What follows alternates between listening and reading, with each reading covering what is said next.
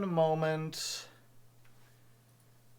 Checking. Okay, and with that, we are no longer starting soon. We have now begun. We have beginned. If you're watching this on YouTube and you want to know today's weather, we listened to Back to the Lab, which is a song from Dexter's Lab, or it was like used in a bump, like a thing. It was an old Cartoon Network thing. 90s kids understand. They know. And then we were on a musical theater kick. I was trying to think of songs that had to do with labyrinths or mazes or whatever. And the only thing I could come up with was Why We Build the Wall from Hadestown, which definitely had some people scratching their heads. We did that, and then to lighten things up, I did You'll Be Back from Hamilton. It's a very good song. It is an exceptionally good song, but it's not what I would call like a bop, right? It's one of those songs that like manages to convey a message in the song that is much more difficult to convey in speech. It does that rare thing of being better at communicating musically than I think I could say by just speaking out loud or writing it down. Or like I could convey the same thing, but it would take longer than 4 minutes, which is how long that song is. It is a very good song.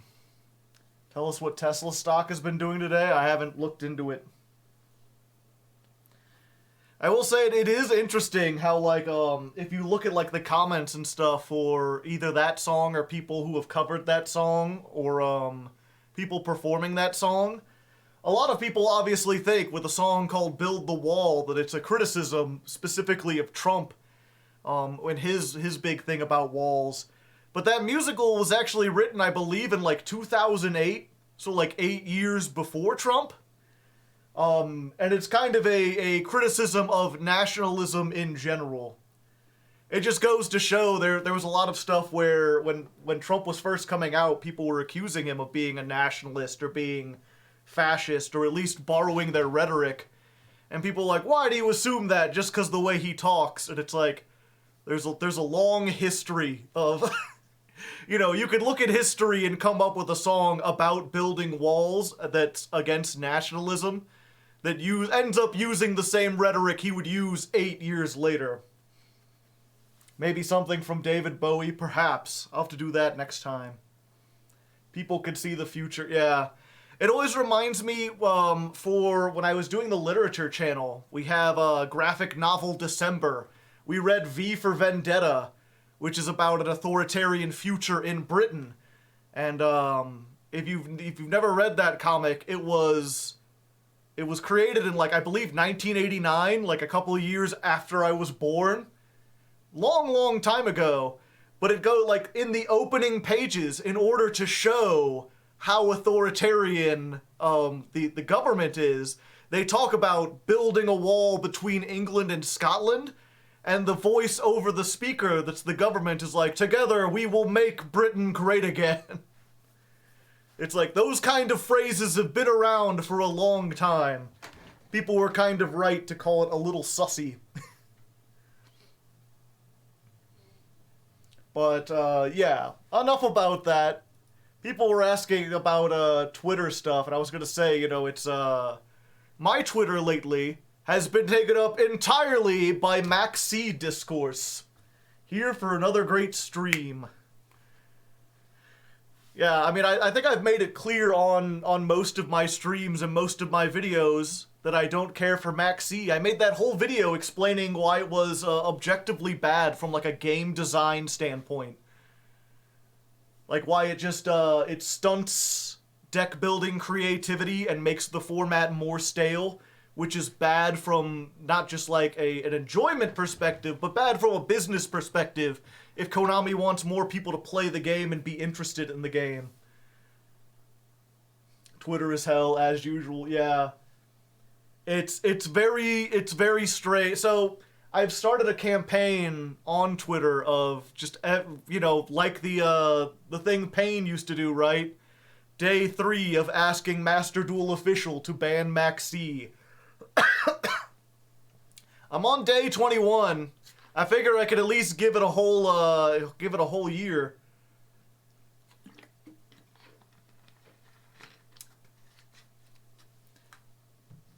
I think it's safe to say you hate. I mean, that's the thing, is like I don't even like hate it.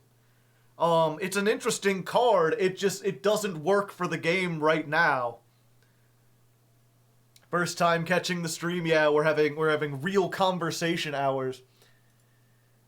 But I just say it has been eye-opening, just sort of seeing you know, when I talk to other content creators, like people who play the game, whether they be like actual players or just people who make videos about the game, like they all universally, they're like, yeah, Maxx C is bad for the game.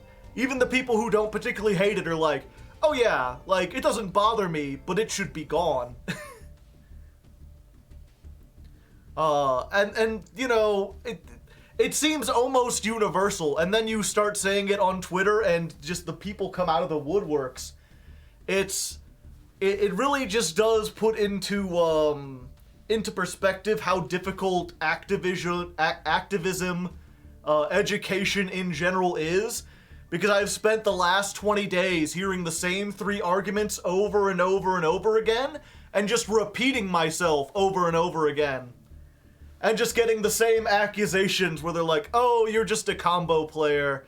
Oh, you're just mad because, you know, they don't like your deck. Yeah, there's so many, and I remember I talked to MBT about it. I was like, there's so many, like, people who defend Maxx C. And he's like, well, your audience is very casual. I'm like, my audience agrees with me for the most part. I come on stream and it's 99% people who agree with me. I don't know who these Maxx C apologists are or how they found me. But there seems to be a lot of them. Or maybe it just feels that way. Because to be fair, the posts get like 100 likes and then like 20 comments from people who are upset.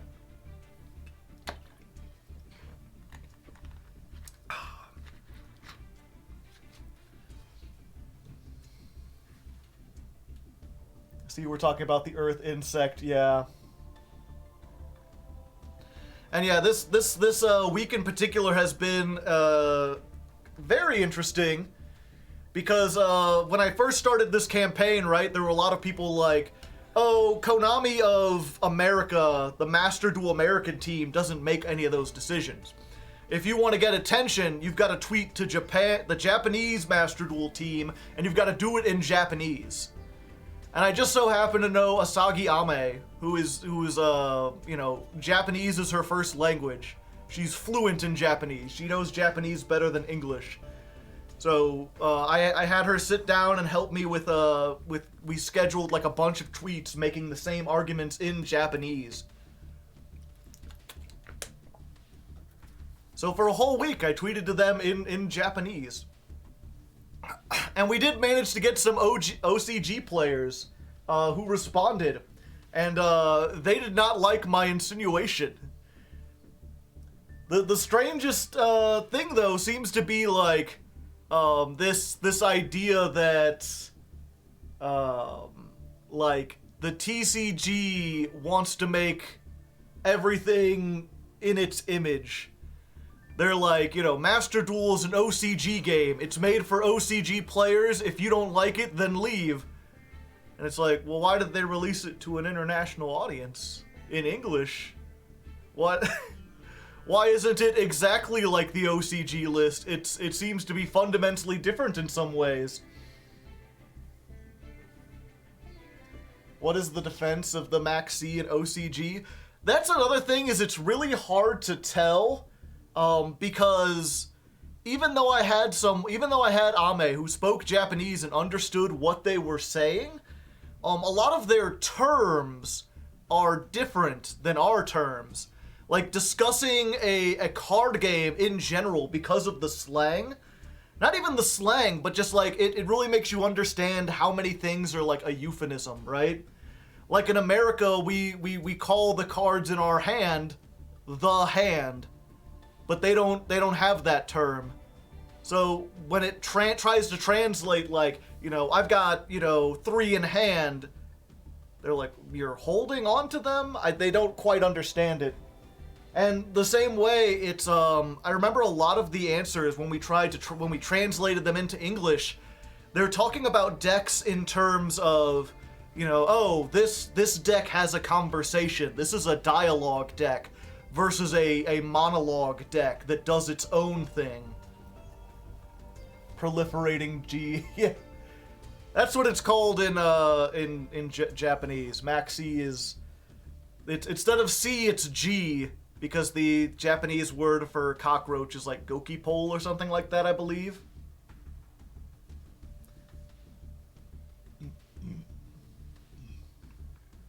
Yeah, there is no defense.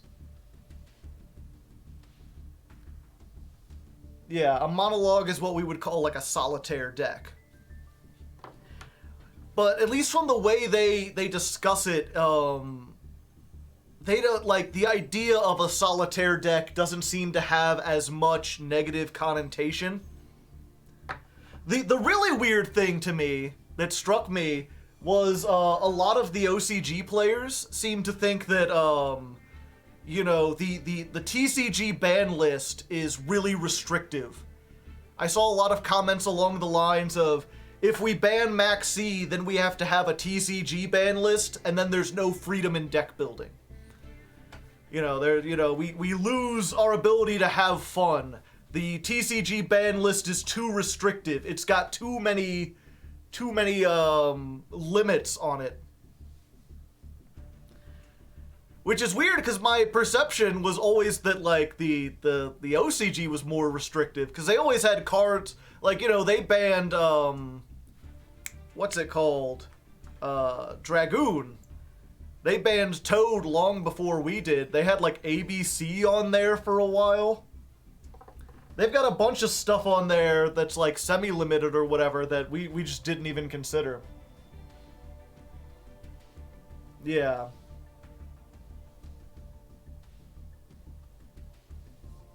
Monologue and dialogue yeah. And so I sat down and I actually did compare the ban list. And if you look at the total number of cards that are on the list, we're barely different. We have 4 more cards than they do. The big difference, of course, is that, like, we have about 100 cards that are banned, and they only have 80 cards that are banned. Most of their hits, that difference is that they have 23 cards on the semi-limited list. Our limits are about the same. We have 20 more bans, and they have 20 cards that are semi-limited. And I pointed that out, and there were a lot of people like, well, that's not fair, you can't compare semi-limits to limits, and I'm like, yeah, I mean, I guess ours is technically more restrictive, but, in the grand scheme of things, there's still, like, even if you just want to compare the bans, right? 20 more cards are banned out of 10,000 cards. And even if you want to say, okay, most of those are, like, pack filler garbage you wouldn't play, that's still 20 cards out of how many cards will you say are competitively viable? Like, 500? 600? There's a lot of stuff we can play. And if you look at the 20 cards that are banned, that, like, are different, like, what freedom are they lacking? A lot of it's stuff like, oh, you can't play Rongo Miniad. You can't play Galaxy Tomahawk. You can't play, Starving Venom, whatever his name was. The True King Starving Venom. We've got that stuff banned.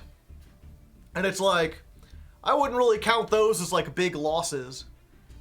And then the other stuff, like, the big things that people would point out, they're like, I want to play with Electromite. I want to play with Harp Horror. That stuff shouldn't be on the list. I don't think Electromite's on the list because Maxx C is banned. I honestly think we could probably bring Electromite back. We could bring a lot of stuff back. That's the thing that's hard to get across, that I would like to get across, is this idea of, I don't want to turn Master Duel into the TCG. my idea has always been that Master Duel should learn lessons from the OCG and the TCG. That it should see what both things are doing and take the best of both worlds. I would like to see, you can keep a lot of stuff off the list. You don't have to be as restrictive, but put Maxx C on there. I think it's clear that Maxx C doesn't accomplish the goals it wants. It should be on the list. It really restricts deck building. But if you want to keep a whole bunch of stuff at 2, I like that system. They have brought me around on semi-limits. Bring back Shock. No, we're not unlocking the Shock.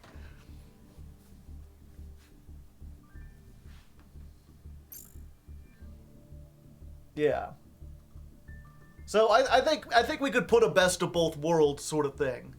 It's one of those like, maybe the TCG is more restrictive, but I don't think that's because we banned Maxx C.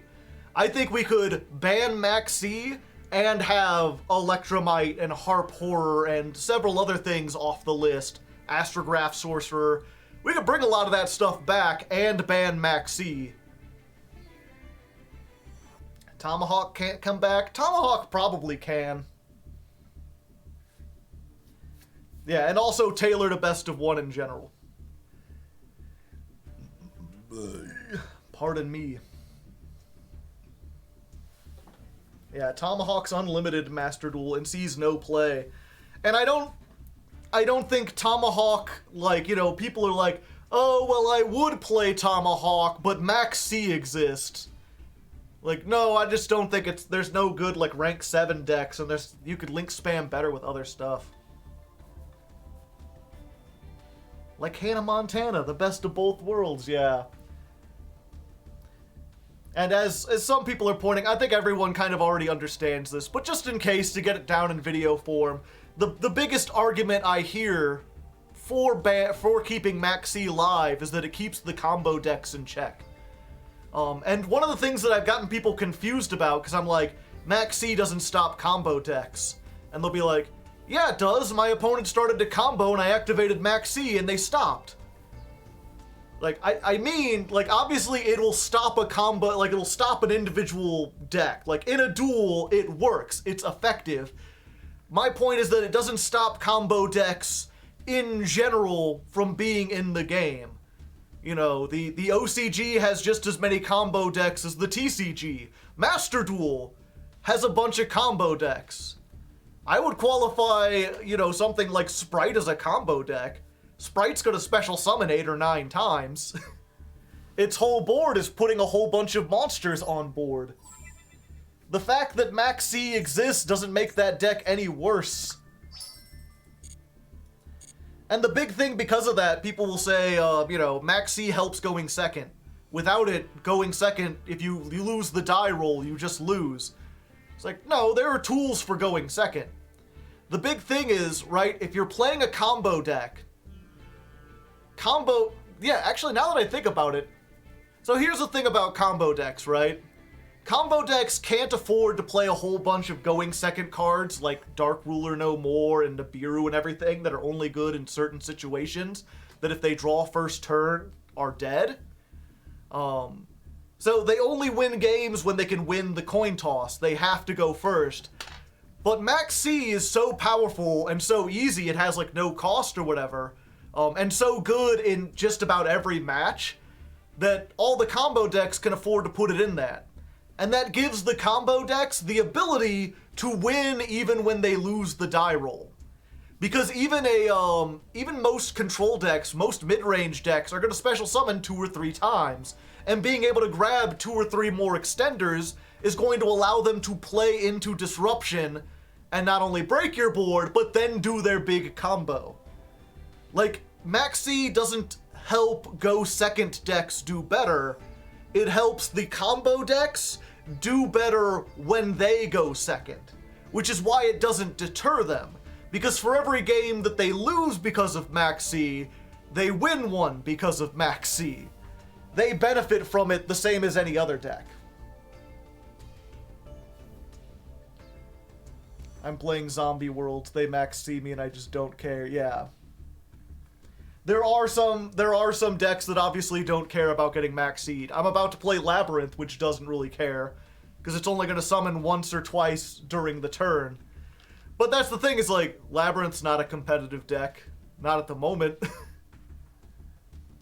Yeah, Flu is like the only like real competitive deck that isn't bothered by Maxx C. And that's essentially because they designed it around going around Maxx C. Like, it normal summons 4 times per turn. Mechanically, it's no different from a deck that special summons 5 times. It's just that their special summons aren't called special summons. They're still a combo deck. They're still doing a whole bunch of things. They just call them normal summons instead, so that you can't Maxx C them.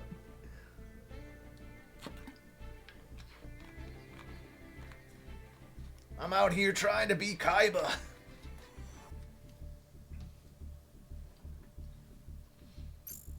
Flu was mated by a guy who hated Maxx C, possibly.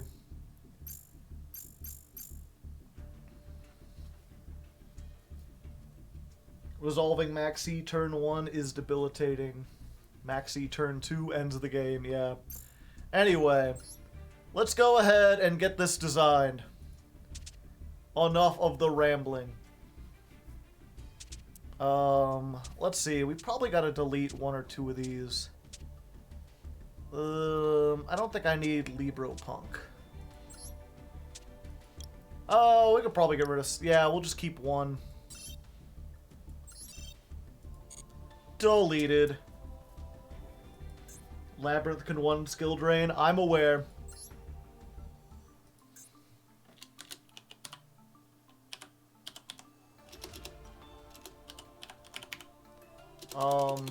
Fuck. I always forget how this works. Is it Labrynth? No. It's Labrynth.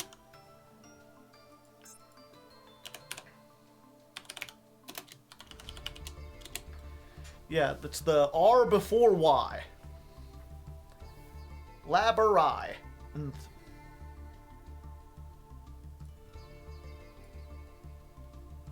Let me get open my deck list that I made last time. Did you make a rough deck a couple streams ago? I looked at the potential cost.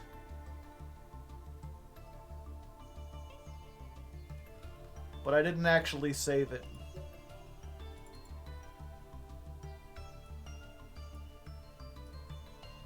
Okay, 1 second. I'm going to have to minimize you, chat, so I can see what this is. Okay, I'm playing one of these because I like it. We're doing a furniture build, chat. Only 2 of these. 1 lady. And we need 2 of these. And there's the big cost in the deck. Then we're playing Lord of the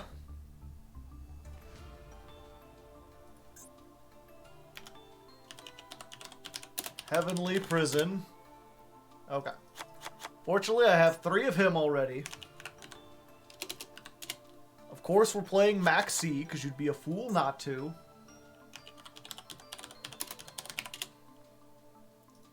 We're jacking back.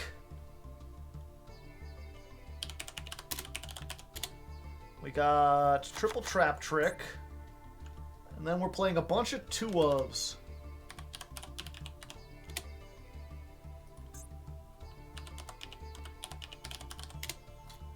Playing 2 compulse.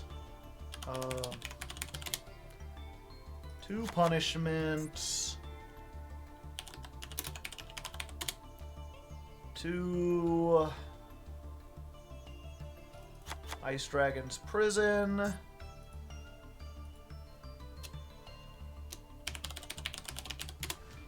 Playing 2 Torrential. Playing... Wait, which one? For a second, I thought these were alternate arts, and I realized one is overroot and one is underroot. We need overroot. 2 overroot. We're going with 2 full force, 2 eradicator epidemic, and 1 storming mirror force.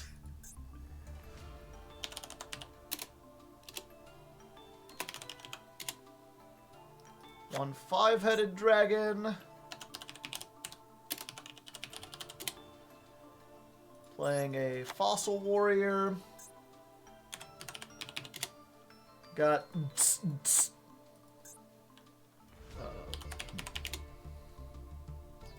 Omega. The Wind Pegasus.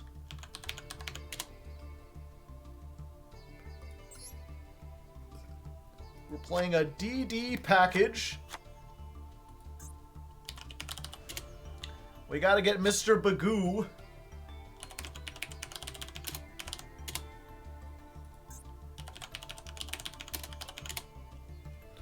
Underworld Goddess. The 3 Nightmares. And what's its name? Link Karibo.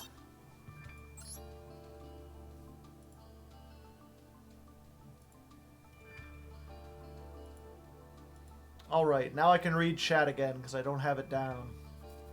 Xtrav works here. Yeah. If I could think of stuff to put out, we could put in the Xtrav. Shouldn't you be on deck, Dev? // $10. Get yourself some accessories. Thank you very much, // I appreciate it. No Ash? No, we don't need Ash.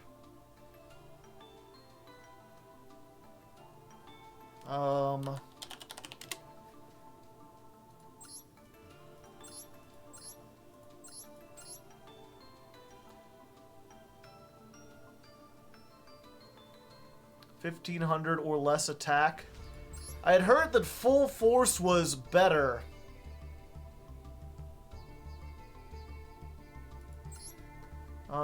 A dark monster with 2,000 or more attack.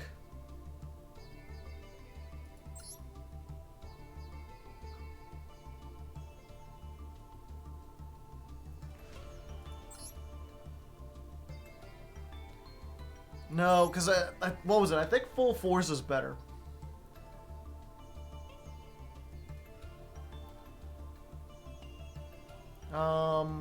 Here, 1 second. Let's look at Sprite real quick. After the structure deck? I haven't looked at the structure deck, but I assume so. So this one hits 1,500 or less attack. That's that. Doesn't hit gigantic, if they can get it. But that's the same of the other one. And then full force is 1,500 or less defense. Yeah, I guess you're right.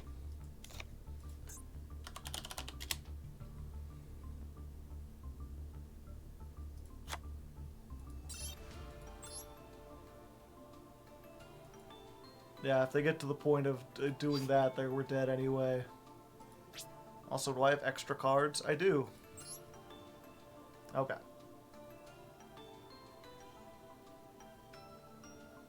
Full force can use Ariana, but deck dev cannot.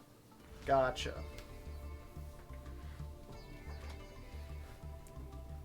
You want to have 1 pink girl? I'm not even playing 3 of the green girl because we've got a different list than most people. In fact, let me see if I can find who that was real quick.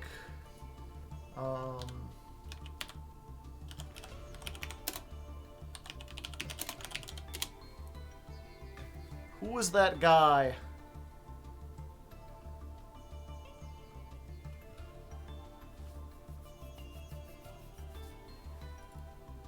It wasn't him. Oh. No, they had like the text-to-speech voice. To be a part of the archetype, so they twist the naming a bit. So if you Yeah, want to there we search go. Fafnir Master Duel. I want to give them a little shout out. Because that is theirs. Look at your watch history. I have it turned off. I have my watch history turned off. I don't have my favorites or the liked videos saved to a playlist. And I don't get recommendations or customized ads. I have everything turned off on YouTube. How do you do that? It's in the settings. They're like, we can't give you personalized ads if you do that. And I'm like, good.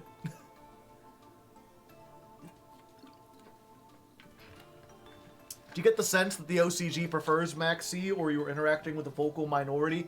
I honestly have no idea. You can do that? Yes. No history, never looks back. Writing this down. You can do that for just about every social media platform and every website possible. Most of the time, you can opt out of things that are annoying. But yeah, so here's the thing, right?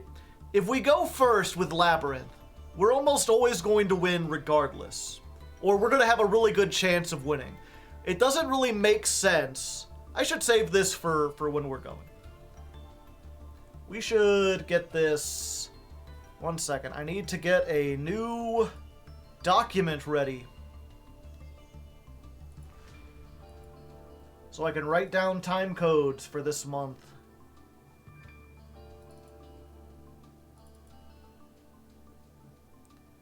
Let's make a new... And we're gonna call this...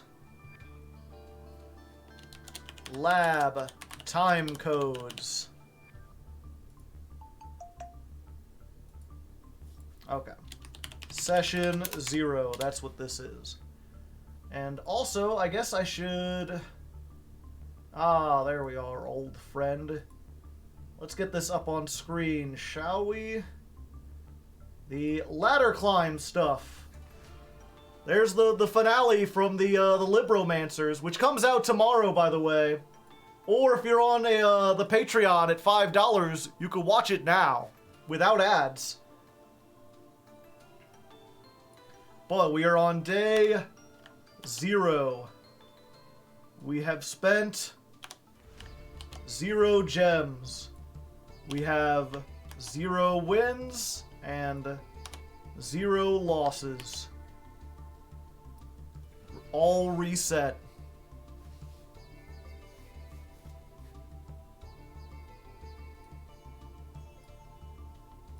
Yeah, we're doing the viruses. Basically, I wanted to make a deck that didn't have the viruses, or, again, I should save this. Does the background music sound a bit loud to everyone else? Or can you hear me fine over it? 0% lose rate.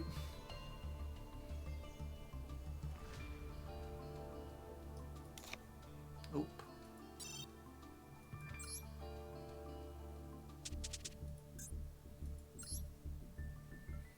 I think it's not loud enough. Okay. No solemn judgment, not yet.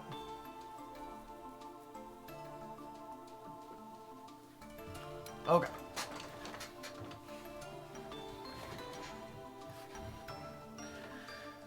Alright, so here we are, and as the intro said, we are playing Labrynth this month. And I know just right off the bat, if you know anything about this deck, you're looking at this list and you are probably cringing quite a bit. As usual, I know that there is probably a best way to play this deck. Not probably, there is. Okay. Alright, so here we are, and as the intro said, we are playing Labrynth. And I know if you're familiar with this deck, you're probably looking at this list and you're cringing a little bit. If you're new to the show, if you don't know, I generally don't like to start with the optimized version of the list. Especially in a case like this. This is a trap deck it goes first, it sets up disruption, and most of the strongest lists are going to sit on floodgates. And I should be clear, you know, there's nothing wrong with sitting on floodgates. They're part of the game. If Konami didn't want them there, they should ban them. And that's a conversation for a different time. But if you want to play floodgates, that's fine. However, I'm playing this for a show, and I want it to be kind of interesting and exciting. So at least to start with, I'm doing a no floodgate run. We're gonna try this without floodgates, see how far we can get, and then once we get to like the 4th or 5th stream, halfway through, if we're not in high diamond yet, then we'll start putting some floodgates in and just trying to do our best to win. Now, I also originally didn't want to play with viruses in this deck either, because the viruses kind of win the game on their own. If you're unfamiliar with them, these can just be like absolutely brutal, but they're absolutely brutal to Sprite and Runic specifically, so I don't really mind that much. And also, I tried building a version of this deck that didn't have the viruses or the floodgates, and it wasn't doing very well. This version, I believe, is at least interesting. You know, not every deck can resolve a virus or search it out like this.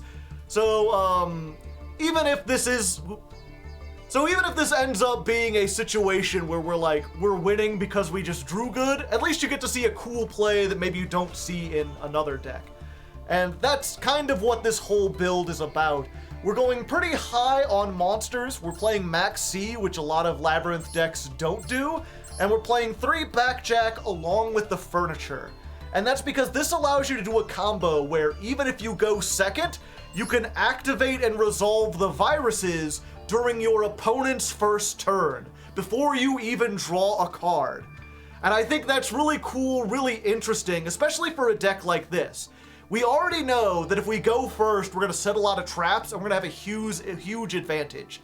A lot of the Labrynth decks I saw kind of plan for that situation, and they feel almost a little more win more, right? Like, you're already going to have the advantage going first. You don't need to make yourself even better at doing that.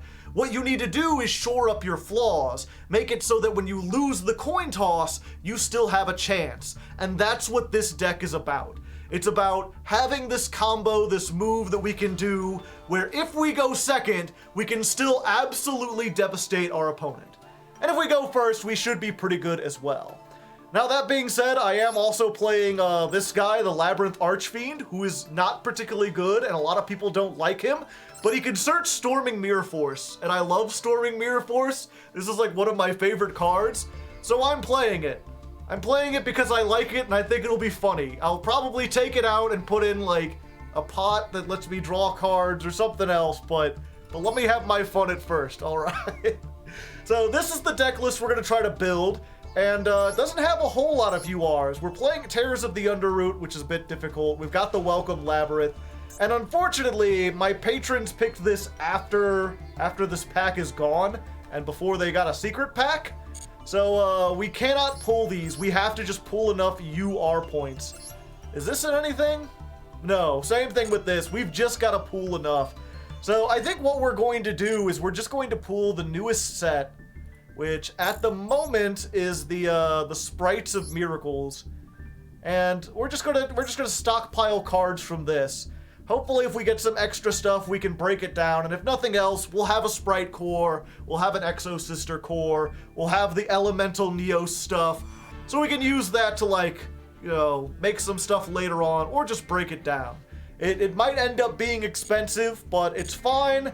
We've been pretty generous with the patrons lately, they've been very nice, and also we're still in the middle of the Legacy Festival, so I believe I can get a bunch of gems for, like, relatively cheap right now. Yeah. I can get them for like half-ish price. So hopefully this won't be too bad. We'll see. Let's get into the pack openings. Let's see. Slapping in a magic cylinder. Perhaps. Do you have 3 droplets already? Yes.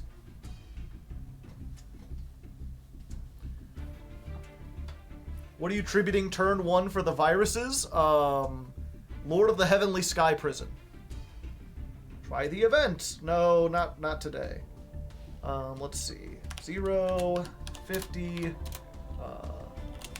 initial deck idea.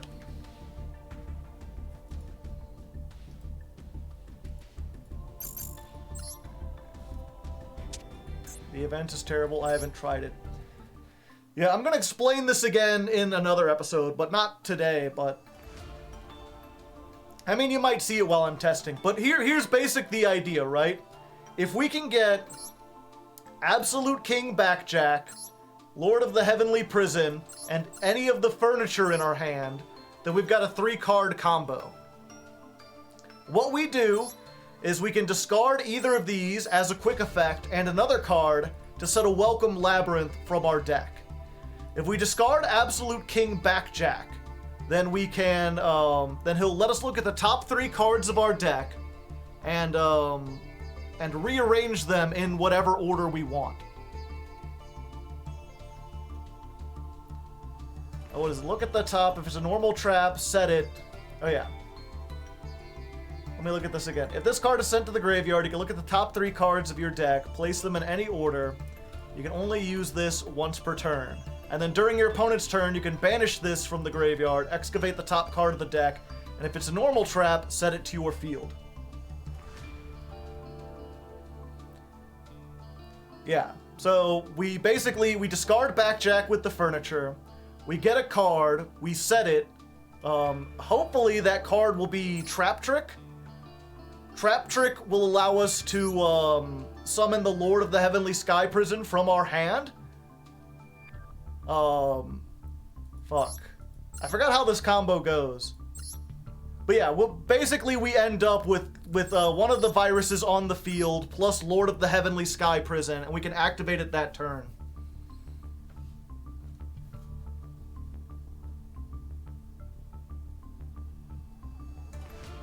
There's a way to do it. Why Torrential doesn't hurt you? It doesn't hurt me very much because we're going to have Labrynth. If you activate a non-Labrynth normal trap, you can summon 1 fiend from your hand or graveyard. So our stuff's going to be continuously coming back. Wiping the field doesn't hurt us that much because we can bring everything back. But for something like Sprite, the thing about Sprite is that negates don't hurt them as much as destruction does. In order to do their plays, they need to have a level 2 on field. So if you can wipe all the 2s off their field after they've normal summoned or whatever, they're usually just dead.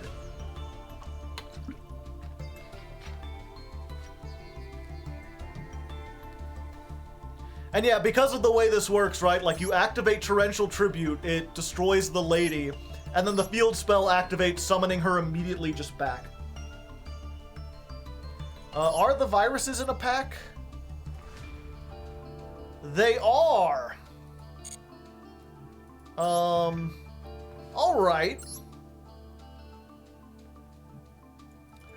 We'll see. Alright, so slight update. Someone has informed me that the viruses are actually in a pack. They're all in the same pack, I believe. So let's go ahead and generate one of those. That'll get us the pack. It's the Dark World pack, I believe? Yeah, okay, with a whole bunch of other traps and stuff. Gotcha. So we can open these and maybe try to get some of these. I don't know, we already have enough super rares. And none of these are things, like, if we get these, we kind of want to keep them.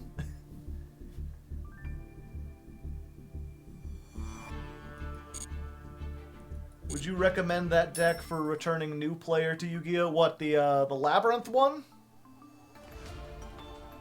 Did you try Ghastly Glitch? Yeah, the problem with Glitch is I have to have a Fiend, which is surprisingly difficult at times.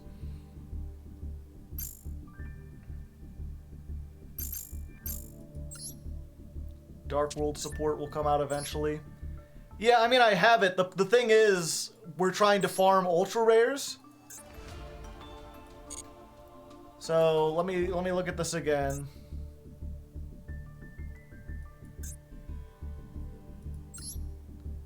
The thing is I want to get 3 of all of these, so I wouldn't be able to farm Ultra Rares. I'd have to keep these until I got 3 of each. So it's not really worth it to open this pack.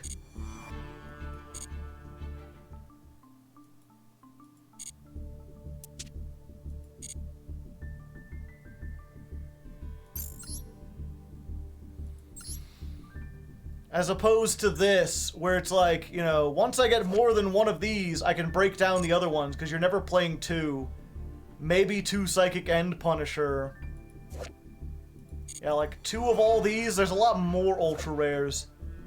But like, you're never playing more than 1 Shining Neos. You're never playing more than 1 Kluger. You only need 1 Deer Note, I believe. I don't know, I've never played Pure Punk. You literally can't play more than 2 of those.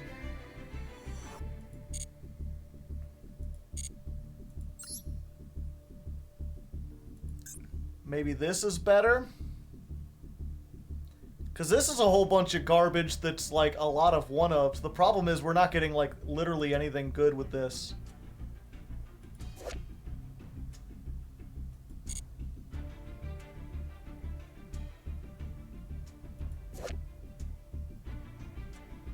The problem is people might make me play gods again.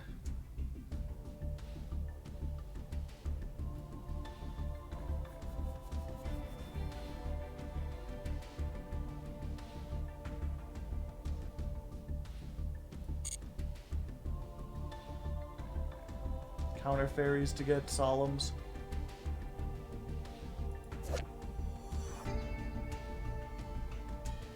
Number of monsters with a number as well as their name, as well as sea ixies. Cannot be destroyed by opponent's card effects, and they can't target them. You summon an ixie with a rank up magic, you can target that monster, and when once your opponent controls, attach it. Neat.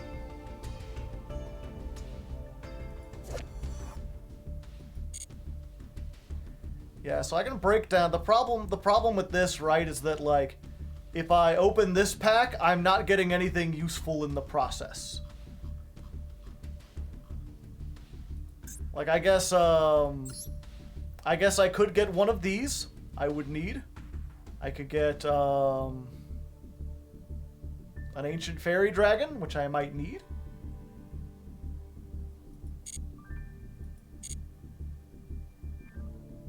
We'll see. You're better off opening master packs. No, these have higher pull ratios, I believe. Oh, did someone ping me? Yes, it's Mr. Drew.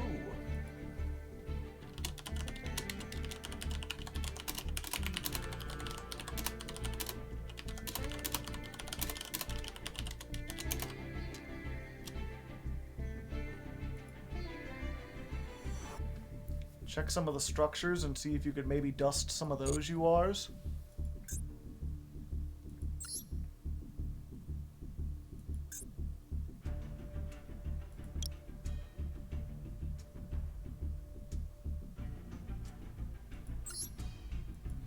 I did buy one of this.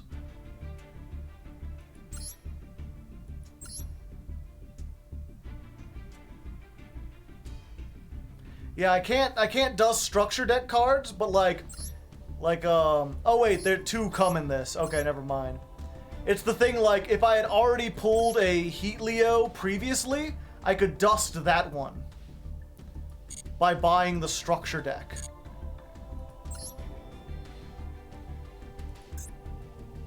Or, let's see, like, I haven't bought any of this. So, for example, just because I have one of these, I have 1 Transmigration Prophecy. I could buy 3 of the structure deck, and then break down this to get super rare points. There's no ultra rares in here that I already have. But it's worth checking out real quick. Yeah, that's I thought I had 2 Heat Leos, but I bought one of those structure decks, and 1 structure deck comes with 2 Heat Leos. That's why I have 2.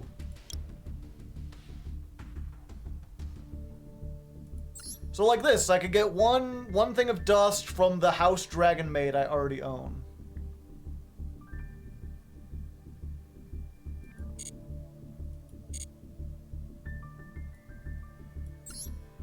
Magician's Pendulum, I already bought one of this.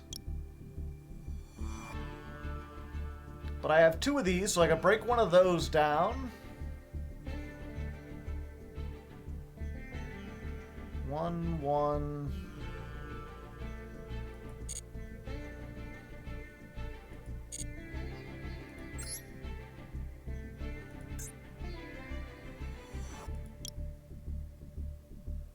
Nopes.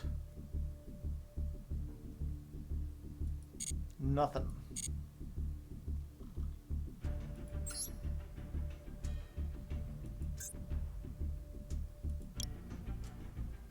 Did I buy one of these already? I forget. Oh yeah, I've already got, okay. The rest I've already got. Yeah, so I could, at most, I can get, you know, 10 dust for 500 gems. How much would it be to buy all of the structure decks? Let's see. 1, 2, 3, 4, 5, 6, 7, 8, 9, 10, 11, 12, 13 times 500. 6,500 gems.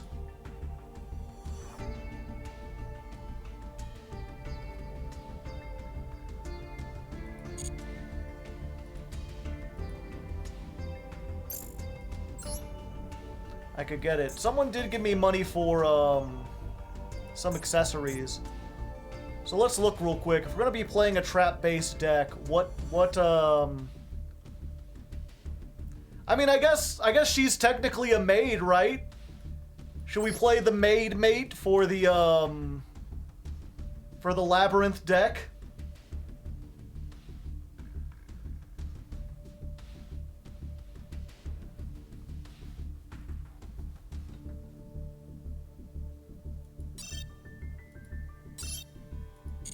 There we go.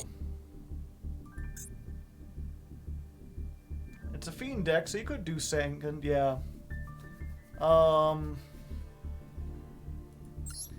Field spell, I mean, a mansion's kind of like a labyrinth.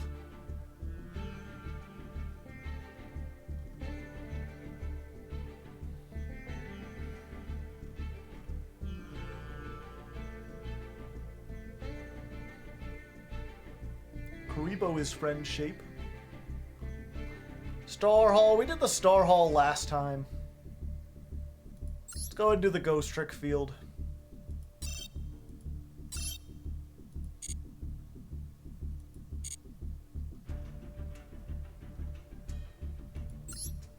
Yeah, we did the Star Hall last time. I feel like the mansion, it's a labyrinth, you know, they're kind of similar. None of these bases really go, unless we want to do the H one just to be cheeky, but I don't think we do. There's Labyrinth sleeves. Gotta have the Labyrinth sleeves.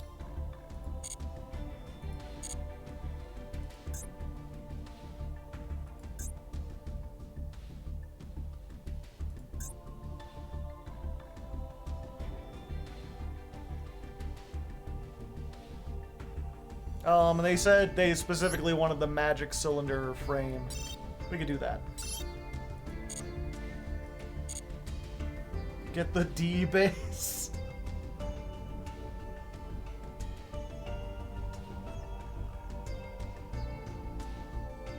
I guess some more maids.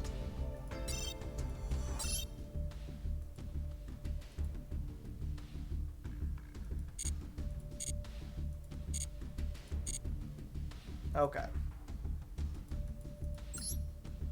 Let's go ahead and edit our stuff.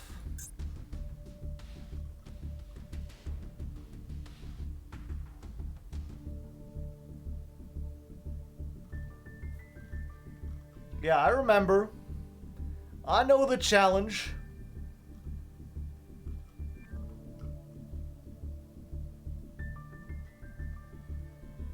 Where'd she go? I can't seem to find her. Can't believe there are 2 mutant icons. Oh, she's up here. Okay. We'll go with the magic cylinder. Got the deluxe mate. None of these particularly. Gold mansions. Labyrinths, sure. El Dorado. Oops.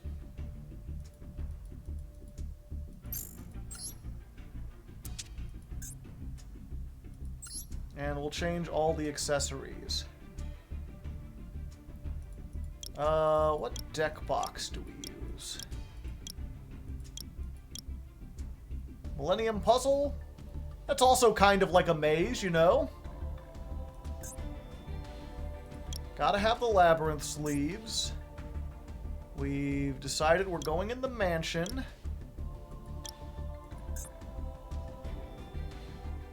We've gotta have the trap hole.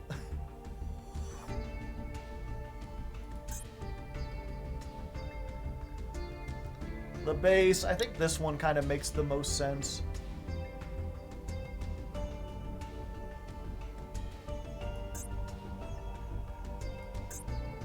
Change the 3 main cards.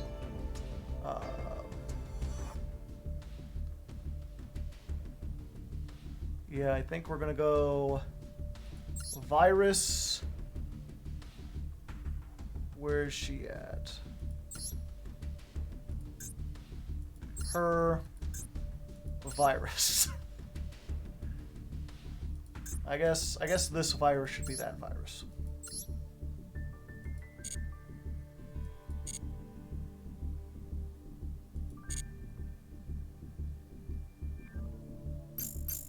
My Lady of the Plagues.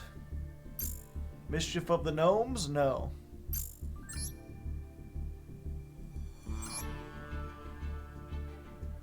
Yeah, I think this is probably still the best. I mean, I guess if we wanted to farm, these might be the best. We still need the sprites. Alright, so we're gonna start by opening just a couple of these sprite packs. I guess we'll go ahead and open all 4,000 right here. 40 packs of this, see what we can farm from it. We're not looking for anything specific, and the last episode was like 3 hours long, so we'll probably skip past most of the pack opening, because we're literally not pulling anything we want. We're just pulling ultra rares, of which we didn't get any.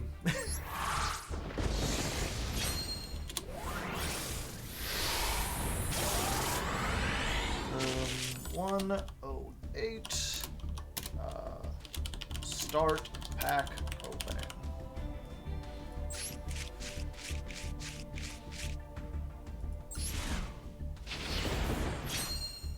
Can we pull a royal rare blue or something? Yeah, maybe. Stella! That's a Streetcar Named Desire reference. Anyone read that in high school? Do certain pack colors. So if the pack is glowing yellow, like this, that means it contains at least one super rare. Could be higher, but they've usually got at least one. If it's glowing purple, that means it contains at least one ultra rare. Stella! As far as I can tell, the lightning, the background colors, the guy jumping out and slicing things in half, none of that means anything.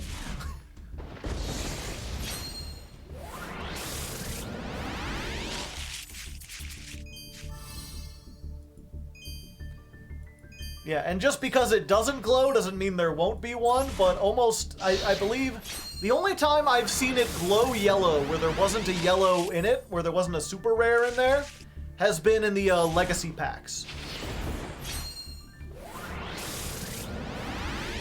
I'm sure it can happen, but it seems to correlate very highly.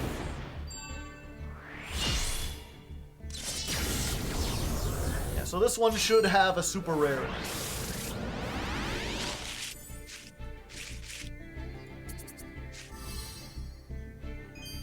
Shiny. A guaranteed new card? Could be right. Oh, we got at least one ultra rare. Martha! Hey, and there's our powered tool Braver Dragon. How many of these do I have so far? Just one of each. I mean, we could break down these Stellas and stuff, so we've got we're not really trying to get super rare points. We just need ultra rares, and I need to hold on to the Martha and at least one Power Tool Braver Dragon.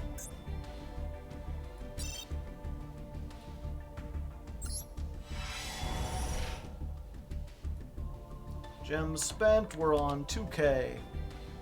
So this, we should get 1, 2, 3, 4, 5, 6 super rares, at least 1 ultra rare. The last one usually has an ultra rare in it.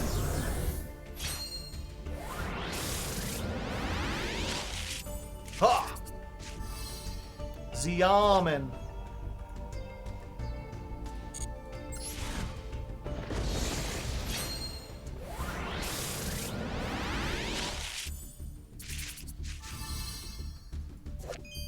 Morphtronic Impact Return.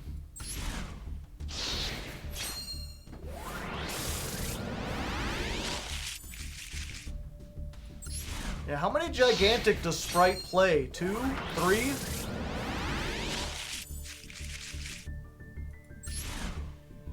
Wait, was that a silver one that used, or a golden one that didn't have anything in it?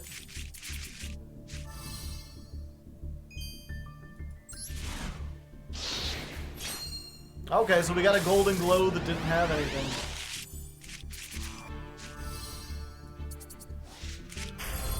Neos.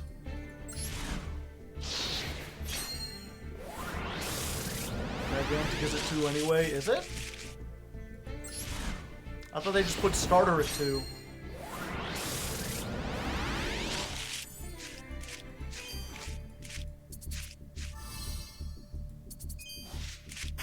Hey, we got another Braver. We can break that one down. And if you're curious about this, let's read it ourselves real quick. It's a level 9 Synchro. If it's special summoned, equip up to 3 equips with different names from your deck or graveyard. During your main phase, quick effects, send one of those equip spells to the graveyard. Target one effect monster, change its battle position, or negate its effects until the end of this turn. So if you can find a deck that either has equip spells in it already, or if you can put 3 of them into it, this is pretty decent. Or if you're just good at making level 9s. It's a level 9 that has a negate as long as you play at least 1 equip spell in the deck.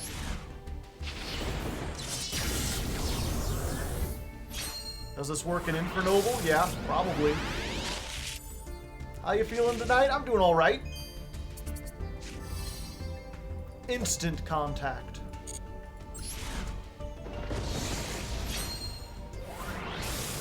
Yeah, it's not the greatest card, but it's worth holding on to 1 copy of, you know? Did I already have a Neos? I forget. Yeah, I did. Okay. I probably need to collect 3 in case people make me play the Neos deck.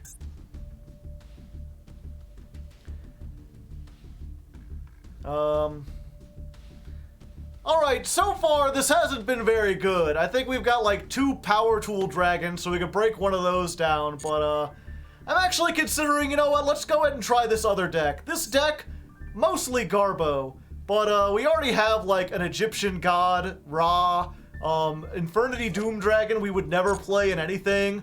Same thing with this Royal Straight Slasher. Like most of this stuff, if we get it, we can just break it down without any qualms. And I'm curious to see what's in it. Like if we get a Change of Heart, I might play that, even if it's at 1. And if we get 2, we can break down multiple copies. So let's go ahead. I don't feel like we're losing anything by opening up one of these. Who knows? Maybe because no one opened it, it'll... No, they're still not giving me a whole bunch of ultra rares. 115. Trying the new set. I was like, maybe because no one's opened this, you know, they'll be like, oh, someone actually opened it. Give them all the ultra rares. Licorice.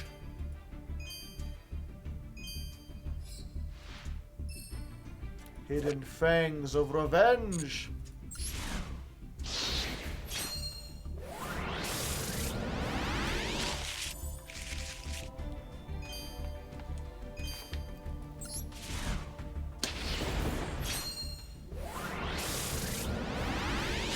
Why do a Labrynth deck when the selection pack is already gone? I didn't pick it, my patrons did. They get to vote on what deck I play every month.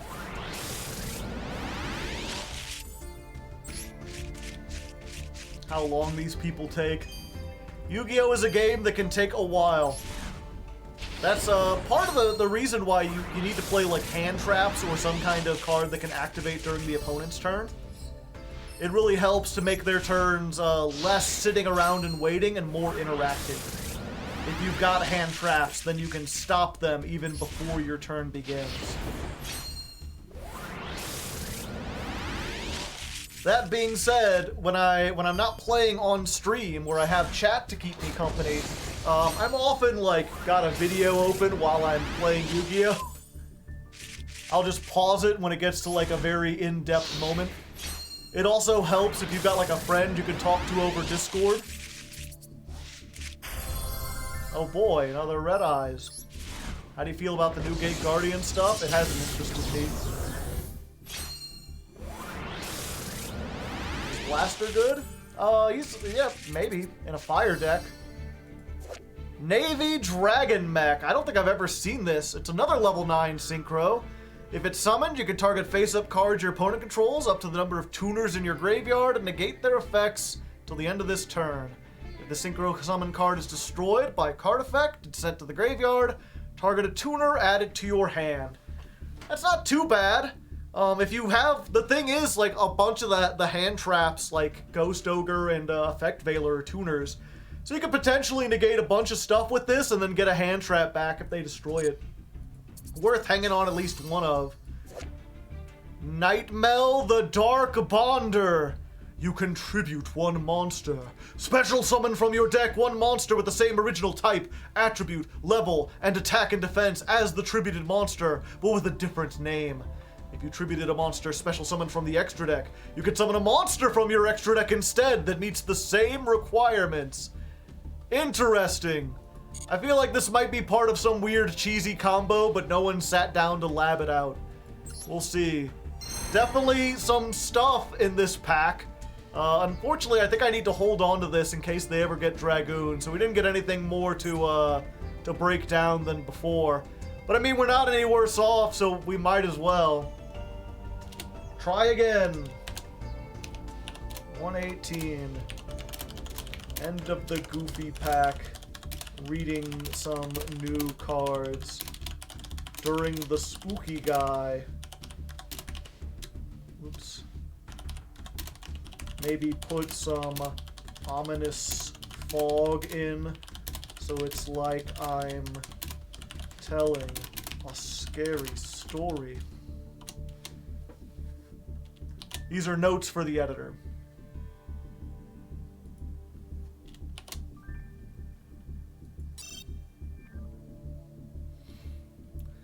Verte is banned, so shouldn't Dragoon be unbanned? Yeah. Dragoon was never banned in the TCG. I don't believe you could still play Dragoon. Dragoon is only banned in Master Duel. Update gem spent? Oh yeah.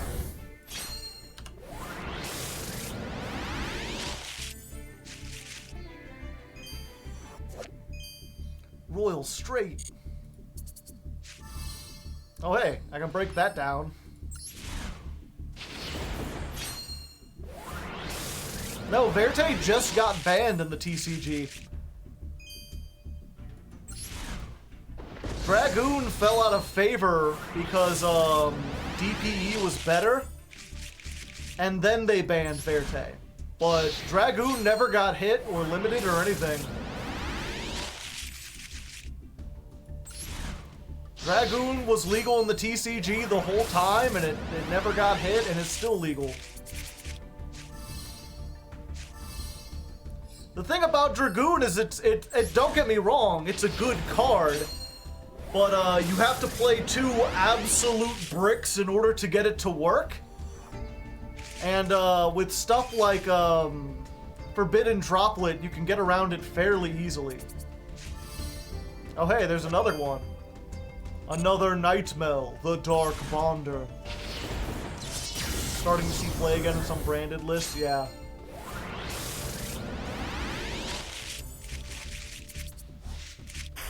Oh, we got an ancient fairy dragon, chat. Never hurts to have one of those.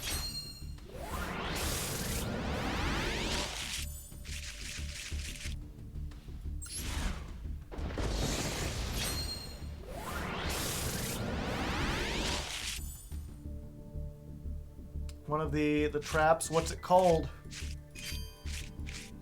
Alright, ultra rare, change of heart? No, we got a blaster. So I started blasting.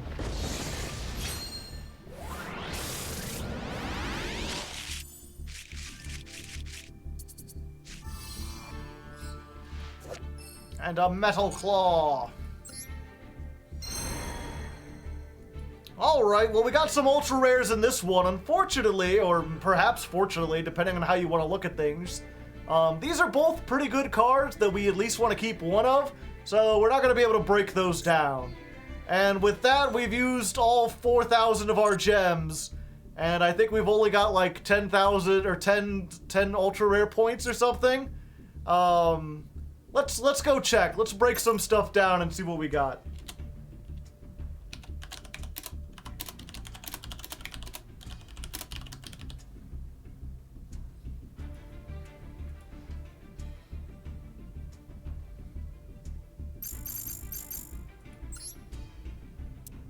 Ledger book.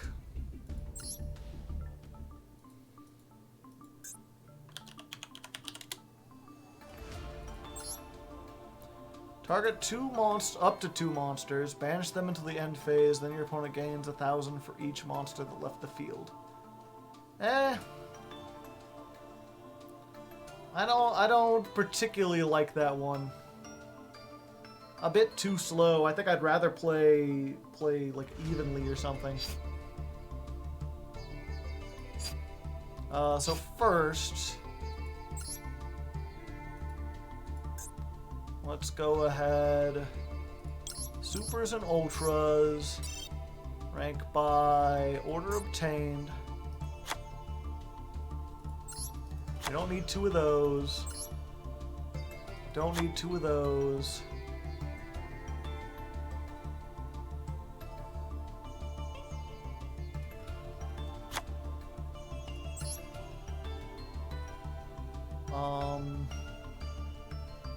Wow, I've got 2 shiny Stellas. A lot of super rare points. Not a lot of ultra rare points.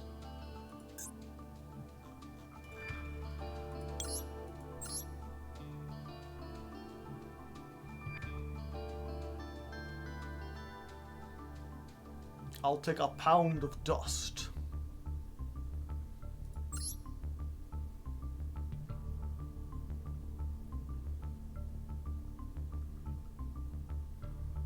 I could definitely break down this masterpiece. This isn't doing anything right.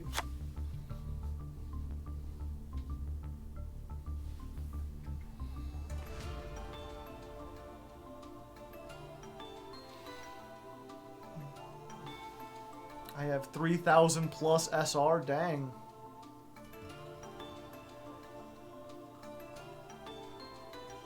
You'd always break down the Neos fusion. Unfortunately, I cannot. I might have to play that. Oh, there's no way I'm playing the world. Get the fucking world out of here.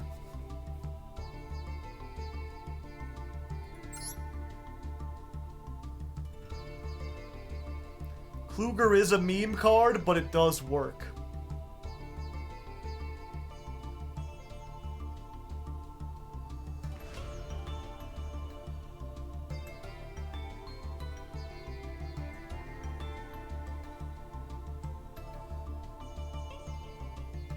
I can break down 2 Cynet mining if you go into the structure deck.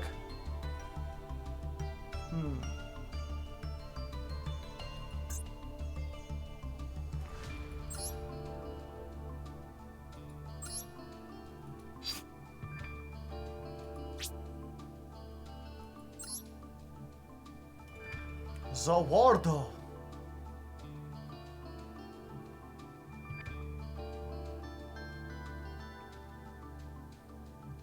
Engine spell. Most don't even consider it for Therion. Do you need 3 triple tactic talents? Yes.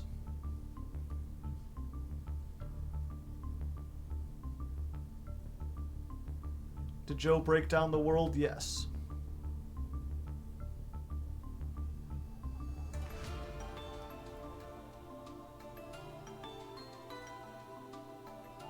I was gonna donate 15 to have him keep the world. Sorry. You didn't speak up fast enough.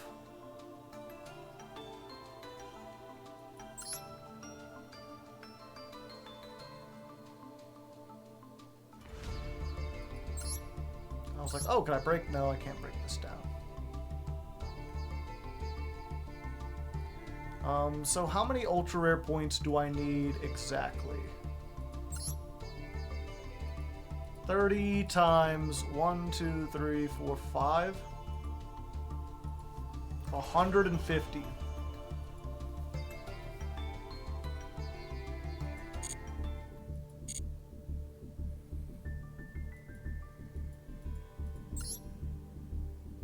Do you need the red eyes? Yeah.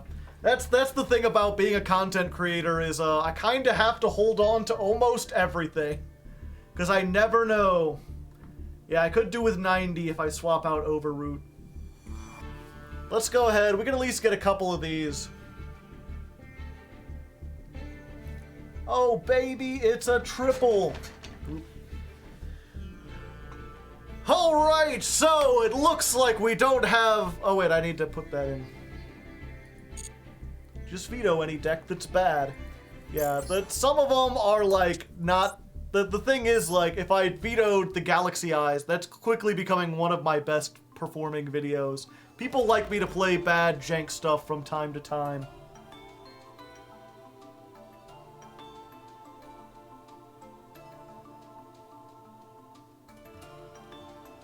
Just veto any deck with URs. Why play Labrynth when you could play Nordic? Because that's what my people voted on.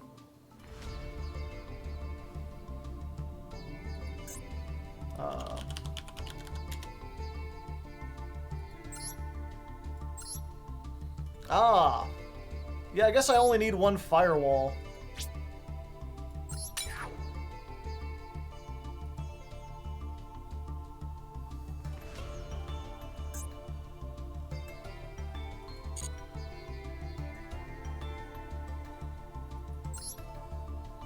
Okay. Alright, so after breaking everything down, I only have 80 UR dust, and I need at least 150 to get everything. I could do 90 if I wanted to get rid of the Overroot, but I kind of want to get those because they might be useful later. Plus, I mean, it wouldn't be an episode if I didn't spend some money on it. I've got to make things interesting for y'all. So let's go ahead. We've got the limited time gems. We're gonna go ahead and do these. Well, I will just add the funds in there. And even though I can completely afford to do this because they're on sale, and again, you know, I don't necessarily need to. I'm doing it for you. I don't have to ask you to join the Patreon, but you know, while we're here, if you want to join the Patreon, if you want to help me out to afford these things more easily, consider joining that. You can also get on the Discord for like $1. Just always nice to tell people about that. You know, if you want to help out the channel, I think watching like one ad gives me like 1/4 of a cent. So if you donate $1 on the Patreon, that's more than like 400 ads worth. Even if $1 doesn't seem like that much, it's still very nice. So consider that, and we'll just grab 2 of these. 2 for the price. I am glad they did lower the price of the massive gems. These used to be 80. Now they're 65. That'll add up. But we'll add these. We'll get 2 of those. $40. 6,000 gems. Not bad at all. We'll open some more stuff.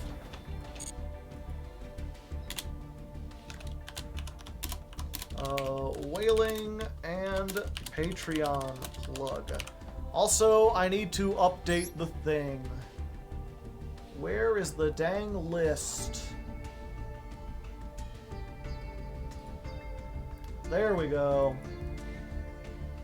So what did I spend? 48.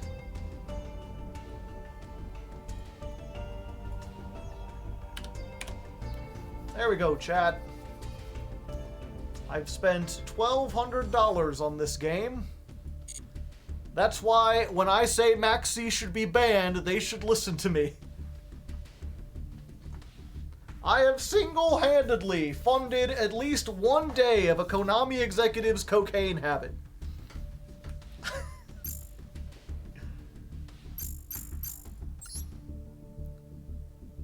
The question is, what do we buy? We could literally buy anything. I could go for these packs. I have most of this already, and then we have a chance to get the fancy Eldritch.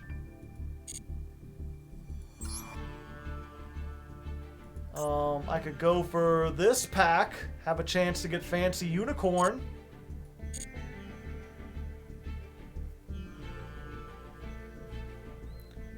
Cubes. I don't have the cubic deck.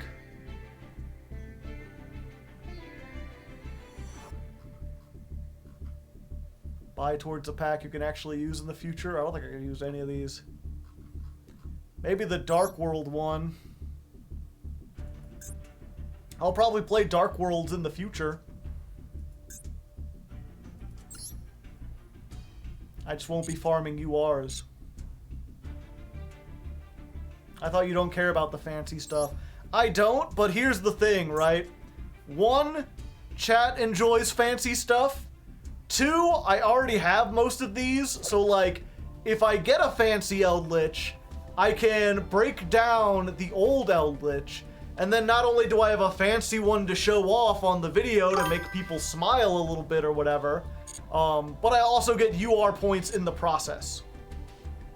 Same thing with the Unicorn. Like, if I wasn't trying to farm URs, this is like the best of both worlds where, like, you know, if I pull a Nightmare Unicorn, I get something that is marginally more interesting for the videos, while also being able to farm UR points off of breaking down one of the old Unicorns.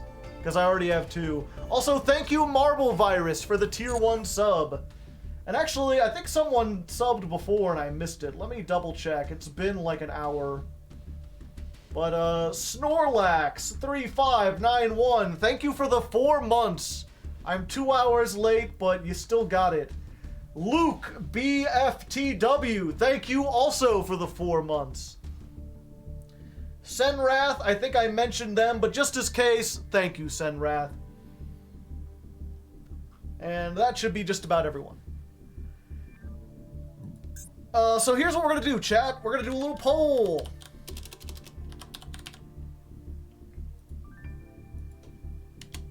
I appreciate it. Your favorite bearded man? Which packs do we open? Let's go. We'll open 2 of whatever wins. Your choices are Sprite pack,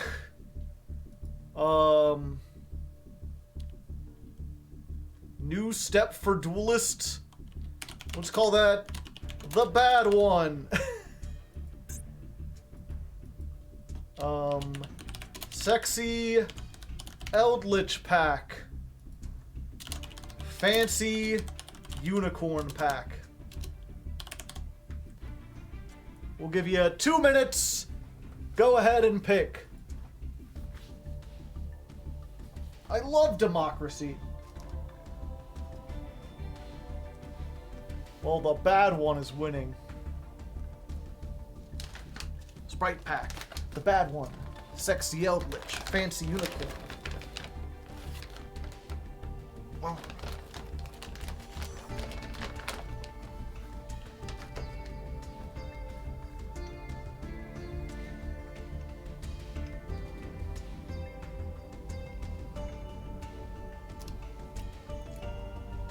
All good band names. A lot of Yu-Gi-Oh cards make for good band names.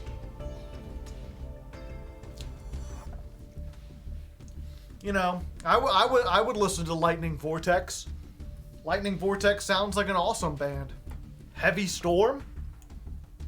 Very cool. Bottomless Trap Hole? That's a metal band if ever I've heard one. Golden Land Forever. A little wordy, but it might work.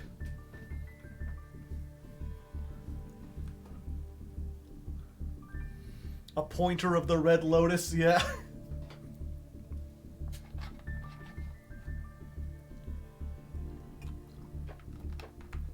Forbidden Droplet. That's an interesting indie band. Amor Factor Pain, the Imagination Drake Overlord, a bit large. Giant Trunade. Nightmare Unicorn, just like if you spelled it correctly, would be an interesting name for a band.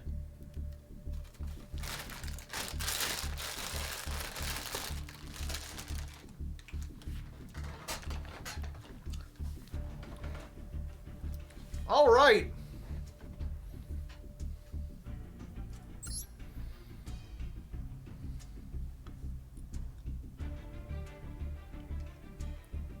Pot of Duality, yeah.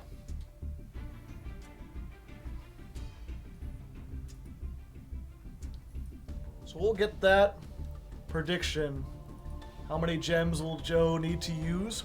Oh, I was gonna do a prediction. Will I? Well, I guess you can only do one at a time. Oh, never mind. It's fine. Okay. Alright, so now that I've got some new gems, we were looking over what packs to open, and I had a little poll with people here on Twitch. If you don't know, all of this is live on Twitch. That's who I'm talking to, right? Okay. Okie dokie, so now that we've got some gems, we were looking over what packs to open, and I had a little poll where Twitch chat voted, and they decided we would try this. If you don't know, right now we're doing the first anniversary event, and in this specific pack, they have replaced Nightmare Unicorn with the alt art of it. If you pull a Nightmare Unicorn for this month, for this last 25 days, you'll get this version instead of the regular version. I already have 2 Nightmare Unicorns, I don't need another one, so this offers an interesting opportunity. If I pull one of these, even though I don't really care about the alt art, it'll be nice to have one to show off. I know the audience likes seeing new and interesting things. So I'll have something that I can benefit from, and then I can break down one of the old unicorns. So it's kind of the best of both worlds. I'll be able to get something new while also getting ultra rare points. Also, I believe that most of the stuff in here, like the crawlers or whatever, I can probably break down. Oh, I thought I had 3 of all these. I guess I don't. But yeah, a lot of these, like, you need 1 at most. So all these ultra rares can be broken down once you've got 1. So yeah, we're gonna go ahead and try that out. I'm gonna open 2 packs, and we'll see if we get it. I'll come back if I get something neat. Okay, so that's 5K. Oh yeah, I need 2. 139. Going for the unicorn. What was the prediction? Oh, if you want to do that. Okay. So here's the prediction, chat. Will I get the alt art unicorn? You can vote on that. We know right now I've already got an ultra rare. Is it going to be in the first pack? Duels ending this month? I don't know yet.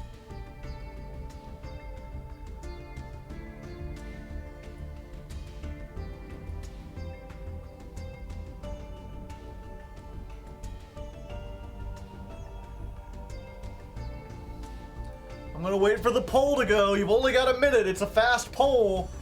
Vote your channel points. A lot of people seem to think yes, they like that odds. Okay, we've had the chat vote on whether or not I will actually pull the unicorn. We're on our first pack. Very first one, we've got an ultra rare. Will it be the alt art unicorn? Will we get it? No, it's a Nightmare Griffin. You were close, you had the Nightmare part right.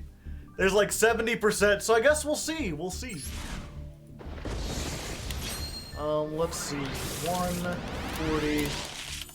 Setting up the prediction. Oh wow, second pack and already there's another ultra rare. We're doing pretty good on this pack. I got a good feeling. Will this be the Nightmare Unicorn? No, it's another Nightmare Griffin. We're getting exclusively Griffins. We can break this down though. You only ever need one Nightmare Griffin.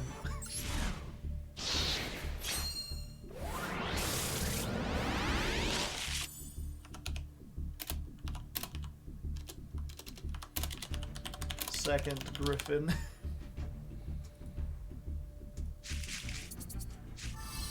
Ibly.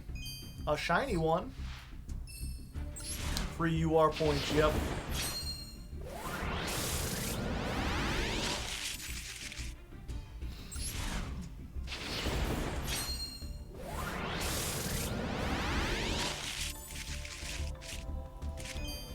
Oh! No, it's just done a crawler. Are you happy to play Lab? Yeah, it seems like a fun deck. Hey, 1503, thank you for the primest of hype. You could do the dabs in the chat if you want to show off the emotes you got. Unless there's an emote you like better. Maybe you want to get Critter in here, you know? He likes to dance, he likes to do. Nightmare Phoenix, I can break that down.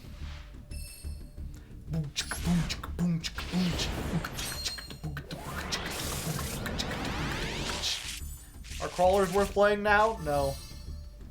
Oh hey, Phantasme. Might be useful in the future. Critter, it's Critter with a K. Kinda like Crawler.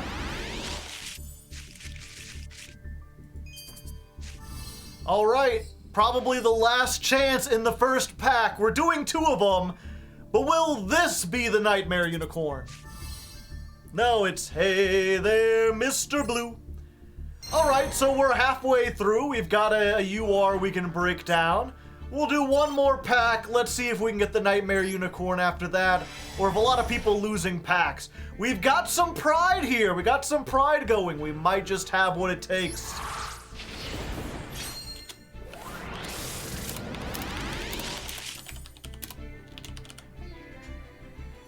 Filling out the Mech Knight deck.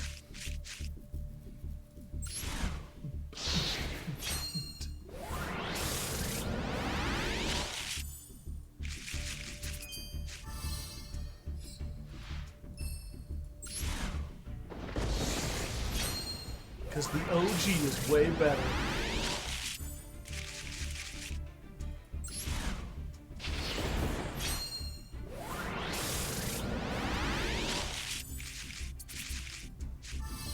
Swift Scarecrow. Why is that a super rare?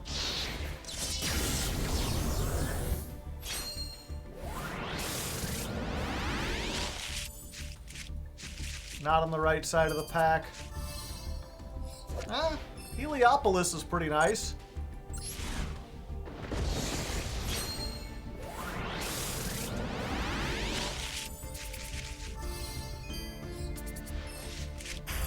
Oh, Quirliark!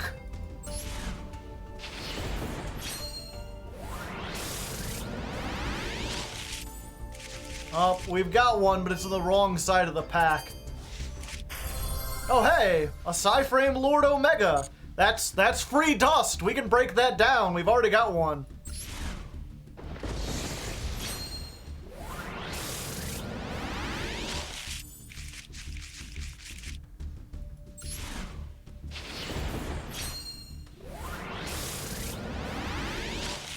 Oh, we've got an ultra rare, but it's in the wrong side of the pack. Inzektor Dragonfly. That's probably points. I don't think I'll be playing Inzektors anytime soon.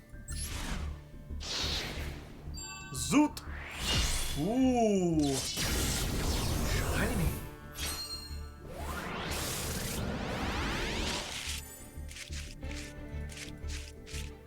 Oh. Battle Wasp. Will this be an ultra rare? Nope, it's just another Nurgoros. Alright, BV, we failed. We didn't get the thing. Go ahead and, Oop, okay. Alright, we failed. We didn't get the unicorn. We didn't do it. All hope is lost. I mean, we did get some cool URs we could break down, but... Sorry, chat. Everyone who voted for hope is dead. We're all gone. Everything's gone. Love is over. We're just... Get out of here.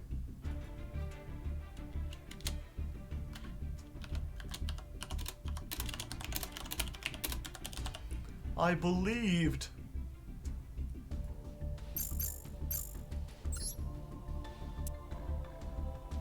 I beat someone in ranked with an OG Yugi deck. What rank, though? You could do that in, like, silver and even gold sometimes.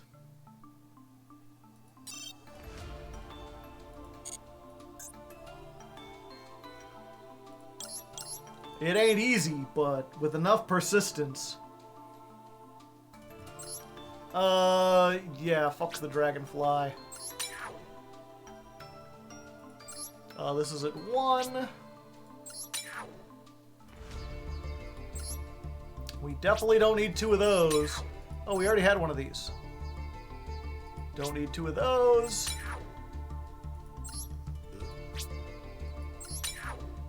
I'll keep on to this one. We'll dismantle a purple nightfall.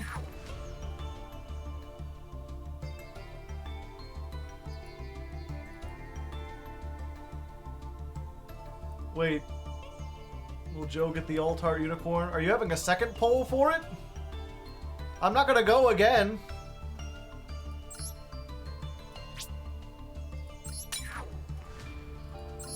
One of the Phoenix. Eye of Timaeus. No, it's the results. Ah, okay. I saw the timer ticking down.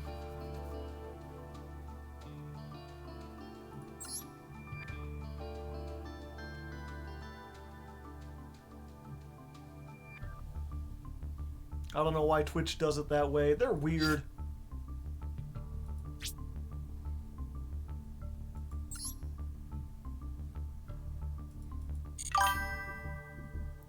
Zeeg, thank you for the tier 1. Wait, where's the clock? We're not playing the clock. Okay. Let's...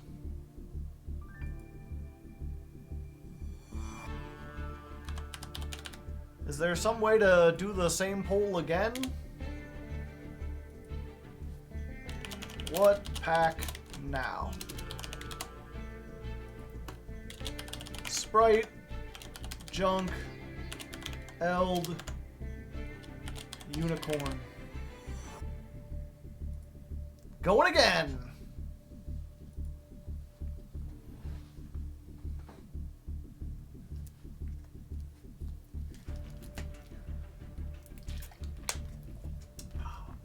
I'm gonna put this soda away while the poll is going. While it's polling.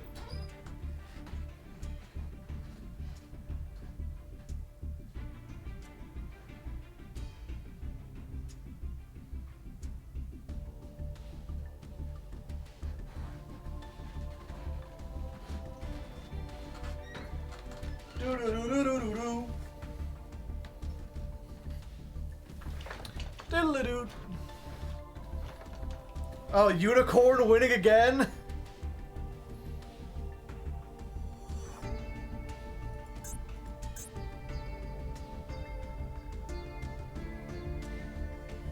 Hilarious. People just really want that Alt-Art Unicorn.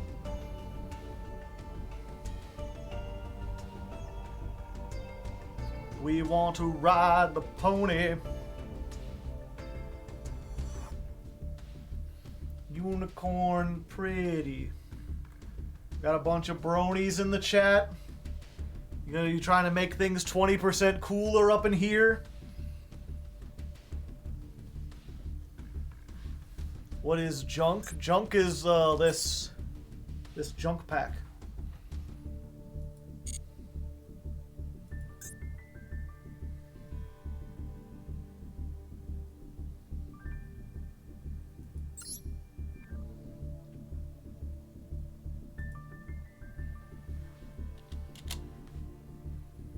It's full of garbage. Okie dokie, I had... Okie dokie, I had a second poll asking Twitch chat what they'd want to open next, and they said, do more of the unicorn. They want the unicorn. Chat is full of bronies. They just need to see it. So we're gonna do 20 more packs of this, see if we can get what we're looking for.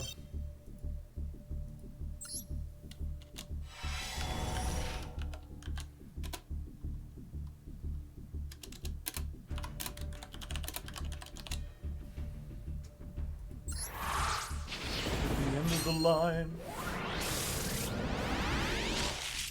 Ha! Ghost trick break. Hey there, Mr. Blue. What you get those things to do? Why you get to be so blue? La da da da da do do do do do. Ah, we've got a closeted ultra rare. And it's the Legendary Fisherman 3.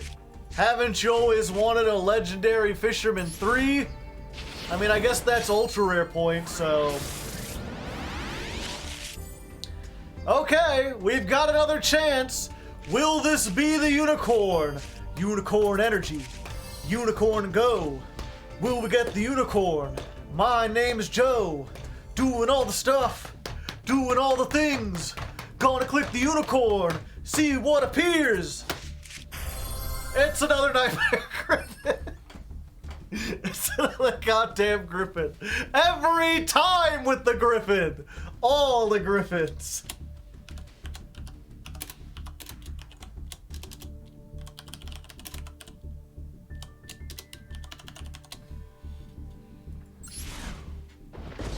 More dust. Griffin Gaming.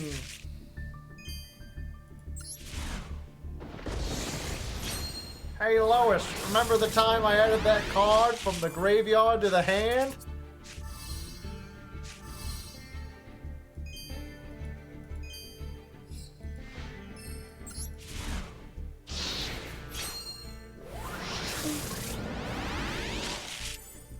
Oh, it's in the wrong side of the pack. Cyber Angel Docky. I'm not into docking, if you know what I mean. And if you don't look it up. You don't want to know. Skull Servant.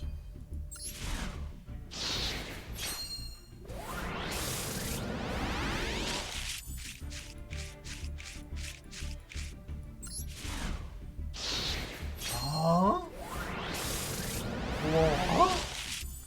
Oh, we got another ultra rare. Let me guess, it's another Nightmare Griffin. You're gonna give me another Nightmare Griffin. No, it's a crawler instead. Crawling in my skin. Well, we got quite a few ultra rares. None of them are the ones we wanted, but we got them. One more set. Oh, and I haven't been updating the thing.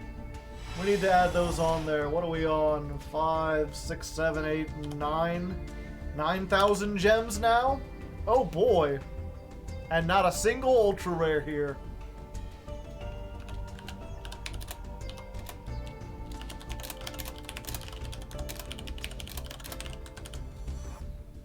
Guess we're playing crawlers soon. No.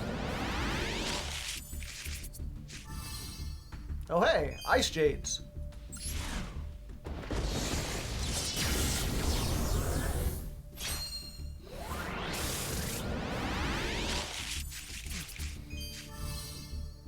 Princess.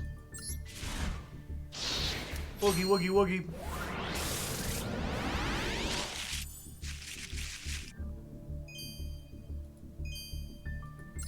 That was a yellow one with nothing in it.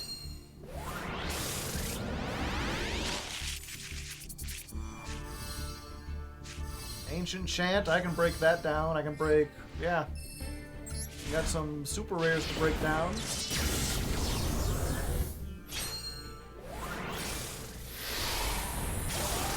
I've played crawlers before. I know what they can do. Not much. Sit on skill drain, which is not very good in a format where skill drain exists.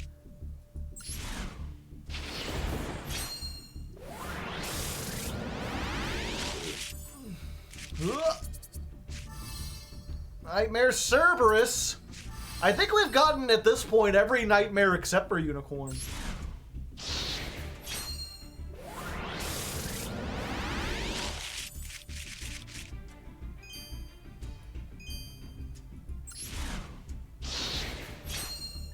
How well can you play Cyber Angels? Not well.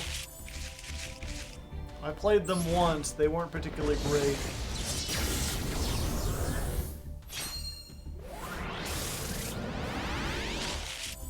Alright, this is the last opportunity. It's gotta be one of these two, and they don't even look ultra rare. So what are the chances? It's probably just another goddamn Nightmare Griffin.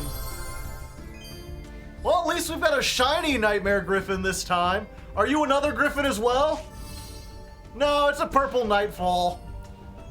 Sorry, chat. I know you wanted the new Unicorn.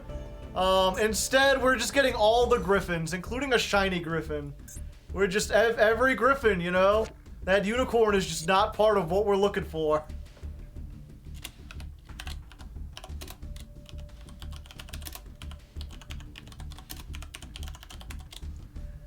Uncanny time.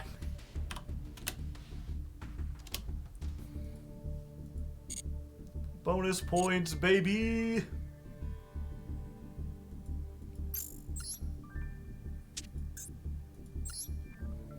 No ponies for us. Do do do do do. No ponies for you. Do do do do do.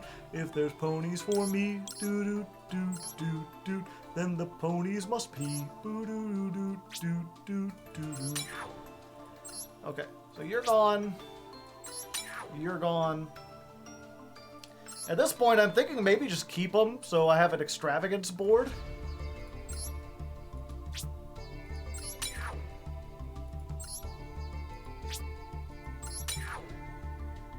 I'm not playing the Legendary Fisherman, chat. Sorry. Sorry.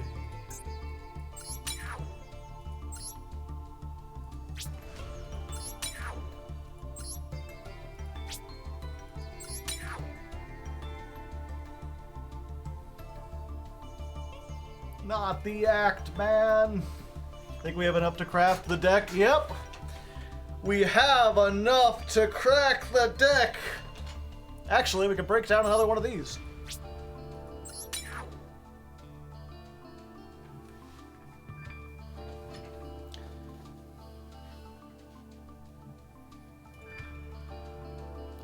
Was that 9,000? We started with 4,000. Then we bought 6 and we used 4. Or we started with, yeah.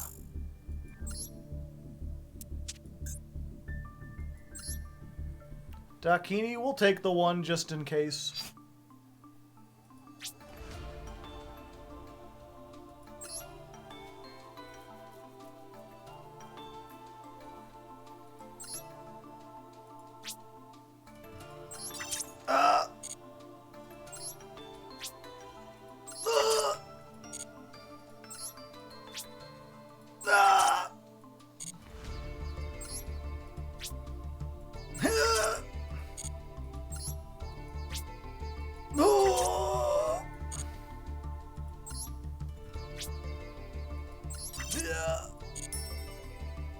Baguska's in a pack?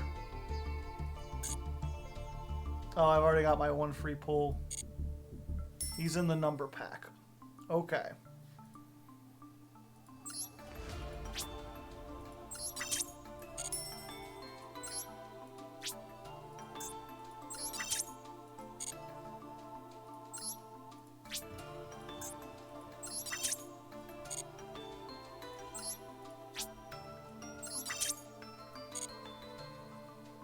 Is that everything? Oh no, we still need to get 3 backjacks. Is backjack in a pack?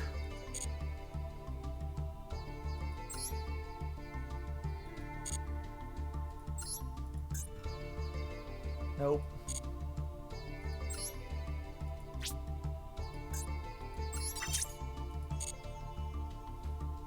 Why not use Batchcraft? Because I want to feel the pain of each individual card.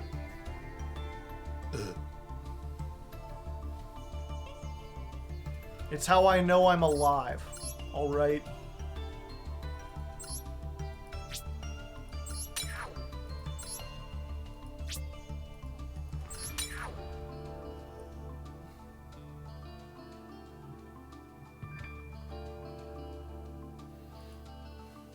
Is this the sauce? It might be the sauce.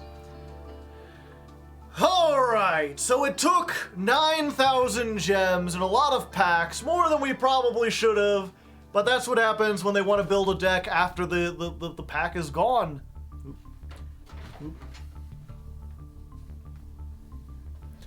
Okay, let me try that. I'm trying to not come back with all right every time, because I had noticed that while editing, that every time it's that.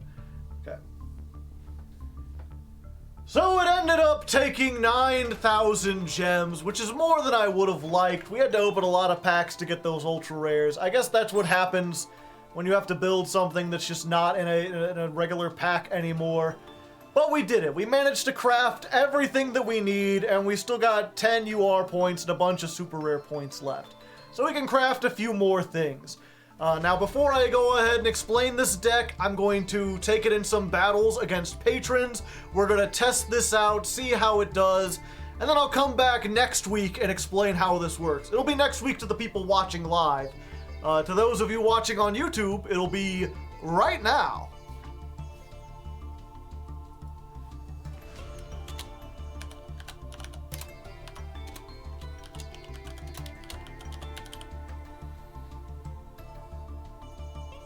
YouTube people! Alright, so if you are a patron and you would like to duel and help me test this, send me a message over on the Discord. I will send you the code. Or I guess I'll put the code up. But send me a message, I'll get you in line. We'll do the long time. Whoa, for the longest time.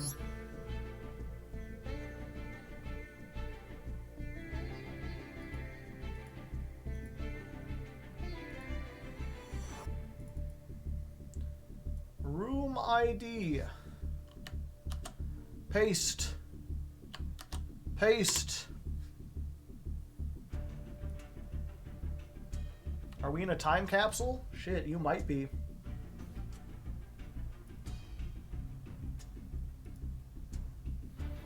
Whoa, I got 6 messages. Infinitron, Spooky Bard, Darsh. Oh wait, 2 of those are my girlfriend.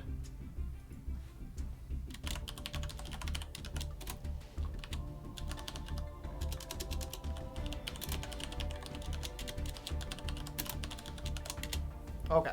So it's not 6, it's just 4. Yeah, we'll get them in that order. Infinitron is first.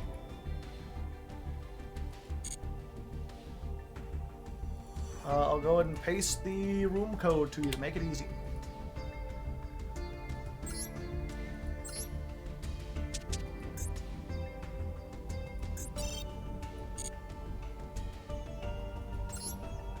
Okay, give me a second. I'm going to grab some antacids real quick.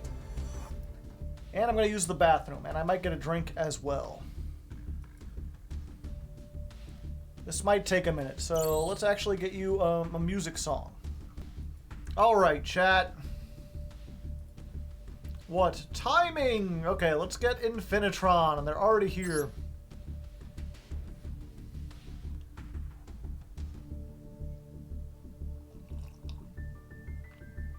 We need a Barry emoji. Barry's not a permanent part of the cast. He's just here visiting. He's in town.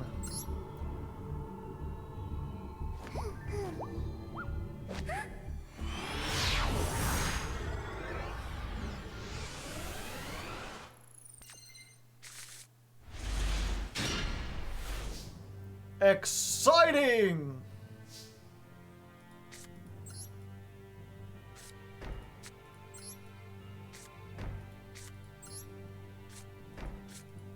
Full combo.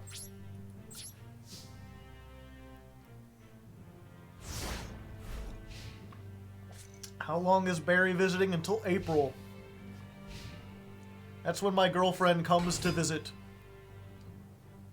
Yeah, that's fine. And then when she comes to visit, she will take him home.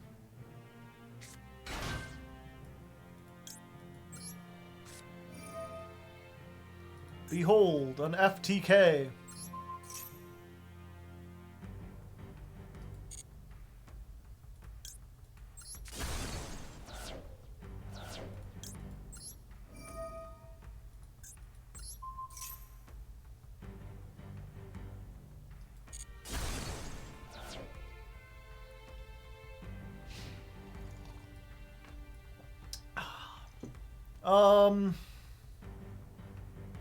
Why aren't we summoning Lovely?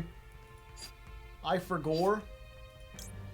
I think what we want to do actually is this in this case.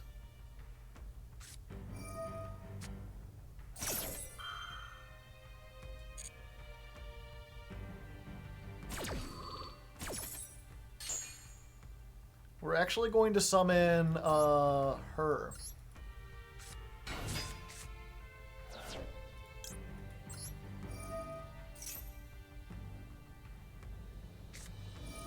And they had Ash. So I've risked all and lost.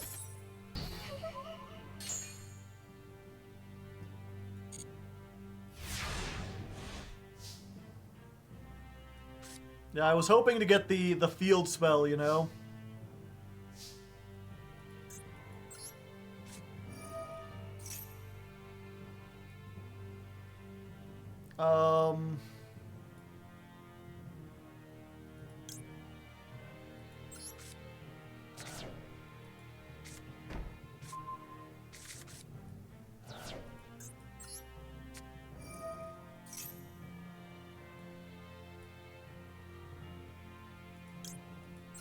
Let's try this again, but with feeling.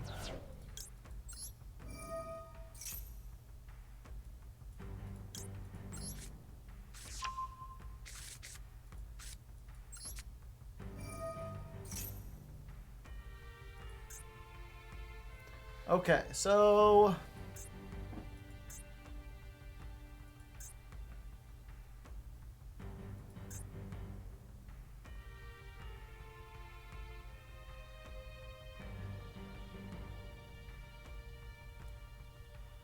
except fiends. Why can't I summon any of my fiends, is the question.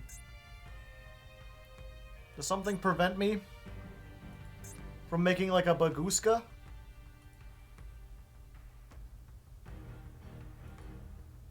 Punishment.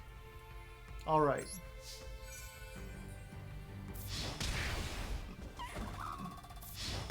I forgore. This is why we test.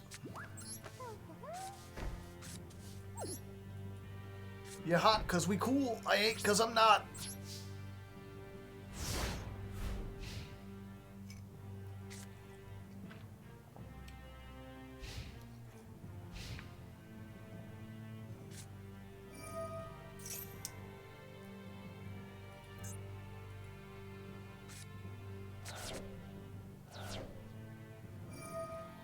First you punish, then you welcome. I'm getting mixed signals here.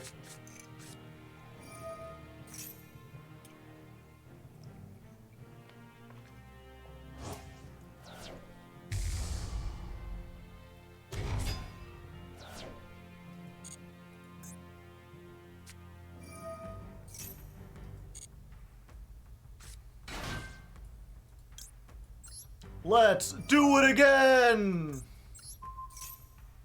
Punish, punish, punish, everywhere. Punish, punish, punish, get my hair. And then you activate. Oh. Oh, this can't be targeted.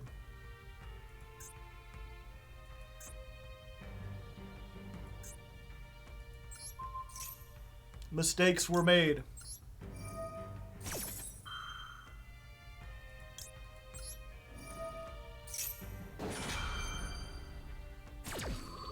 For some reason, I thought these can't be targeted by monster effects. Yes.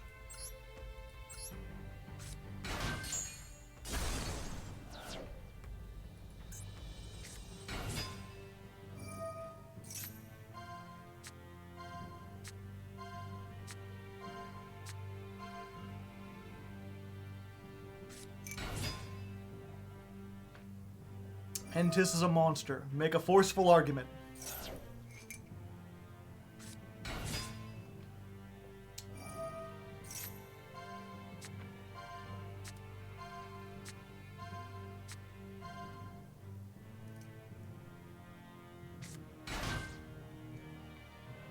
If he activated those in the other order, could have popped Backjack. Good point.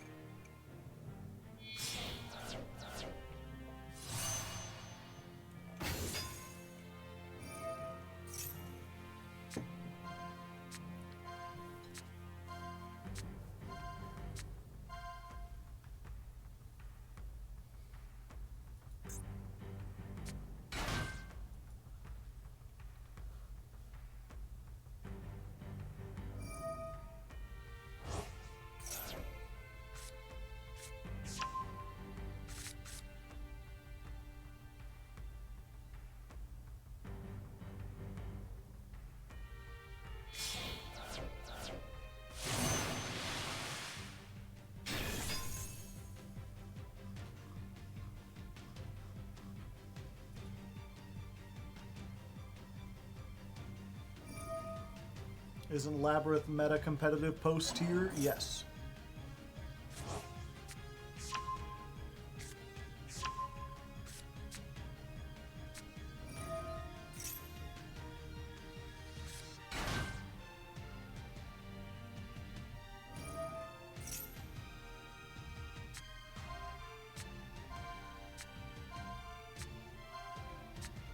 Not a single rock!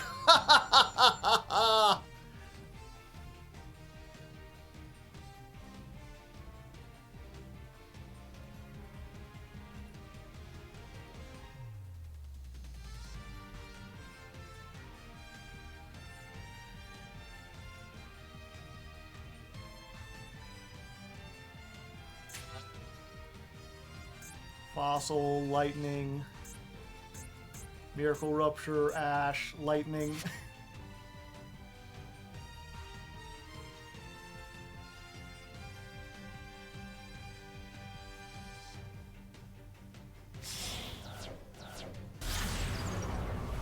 Unicorn!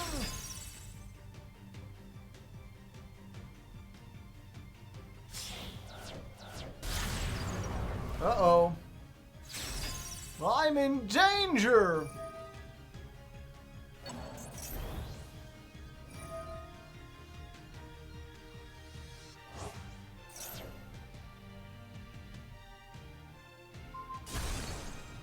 Oh. Why, thank you?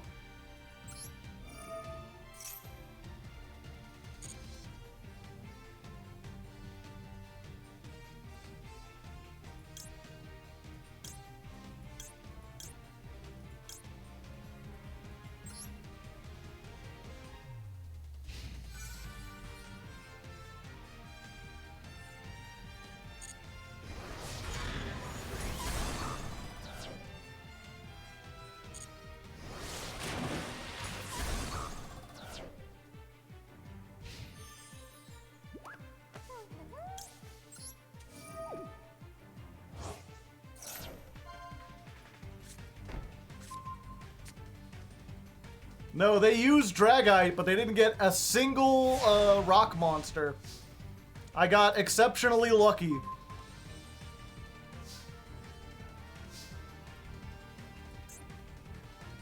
Earth, earth, earth, wind, earth, earth, earth, earth. Fire, earth, earth. All right.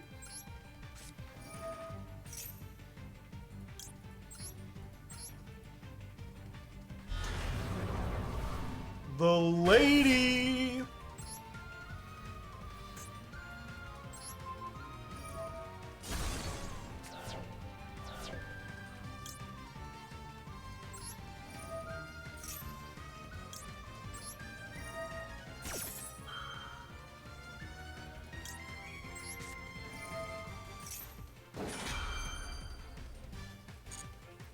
She's a lady. Whoa, whoa, whoa, she's a lady.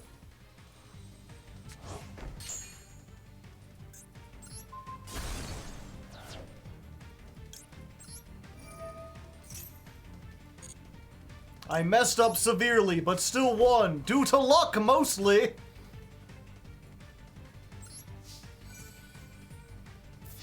Big night.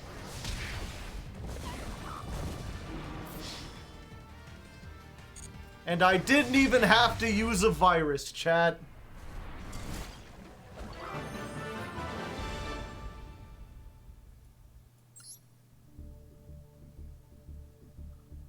Okay, who is next? Spooky Bard. Then Darsh Zero Frost.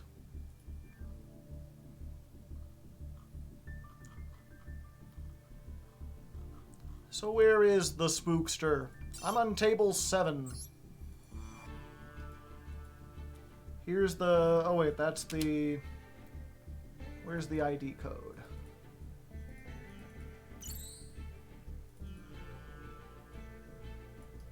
Oh, you already made it. Well, I'm going to copy it anyway.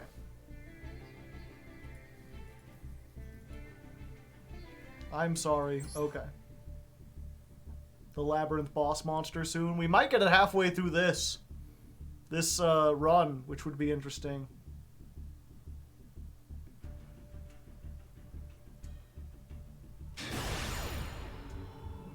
Yeah, I think, what, if you had bounced even one monster, it would have been game.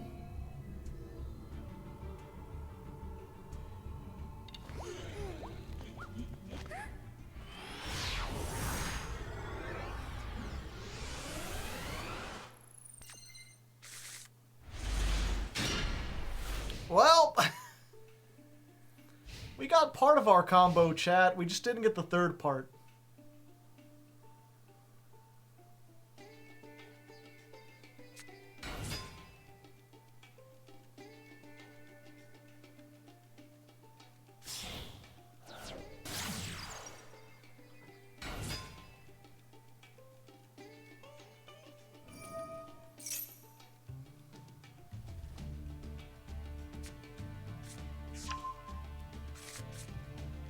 Also the double pop with Entis, yeah.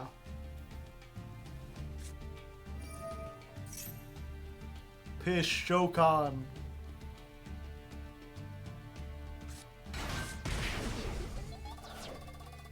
They've already taken 1,000, making me the victor. Now they won't be able to use Aromatherapy Jasmine. Well, never mind.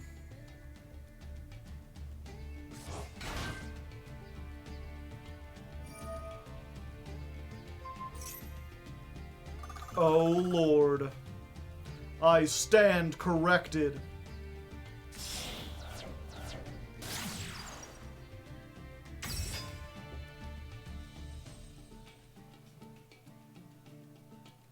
Turns out they were doing stuff the entire time.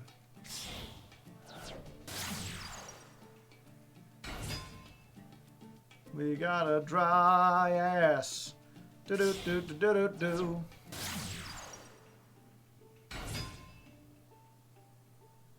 Sit back and relax. Anyone have any questions?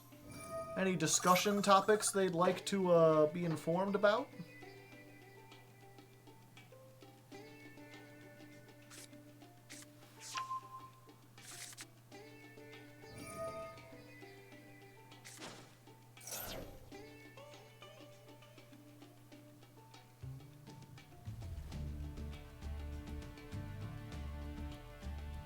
Thoughts on when they're gonna unban Celestial?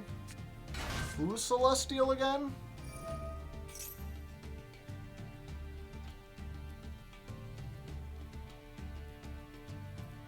Are there any cards you'd like to see come off the list? I don't think Electromite needs to... Oh wait, off the TCG or the Master Duel list? The Foreign Policy of Kashtira.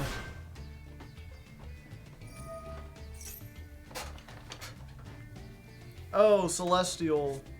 I don't think it should come off the list. Not unless they ban Verte or DPE.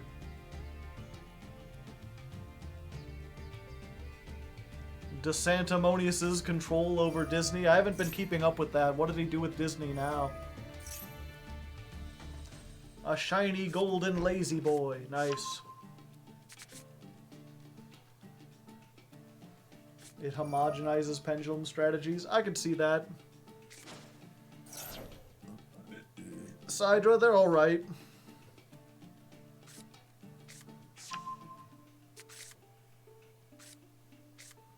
Non-destruction, non-removal. I have some of those in my deck. That's what Tears from the Underroot and Ice Dragon's Prison do.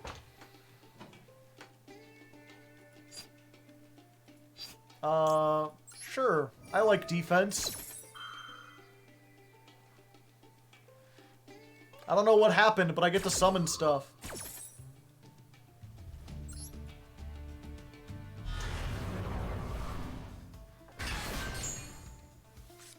I made a questionable financial decision yesterday. Nice.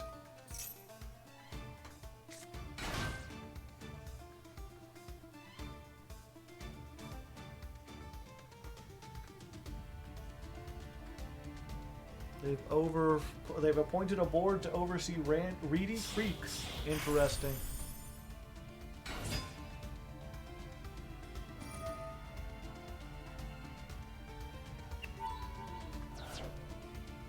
A He-Man action figure based on the hey, yeah, yeah, yeah, yeah.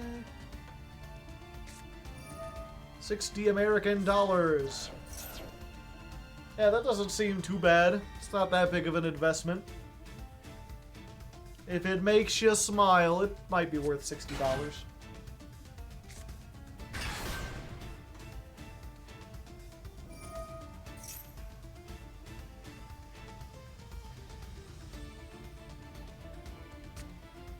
Think we'll get tier at full strength? Probably not. But yeah, I don't think we've gotten any meta deck at full strength since it came in. They like started with starter at 2 and stuff. I'm sure they'll hit something in cash tier at a 2 or 1.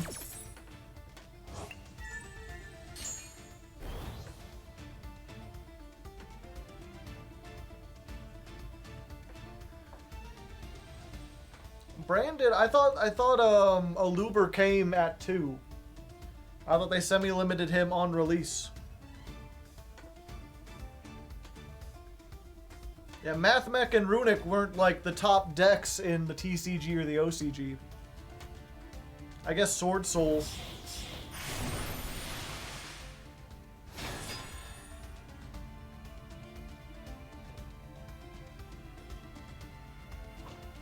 Sprite had Toad banned. Oh yeah, that too, I forgot.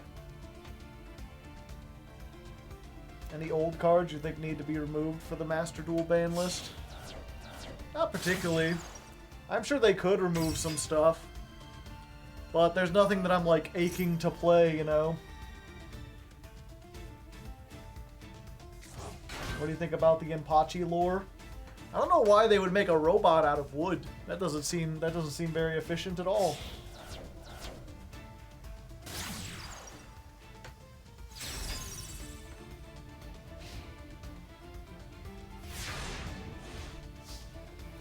Oh, I get to play and my monster's not tributed? Neat.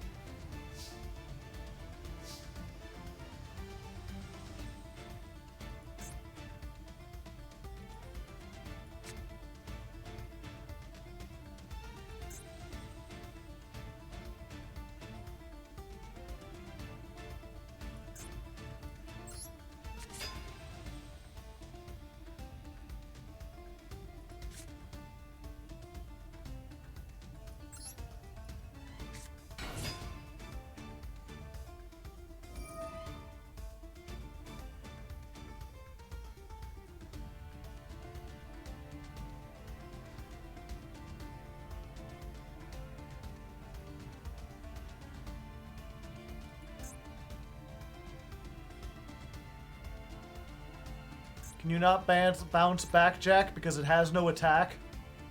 Yeah, you must take damage.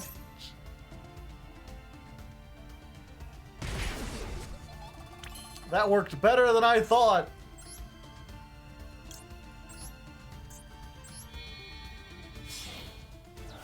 Link Karibo! Woohoo!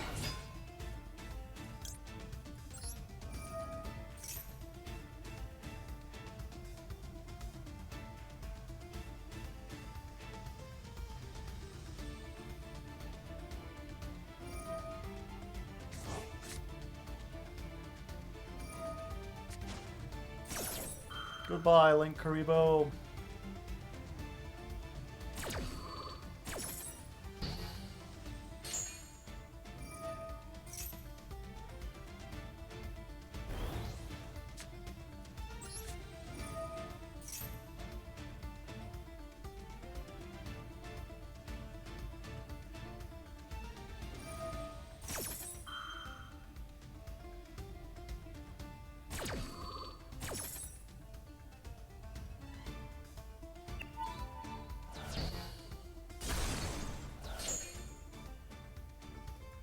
Only once per turn.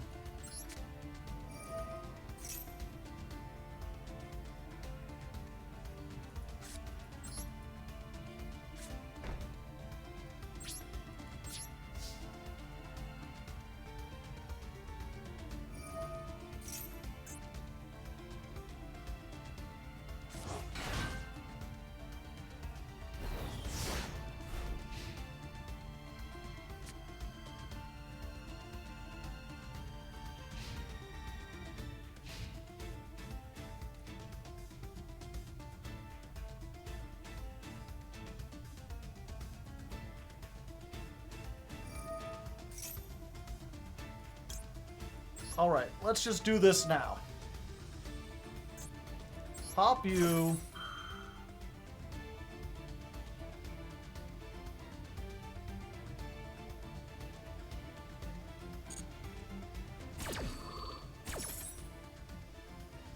Send Entis.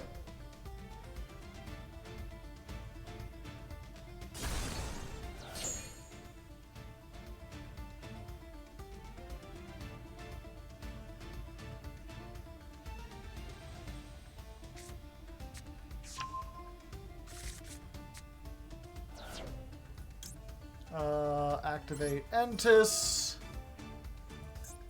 Pop this. Activate this.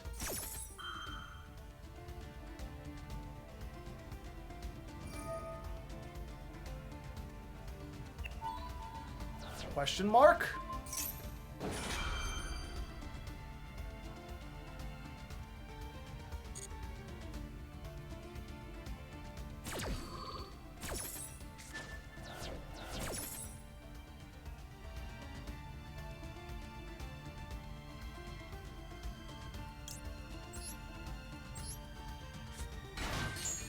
Get back, Jack.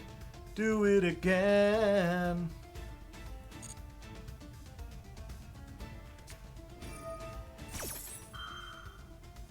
Oh, it triggers that. Gotcha.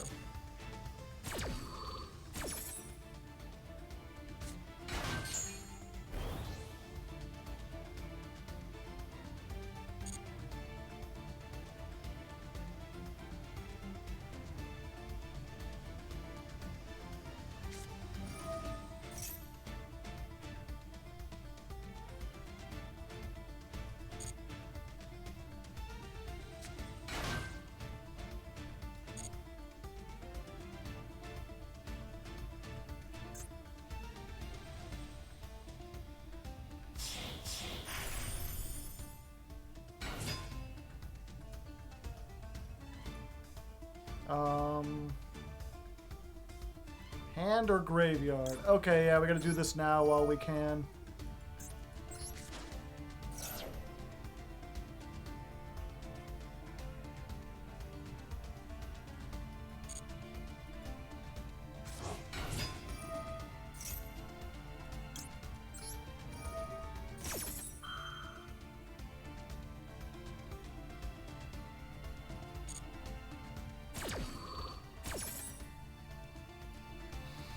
Um...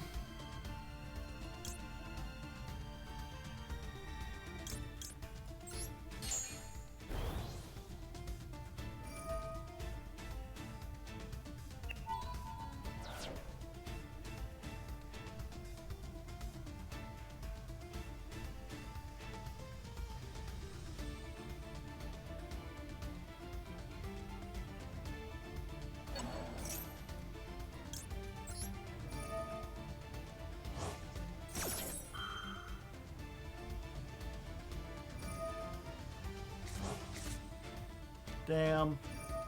I was hoping I could activate on resolution.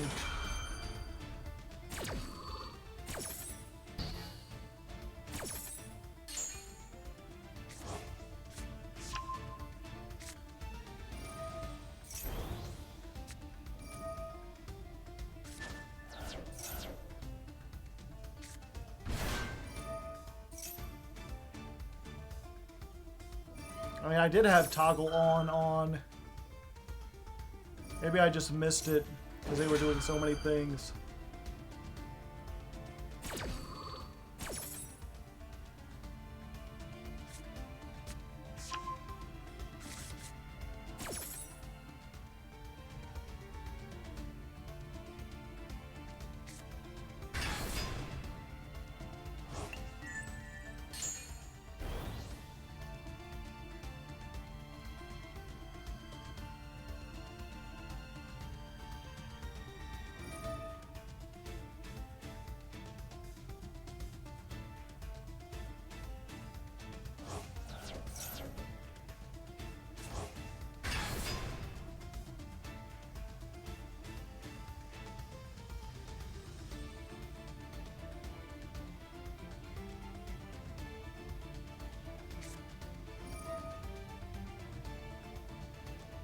Isn't this already game? 3, 4, 5, 6, 7, 8.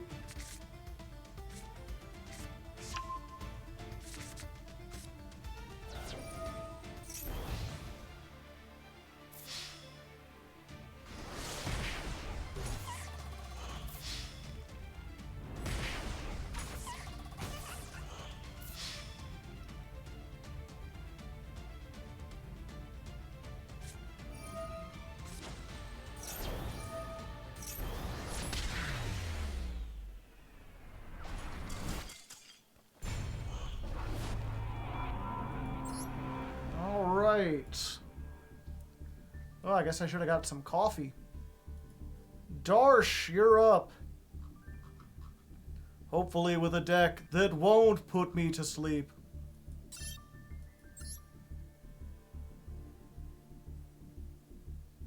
All the extra deck mechanics have their charm. They're all pretty neat. Here is the code if you need it.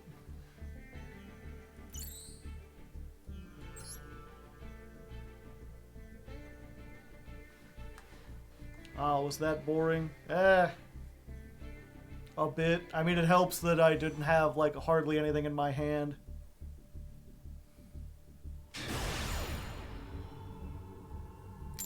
It's a very long-winded deck.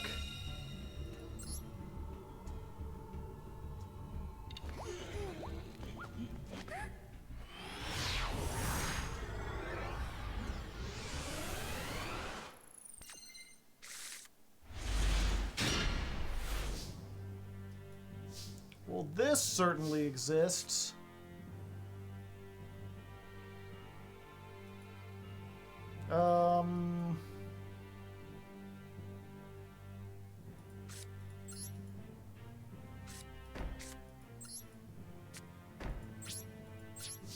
We're good.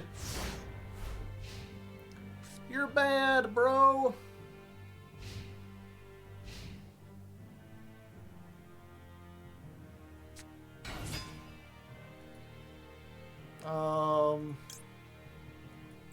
Maxx C.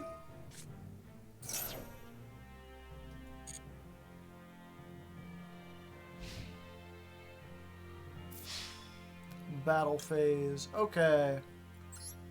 Trap trick.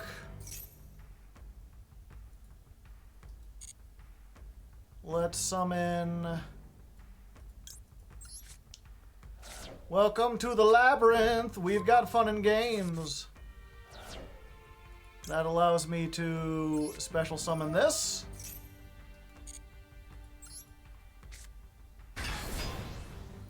This guy sets me the Storming Mirror Force.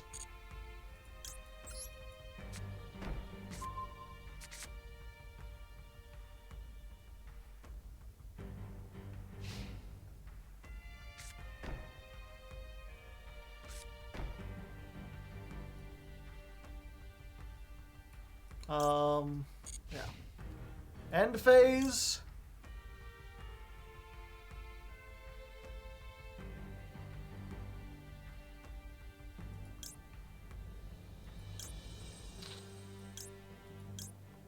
Let's do it.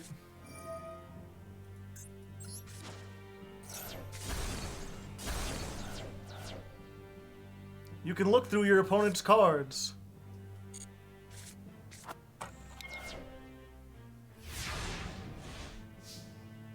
Well, now I feel bad.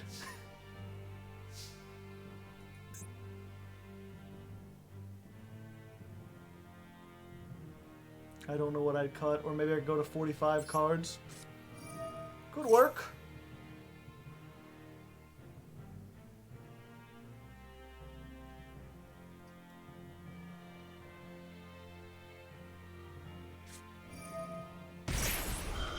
Yeah, that's what I was thinking. Maybe I should have waited.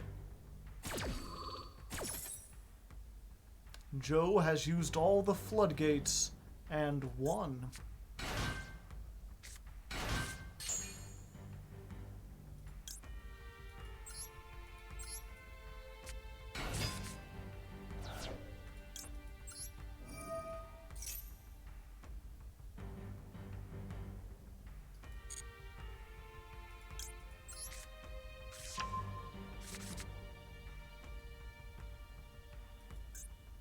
What is this if I move a card out of the graveyard? Okay.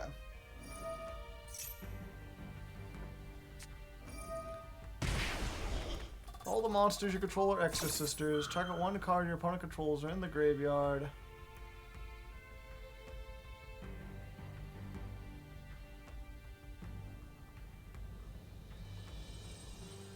One of the following. Okay.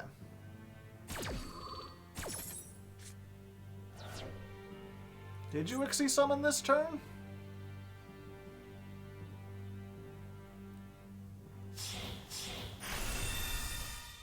What?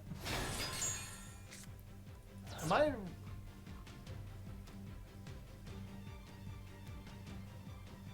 Oh, banish it, then apply one of the following. Okay, gotcha. I got confused for a second.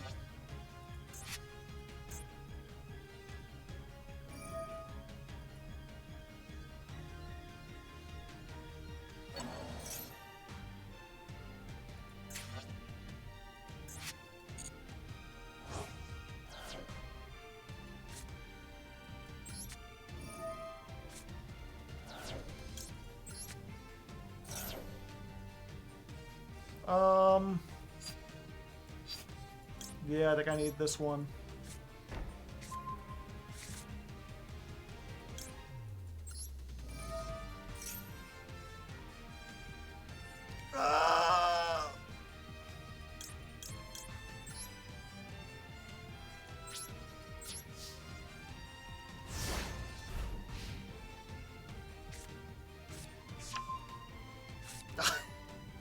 Unfortunate!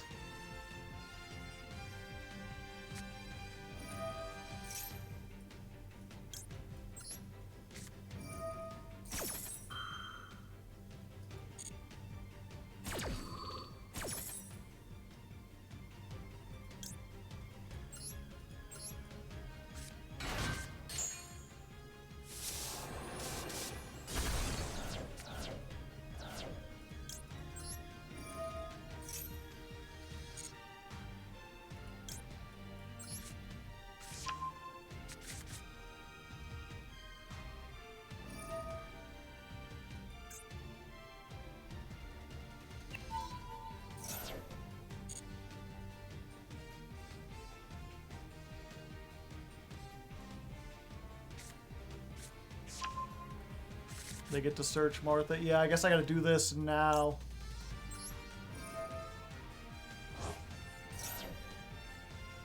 Blind backjack! That ain't it.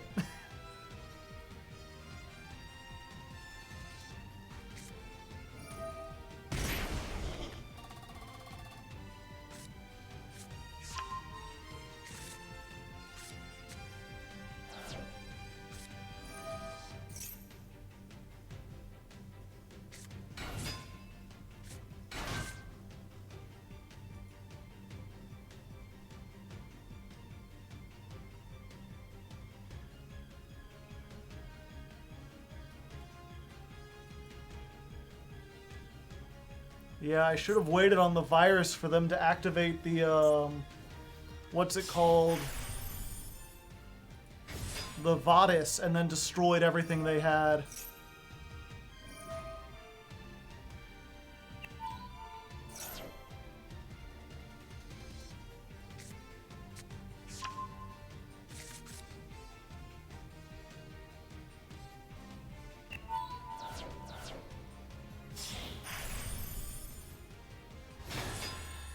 How has it been developing? I mean, it works. It works when it works. I'm just not very good at playing it yet.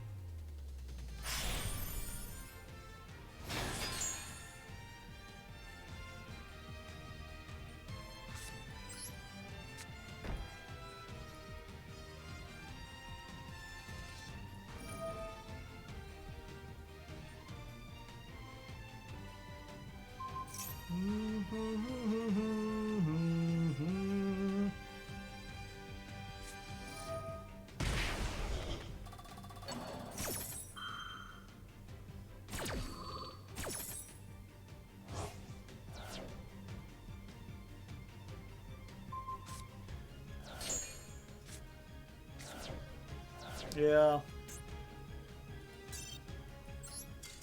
That's what I get for not reading the traps. I was like, what can they do if I don't banish stuff? And I forgot they had a trap that just banishes a card.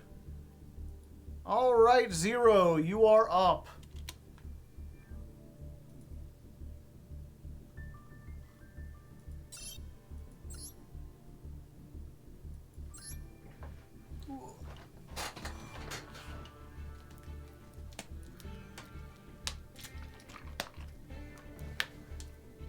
I don't think you could have done that differently.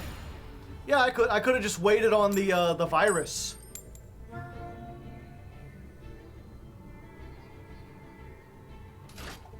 Because the one trap I did know was the one that summoned stuff. If I had waited for them to summon monsters and then activated the virus, I could have wiped their whole board, forced them to activate that trap now or not at all, and then kept them off of things.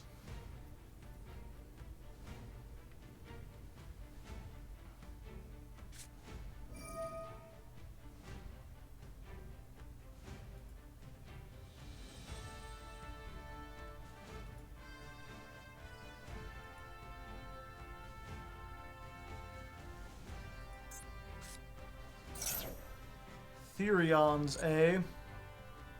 I don't have a backjack, so I don't have the full combo.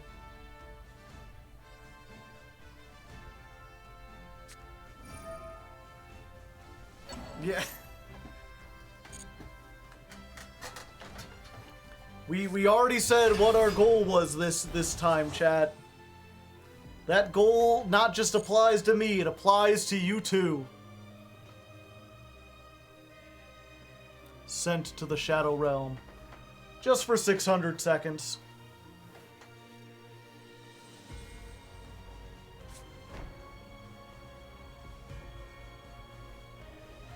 You're like, there's no... Let's see, in playing this deck, I guess we could add that to the list. No mommy jokes, no waifu jokes, no trap jokes.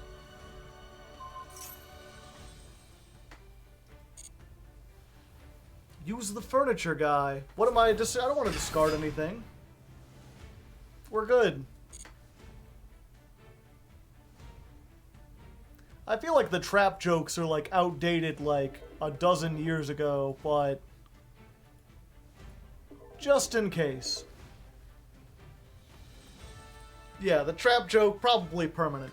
Unless it's, I mean, that's the thing for me as far as humor. If it's really funny, then you can do it.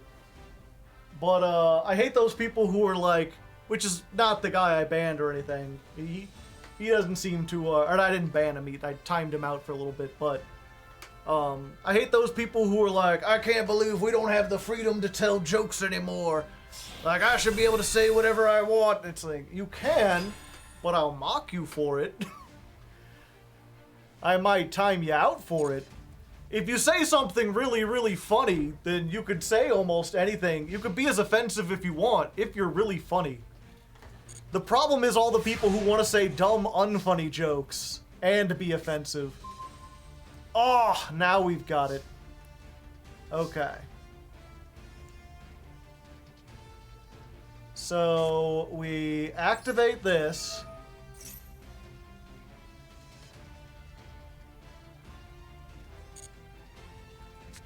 There we go. And again, I want to make it clear, I don't think that's the kind of guy who was saying stuff. I think he was just doing stuff. I just don't have tolerance. I don't really like horny people in my chat. That's not the kind of stream I go for. What do we want to set? Yeah, I think we set this.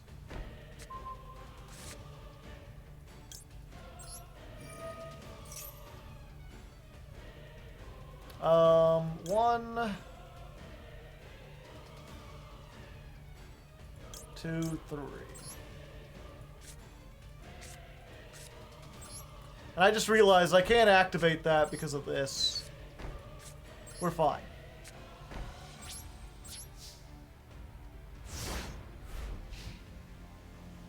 See you later, Mabel.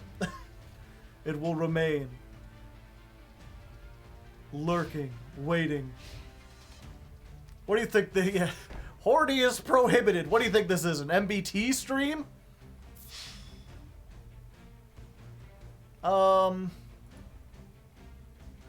Yeah. Let's do it. Yo, what up? Hi there. It's me. Terrorist from the Overroot. I will activate my effect. I will send you to the graveyard. And I will target this Maxx C. You can have it on your field. Face down only.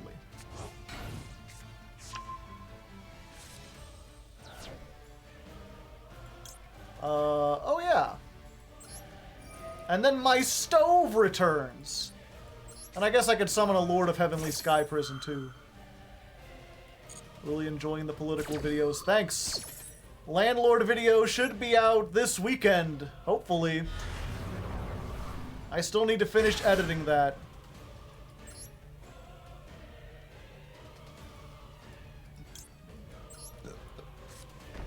There's an epidemic!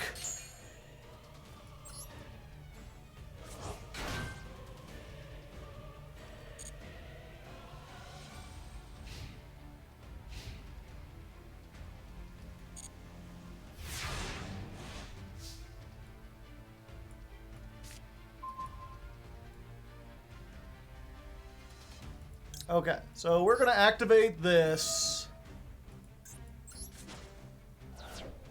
We're gonna say trap cards.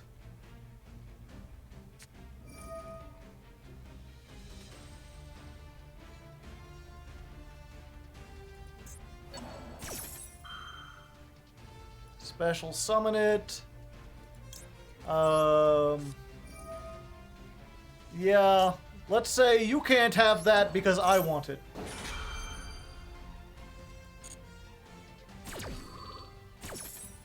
Give to me.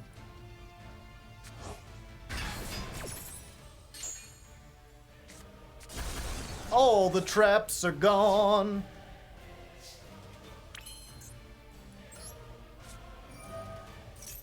Then we activate this. Then we welcome Labrynth. Now we summon the lovely lady. Lady in white. And we pop this. Let's set a trap. And yeah, then that's the unfortunate thing about this deck, right? Is that this deck very easily gets to a position where it's just like fucking like you've already lost and you just can't do anything about it.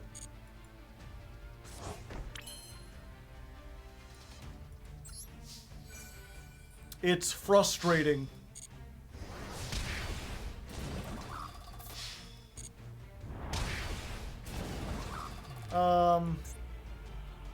Yeah, and actually I think this will probably be better at this point.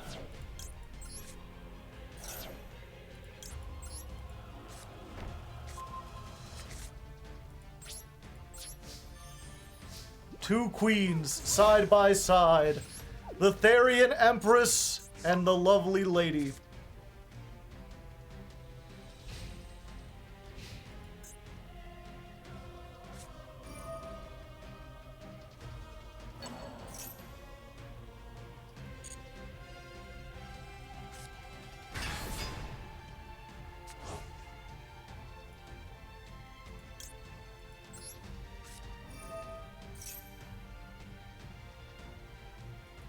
Does this do something when it's equipped?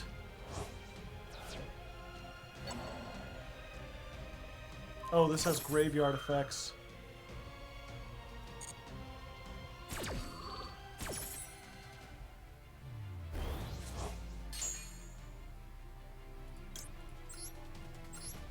Big.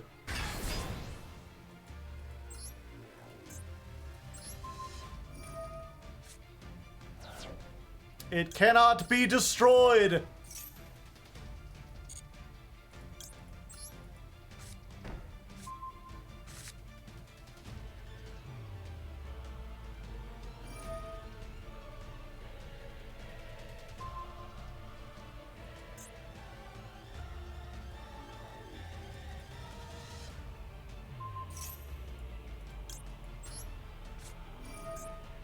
This is a... Oh, I don't have another warrior.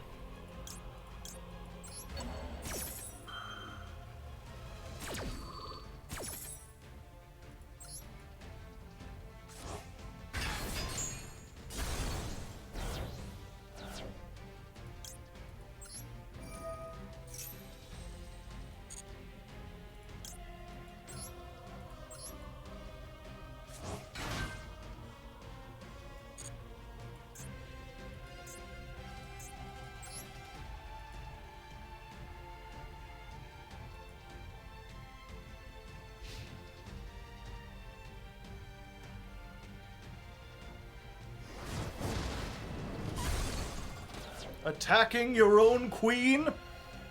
What kind of monarch are you?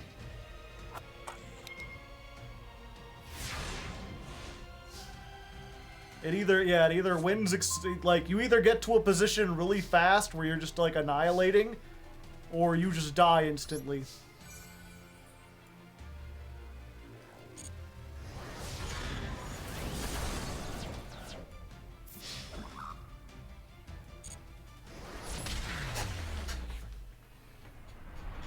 For closing out games. Yes, and because I like summoning, or searching the Mirror Force. That's basically why I'm playing Archfiend. I like searching Mirror Force. Okay, what did I miss on chat? Why the hell? What was it? That video about the landlord wanting tips, I think he said in the comments that he didn't actually think that landlords deserved tips. He was just trying to make a video that made people appreciate landlords more. You know, that they do some actual work, you know, that they were laborers, and if that was his intention, it backfired horribly. I have never seen so many. I think my favorite comment from that one was like, yeah, I'll tip landlords. I'll tip them out of a wheelbarrow into a ditch.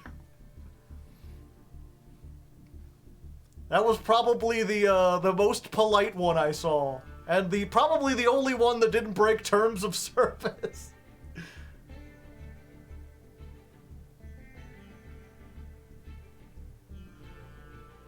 The lack of restraint made it look like a parody, yeah. Mirror Force fun! Mission accomplished. The second lovely was usually for going for game, yeah. They sure do own property.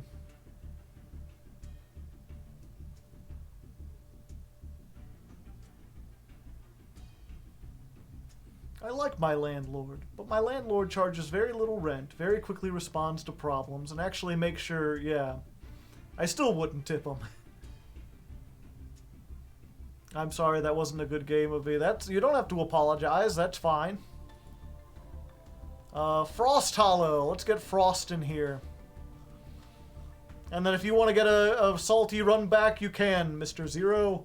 I'm going to be at table 12.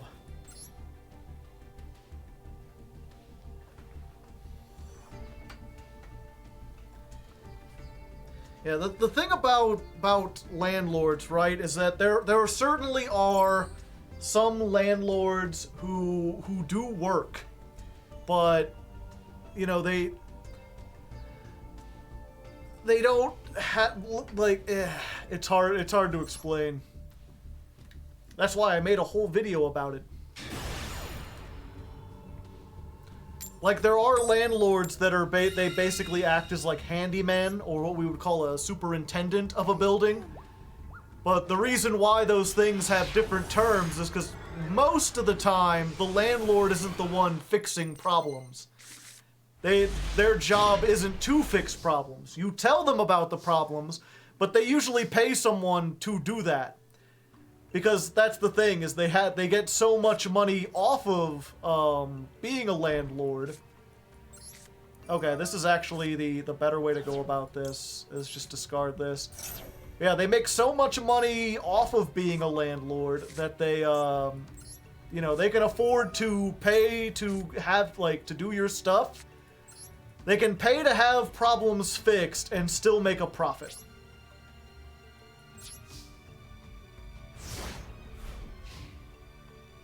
More like an administrator. Except even then, sometimes, like, that's the thing, is like when you're talking about companies that are landlords, oftentimes they pay people to do that too. The best example I've heard, right, is there's, okay. You know, when people talk about, like, being a landlord is a job. Well, what your job is owning property. It's less of a job and more of a, let's go for... Oh, wait, we have to go for this one. Yeah, we go for this one. 1 second. I'm calculating. I'm in my mind palace.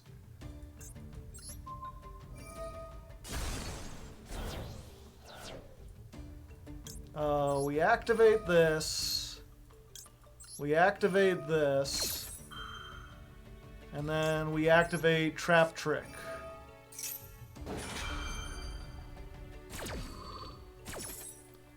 And then Trap Trick, what is this, 1500 or less? I'm realizing now that that does nothing to Drytrons. And this only has 2400, so I can't actually activate the Eradicator Epidemic.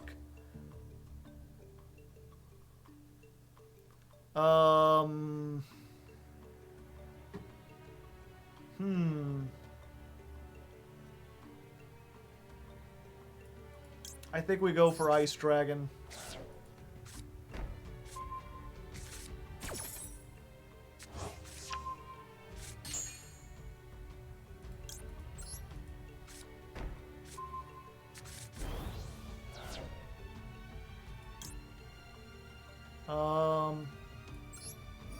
Oh, wait. Now they would have it. Okay, I'm dumb.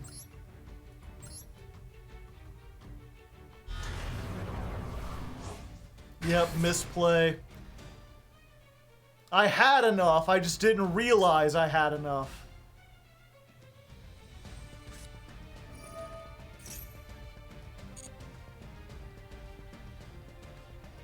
I could have taken all the spells out.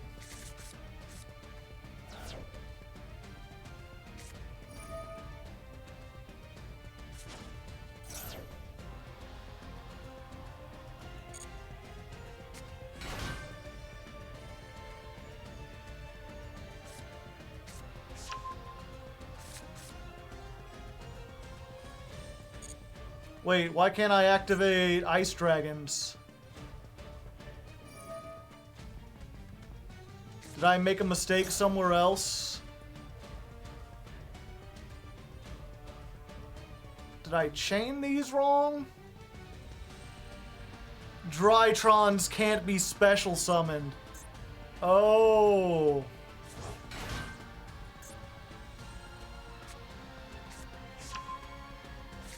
Gotcha. Mistakes have been made.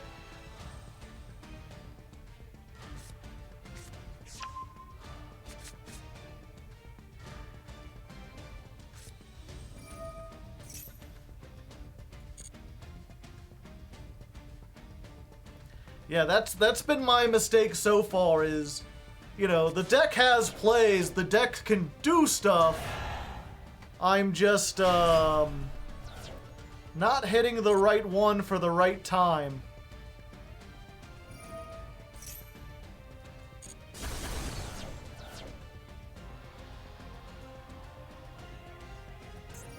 I'm not hitting the right one for the right deck. I'm misplaying because I don't understand my opponent's cards, not because mine are bad.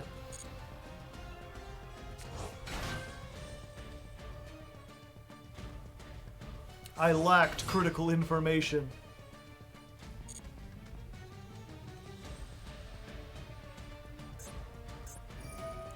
But, okay, so yeah, that's what I was saying is, you know, being a landlord, if you're just a landlord, it's not a job, it's an investment. It's like if being a landlord is a job, then so is like owning stock. If you own stock, if you invest in buying stock, and then that stock passively collects money, like, are you really doing anything? Is that really a job? Now, you do have certain, like, duties, you have responsibilities to do certain things with that land, especially if you rent it out. But the thing is, usually, like in the case of stocks, right? A lot of people, especially more wealthy people, will pay someone to manage their stocks for them.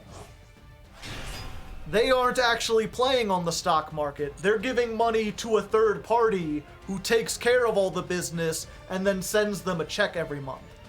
Oftentimes, it is the same thing with landlords, where they own the property, but they don't do any of the actual work for it. They pay someone else to manage it for them.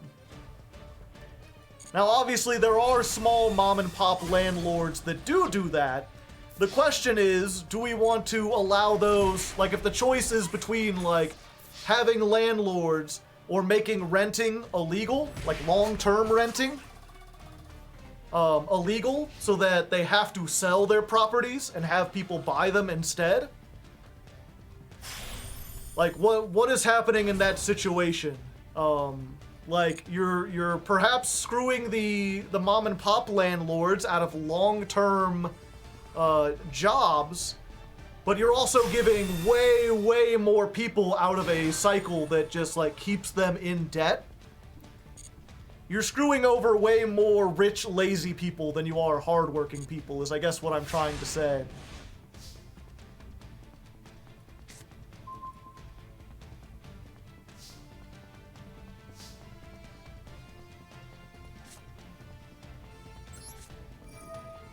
quick effect smash.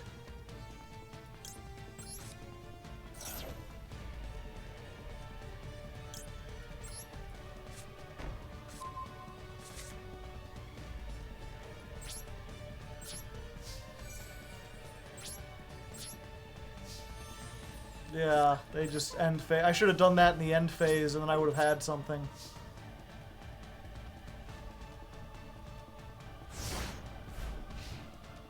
Why didn't you IDP? I could not. I couldn't summon anything out of their graveyard because IDP needs to summon something, and none of these can be normal summoned or set. They must be special summoned by the effect of a Drytron, so I can't activate IDP on them at all. Also, Frost, I don't know why you didn't just, like, hit me with the Zeus in the end phase and then attack. Zeus can activate it. Yeah, I don't know what I was doing. The idea of a mom and pop landlord is almost laughable. They do exist, but they're the exception rather than the rule. Most properties are owned by huge companies, not individuals. Some individuals do own small apartment complexes, and they do their best to offer fair rent for the services they do. But I don't think we should plan our society around that small number of exceptions. It's just one of those things is you're not going to be able to make any big change to society without upsetting some people. The fact is, those people will have to find new jobs. I assume that if they've got the talent to fix up places and be handymen and stuff, that they will be able to find new careers. Should have played Ice Drytron's prison instead of Ice Dragon's prison.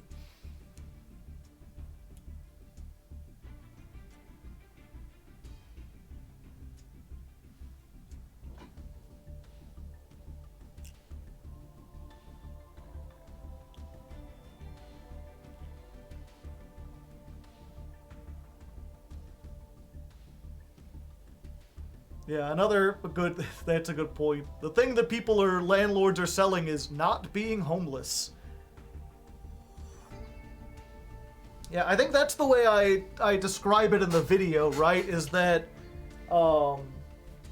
you know, if someone is selling a game console or whatever, they're providing entertainment, and there's a lot of different ways to get entertainment. You can make entertainment on your own. You can find it in a variety of sources. They're offering unique stuff. And you have the choice of choosing if you want to get that entertainment or not. You can survive without it. Your life may be more boring, but it's something you want, so you pay money for it. Shelter is a necessity. And because a lot of times, like, you know, if you're in a town or a city, most of the land that is developed or developable is already owned. Yes, you could probably go out to the middle of the woods and try to build your own house. I don't think most of us have the skills. So if you want, like, a place in town where you can get a job, your options, like, all the available land has been bought up. And a lot of times they'll buy up all the land this is why I don't do political streams, because I'm not good at, like, organizing my thoughts without paper. But it's, an opponent. I piss chunk, sure, we'll try it. D barrier is broken, very much so. Maybe I should have gotten that.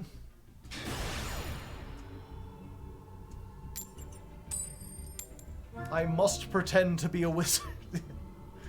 But yeah, it's the point is, a lot of times, if you're at the bottom of the tech tree, you're the bottom of the financial tree. If you don't have a lot of money, your choices for survival are rent.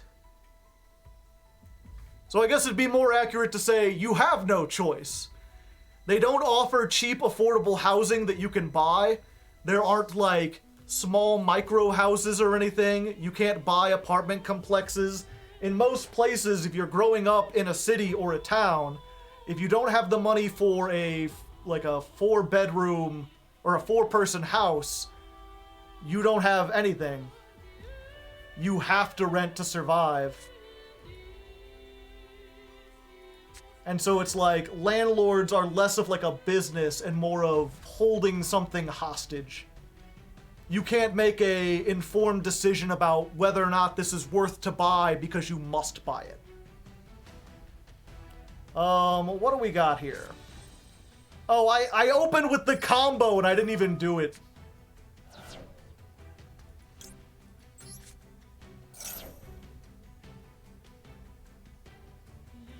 You got DD Crow.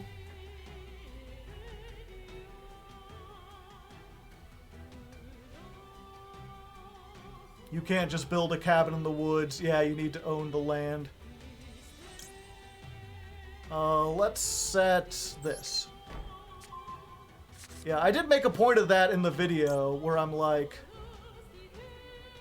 is this the... Damn. Oh yeah, it must have been because, okay. I'm getting distracted. I'm forgetting whose turn it is. Yeah, I make a point where I'm like, you know, some people will be like, oh, you just save up to buy a house then. It's like, well, even if you wanted to,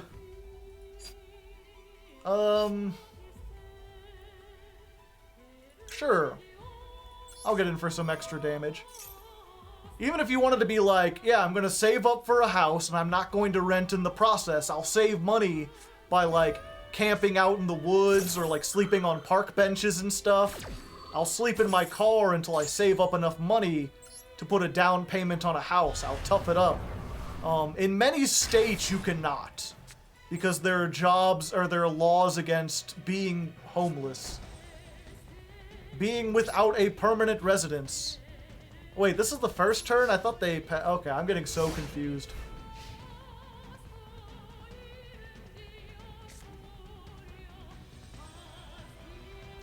Yeah, for some reason, they had the red on theirs and then it passed to me. I thought they had passed their turn. I didn't consider that they were, that they made me go first.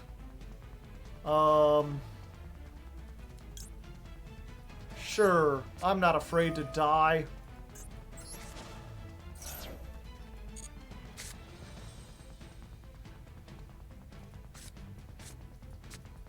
I see.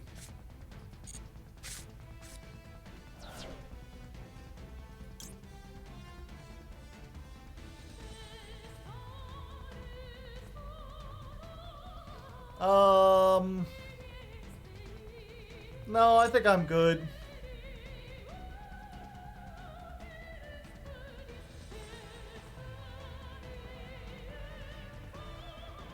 What do they do if you're homeless? Arrest you? Yeah. Your home is the prison. So yeah, then I get hit by evenly matched. Summon Backjack. Make Link Karibo. I can't on my turn.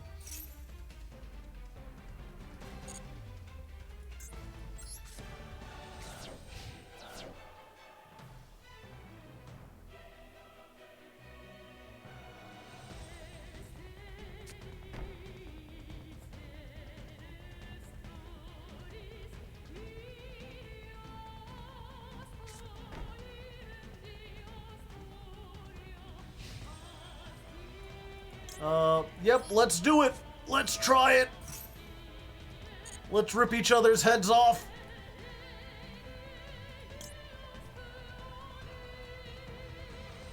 Yeah, let's go for this.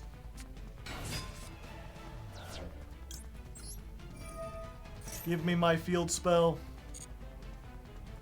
Give me back my field spell. Give me that field. What if it was you up on this plate?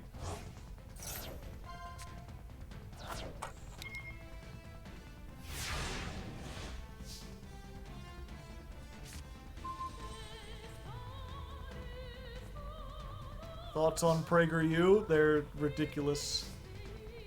They are absurd. They just go on the internet and tell lies. Yeah, definitely, this would have been winnable and much better, but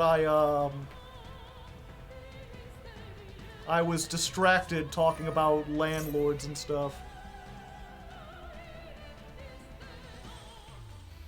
Yeah, that's the weird thing, is that, like, you know, there's a lot of people understand that PragerU is a joke, that they don't make serious videos, and they're mostly good for meme edits. But then, like, some schools, the teachers will, like, pull them up in the same way that you might pull up a crash course video and be like, ah, today we're gonna learn something interesting about climate change.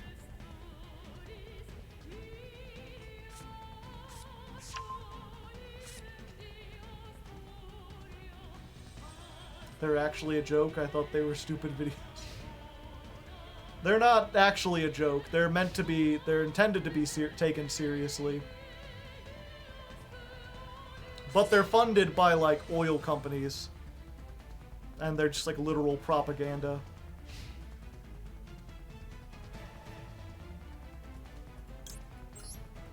That, and they often, the big thing is, like, they often have these charts that just don't have any defined thing, right? They'll be like, the problem with socialism is that it causes unhappiness, and then they'll show a chart where it's like, one side of the graph is socialism and one side is happiness. And they're like, as you can see, as socialism goes up, happiness goes down. And it's like, how are you measuring happiness? How do you measure the amount of socialism? It doesn't have charts, it doesn't have, like, numbers or units or anything. No sources cited. They'll just say shit like that. Whose happiness? Yeah.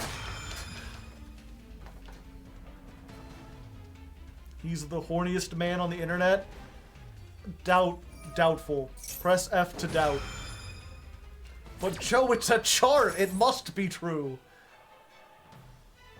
The problem with Democrats is their gender.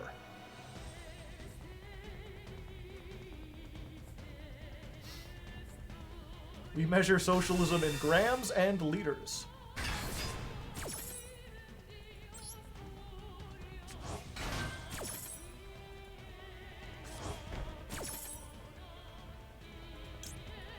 Another one.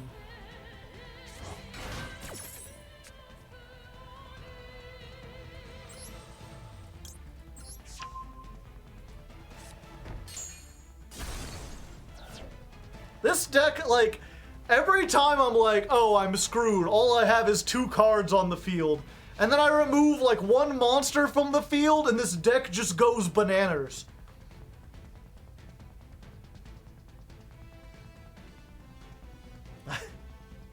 He has the sex appeal of a wet box of unsalted saltines.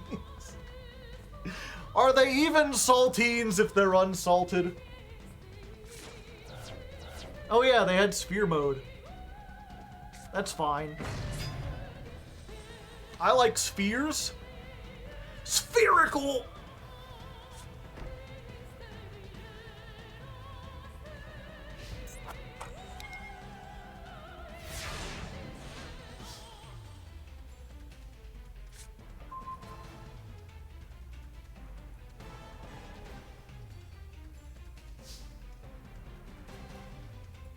Okay.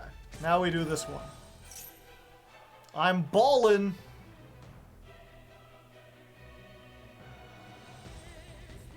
Ball. I was worried about that. But terrors from the overroot. What if you were in the graveyard and instead it was Maximum C? I don't think you get to destroy something if you're not there. I really underestimated how good this card is. I was like, but you give them back a monster, and it's just being able to tag stuff out of their graveyard. And it's almost always Maxx C.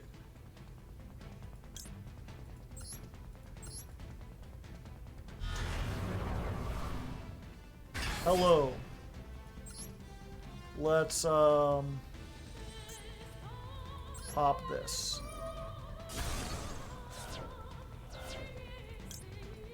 And you! No, I mean you! No, I mean you! Super soak that hoe!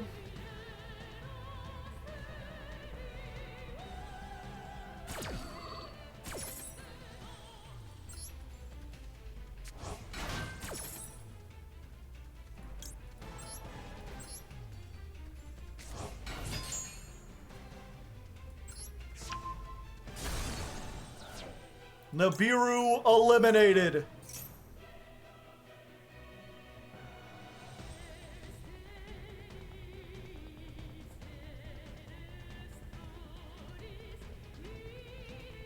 The other card in hand is Lava Golem, right?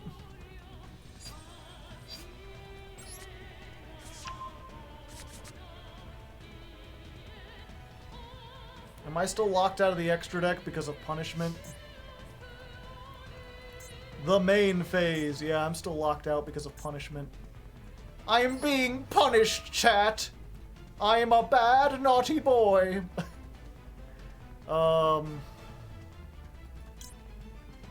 And I'll do it again, too.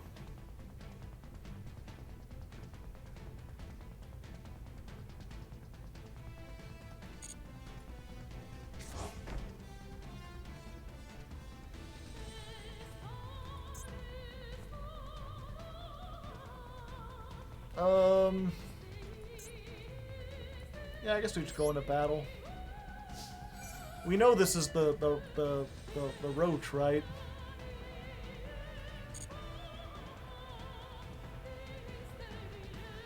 Yeah, if they bring out Ra, I'm probably fucking dead. Does the Chunk Pisser have Ra?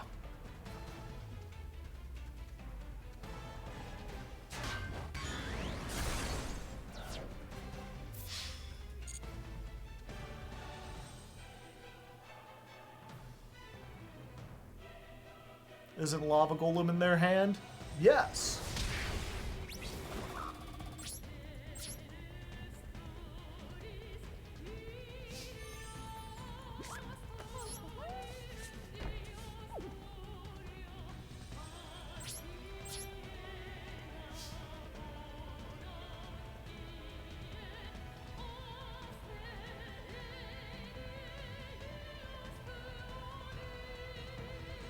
Ball.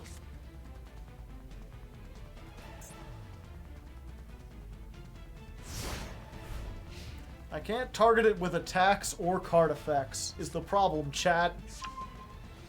Uh-oh.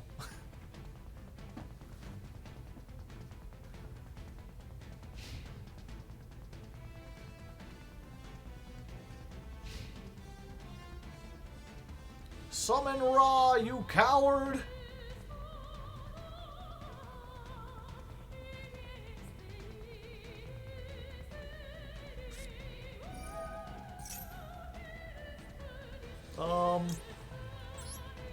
I might as well.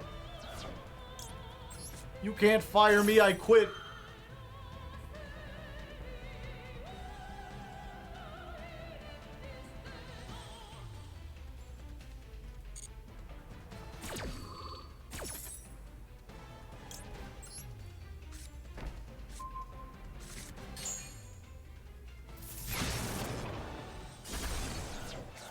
Pop, pop, watching motherfuckers drop.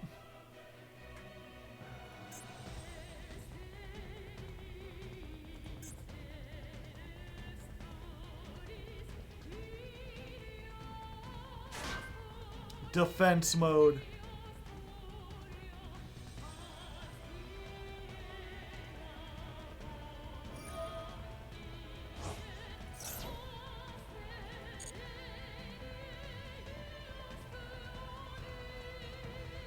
No Ra. Sadness. Gee, Billy, how come your mom let you have 2 conquistadors?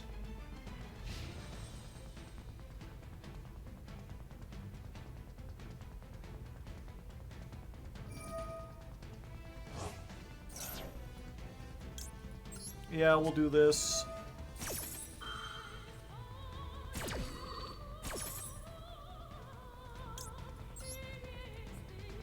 Only running one, lovely. That's fine. We pop the ball.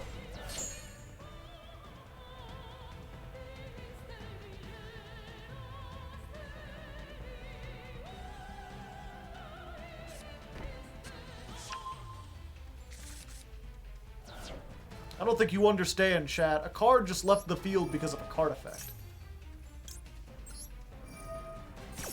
Do you know what that means?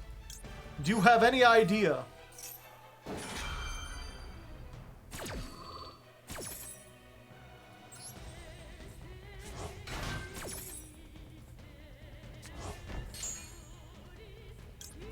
Storming Mirror Force.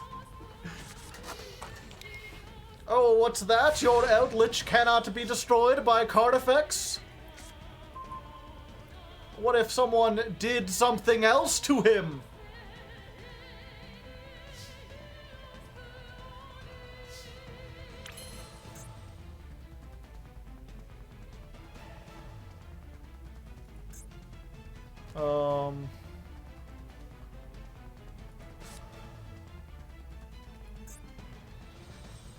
Yeah, this don't really do much of anything. Yeah, we just go to battle. We're balling.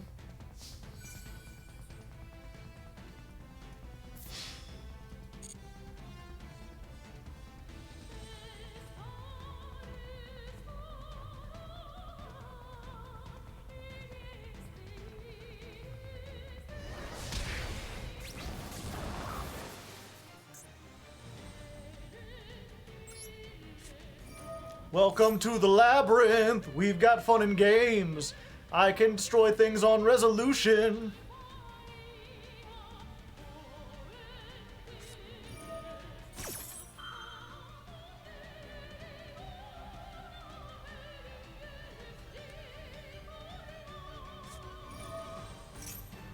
Havasi, uvada, hivadi.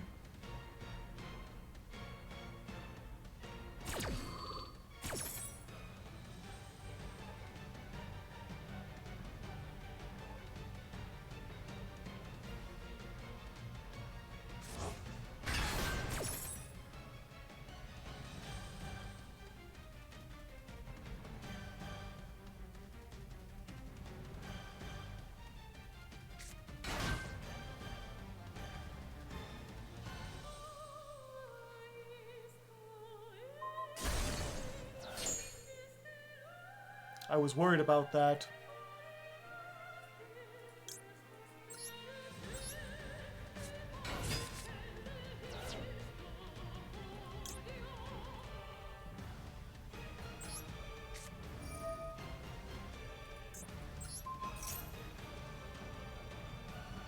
The simulations warned me about this.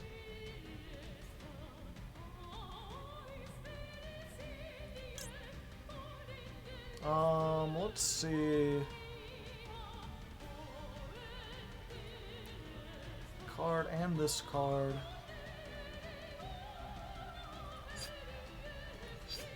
Yeah, let's do that.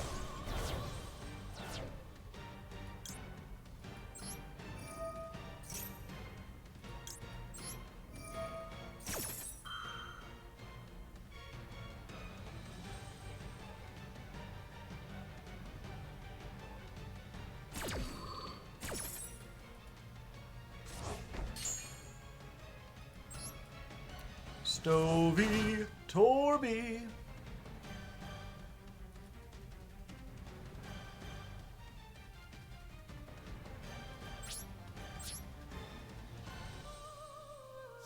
The welcome keeps on welcoming.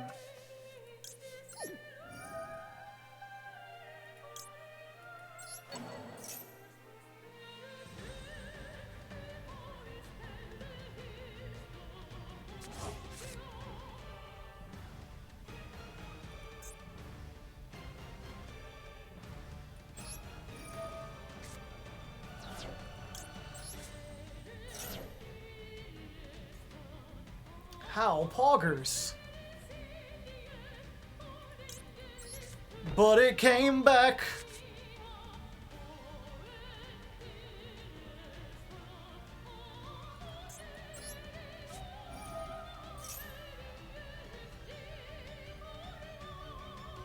My, how simply poggers.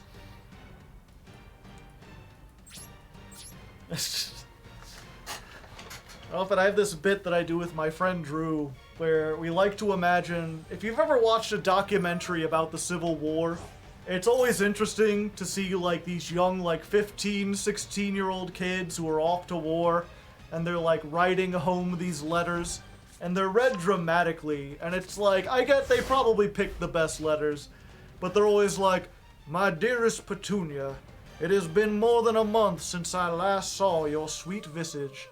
There are times I look deep and longingly into the sky and wonder if you're staring at the same sun."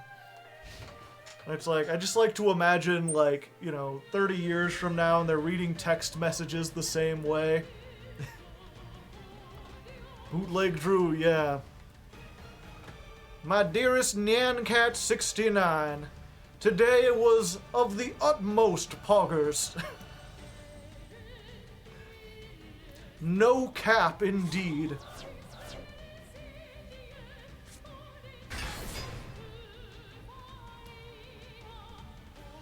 Discord moderators, yeah.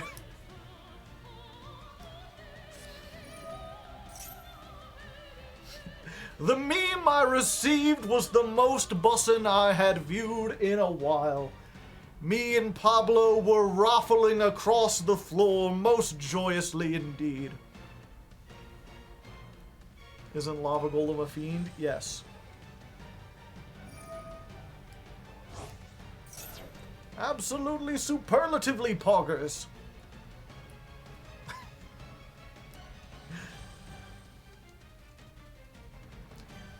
"You would not believe out there on the field. I saw the biggest, largest chungish you would ever imagine. Chungo out of 10, one might say. Bobby ripped wicked ass on it, and we all laughed. I think perhaps someday we're aware that shit is fucked up, yo."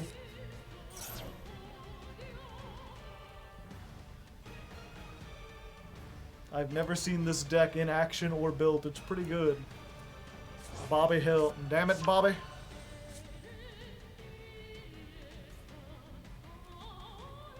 This duel has been a long time. Yeah, I maybe got a little reckless.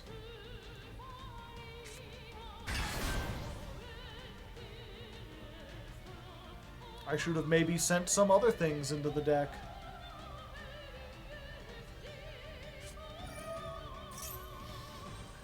I can't wait for the day that hitting a gritty is declared a violation of the Geneva Convention. What? Dum dum dum, bum bum bum, ba ba ba dum.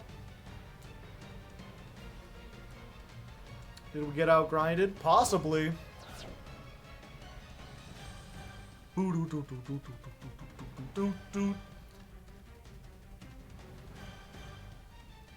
I am uncertain what remaining cards they have in their deck to summon.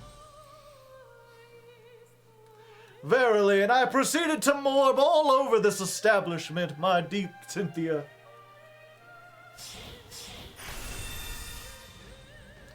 My dearest Cynthia, truly you are my waifu for lifeu.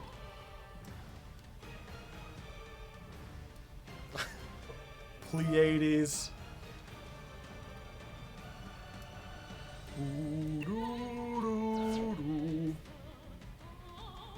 Oh, they're gonna bounce the lava golem back, so I can't attack over their stuff.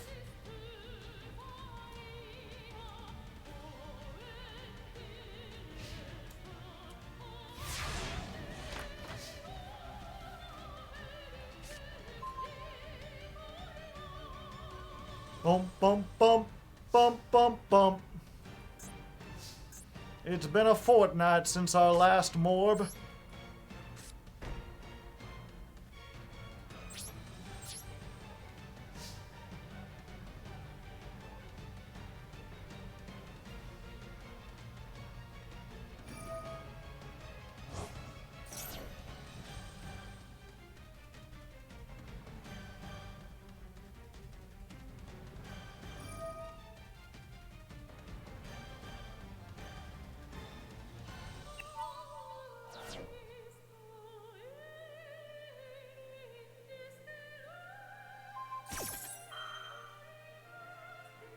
Can you give a brief synopsis of what this deck does? No.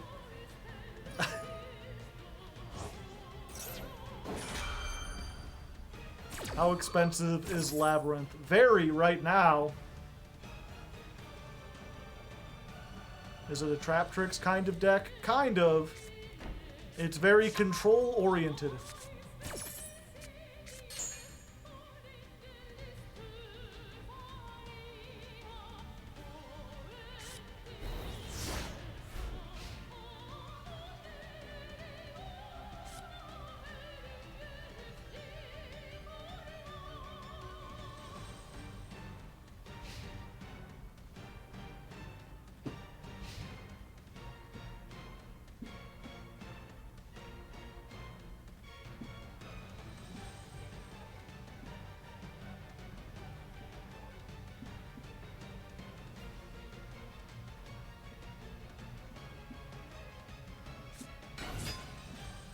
Summon Maxx C!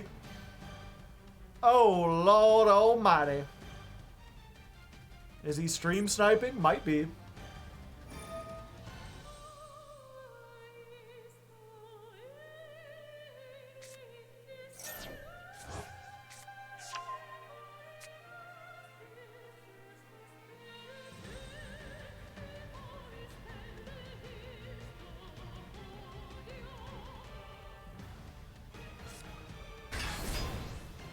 It's just standing there, menacingly.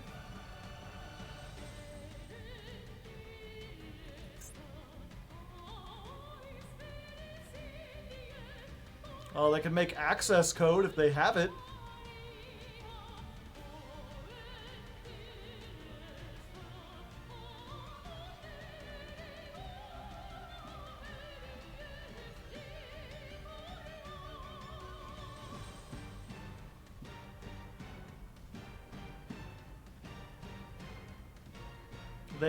They had a pack, but it got rotated out. That's the problem, is right now they're in that awkward phase where their normal pack already rotated out, but they haven't gotten a secret pack yet.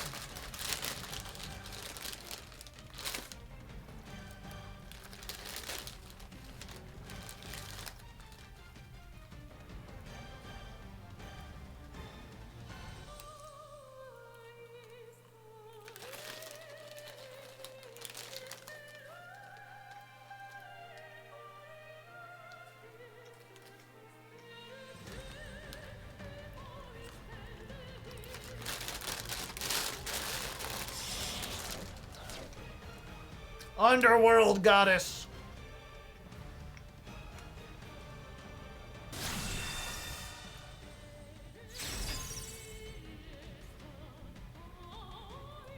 She's unaffected by the mirror force, 'cause it does not target.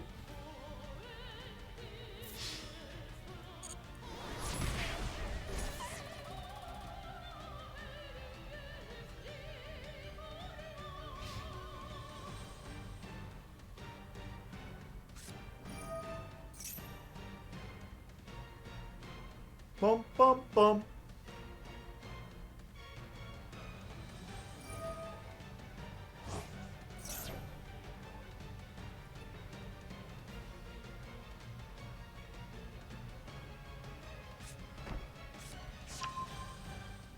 Guardian. Okay, they don't have another Hakero, it seems. You could have used Mirror to get back Archfiend? No, I couldn't have. Gee, Billy! Can we get Billy in the chat?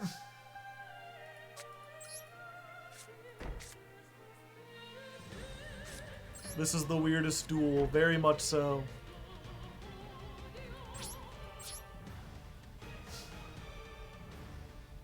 There it is.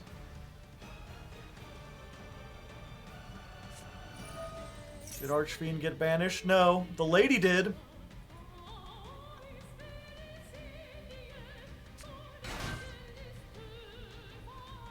She's unaffected unless you target her.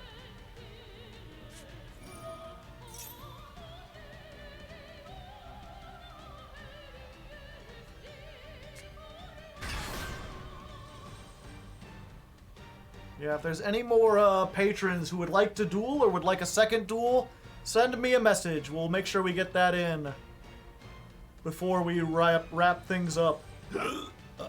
Pardon me.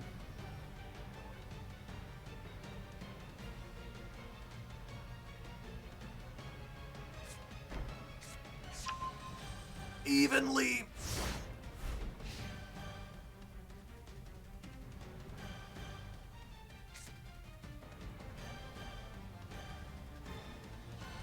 It's 1 a.m. This will get uploaded to the Hardleg Raw channel, so if you don't catch it now, you can always watch it on YouTube.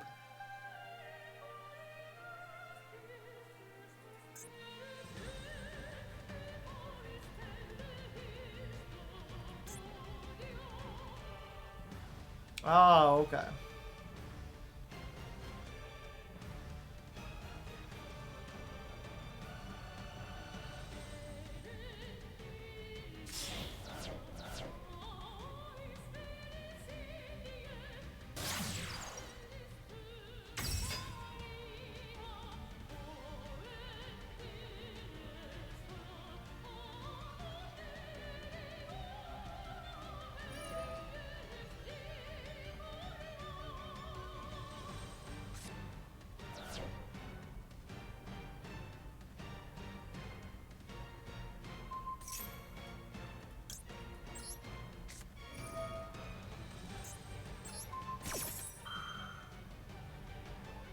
Back you go!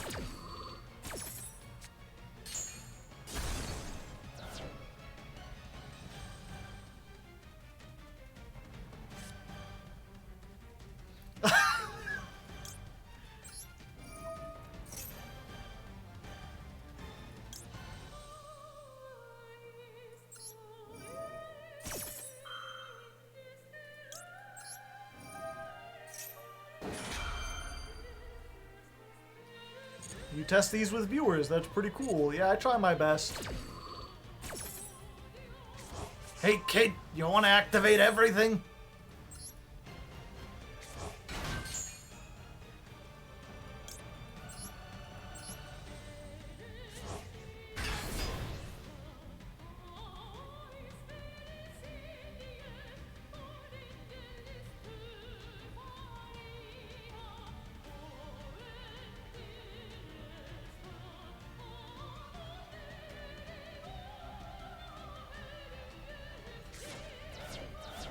Lava golem.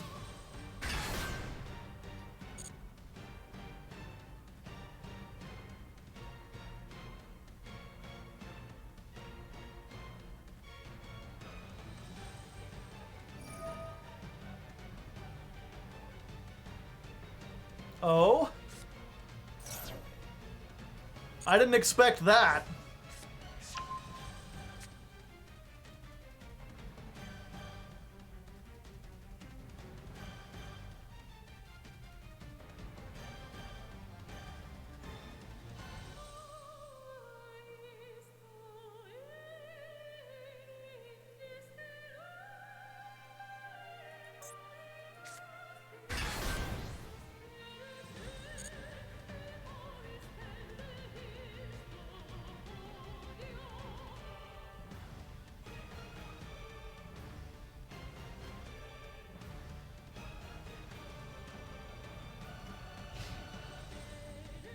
End phase, alright.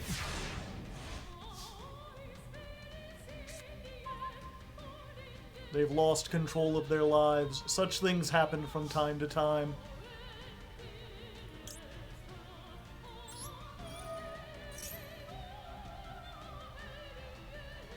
This should be lethal, right? Yep, I believe so.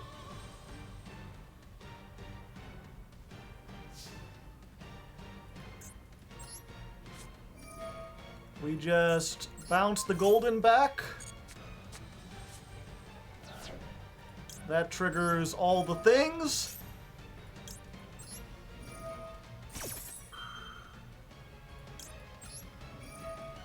Give it up for turn 13, everyone! Woo! I saw a post on Reddit the other day where they're like, welcome to modern Yu-Gi-Oh! Turn 2 is how long? Like, every game lasts to turn 2. Turn 3 is rare, and turn 4 is just a myth. Welcome to turn 13. The legends were true. And Labrynth Archfiend wins me the game. Big punch! Welcome to Advantage Gaming! The prophecy was true. Spooky Bard would like a second duel. Sure, we'll get him in here.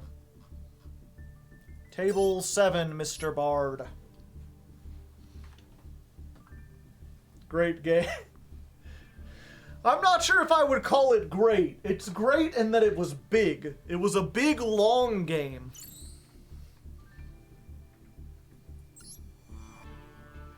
Am I running any rank 2 or 3 IXI monsters? No. I don't think any exist that are worth running. The thing was, too, I had the perfect combo. I could have shut that down first turn so easy if I had been paying attention.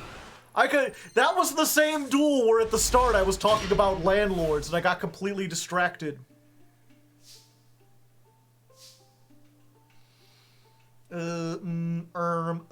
What? The scallop? What? The scallop? What? The scallop. What? The scallop. Actually... Yeah, we want to use the Torby now. Punishment. Let's set the Labrynth. I'm realizing this is like the best thing to get first turn. That duel was too much for me. Understandable. You have a nice night, Mabel. Marble? Marble. Sorry. I'm still reeling. Are you reeling in the eaves? Do you have a lot of pork? Let's summon...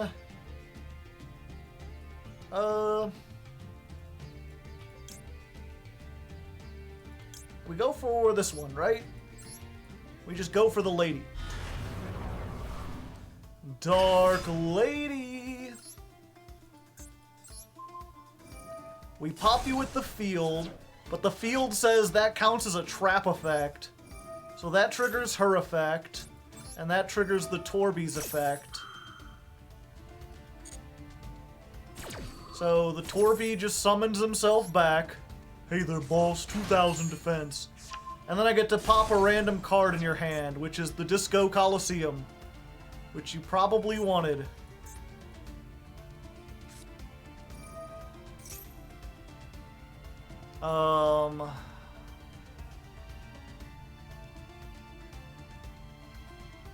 Nope, I don't have a way to deal with that.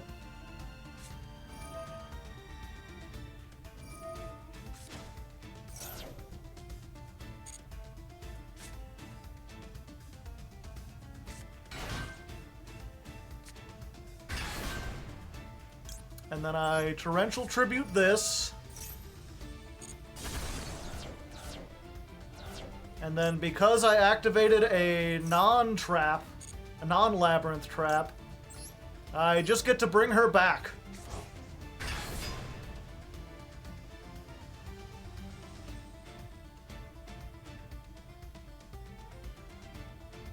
And that's the real point with, like, Torrential. They're like, do you want to Torrential your whole field? Usually the only good thing on my field is her.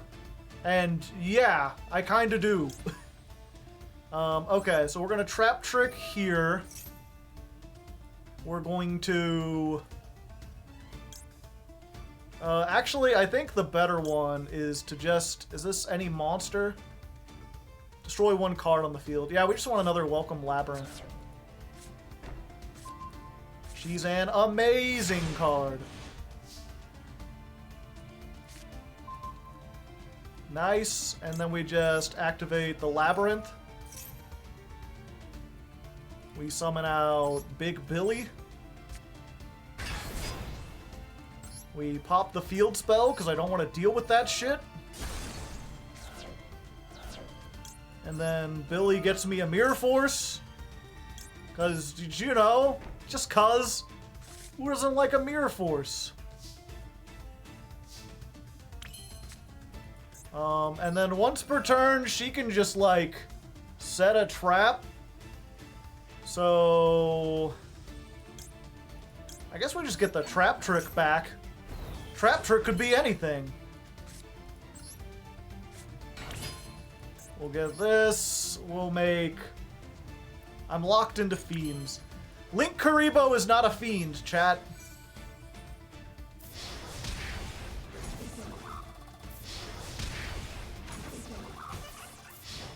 Oh yeah, he has 0. It's okay. I'm dumb. That's fine.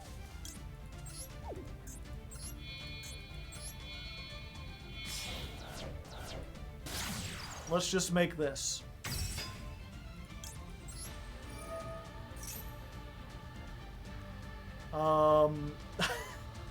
Interesting.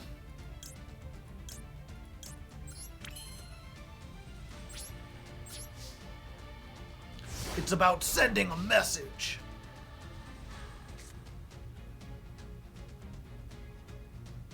Put on your red shoes and dance the blues. Let's dance to the song on the radio. The Karibo was made with data, not fiends.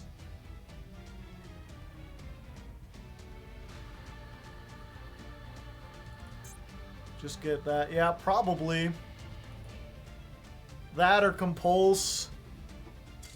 Yeah. Yeah. Man, my hand sucked eggs. You had some pretty good stuff, but, 5 1-ofs. Oof.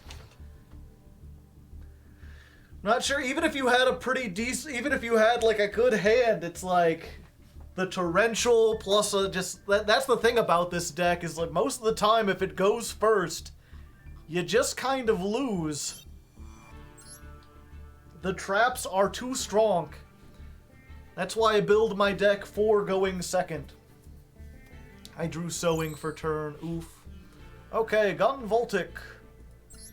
Who else? Oh, Coral Noodle. Would like to duel. Okay. We'll get you in here next.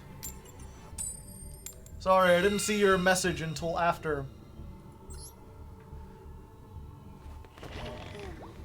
What cards did you change in the deck? I haven't changed anything yet. It's working pretty good. At least I think so. I don't know, Chad. You've been watching. You're a little bit more objective. All my 2-ofs. Aside from, like, most of my losses have been either because they made a board of, like, 5 or 6 negates in the case of the plant deck, or it was, like, I made a mistake. It's not that the deck is, like, you know, I'm not getting bad hands where I can't accomplish anything. I'm losing because mistakes were made.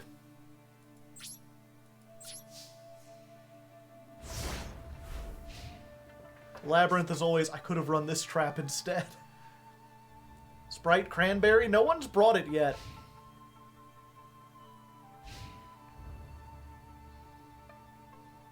I went second, still won. What was your deck again? Quit making mistakes. Good idea. Thank you for the 6 months. I appreciate it. Un claspier.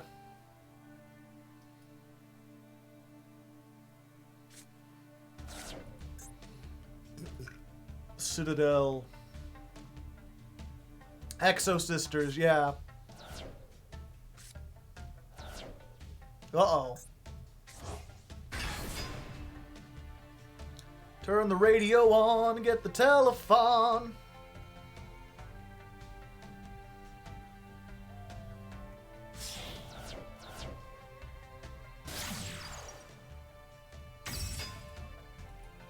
Unaffected by spell trap effects. Alright.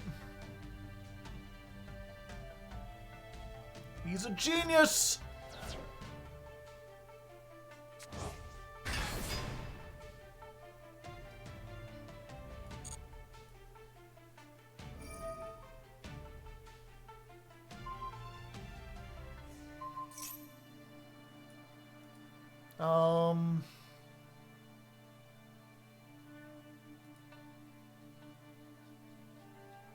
Yeah, that's fine.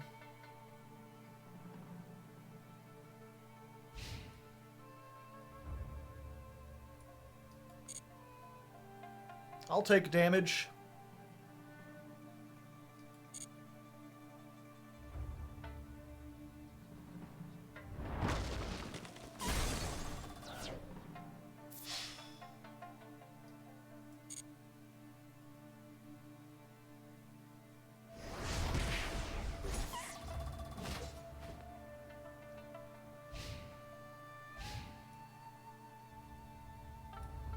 Okay, and we'll activate Trap Trick. It's a trap and a trick.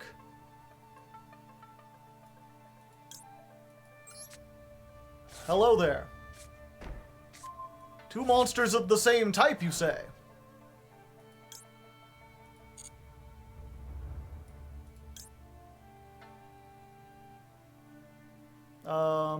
Yeah, we'll just wait until the next turn.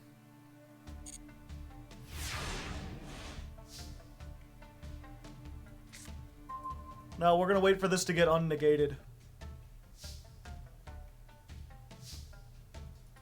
Because they have no interaction, really.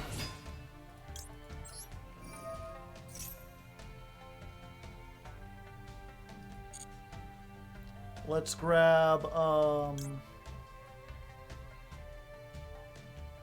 let's grab another welcome.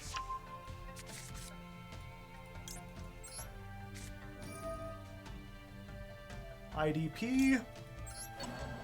What if I had it? Yoink. That must be embarrassing. When your opponent triggers the summon animation before you do.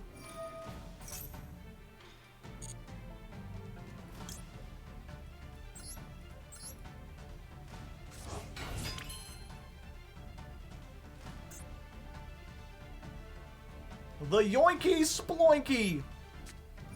50% yoink. 60% sploink. Oh.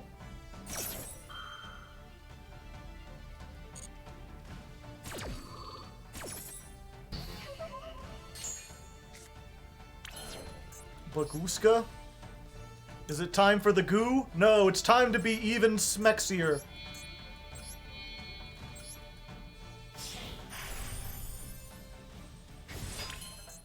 They're like, what?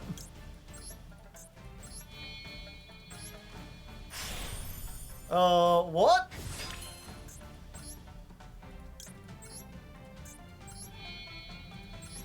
Dun-dun-dun-dun-dun! Machine X says hello!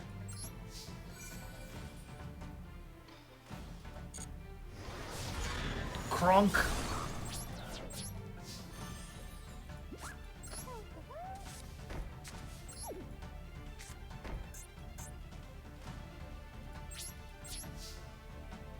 The king of no animations.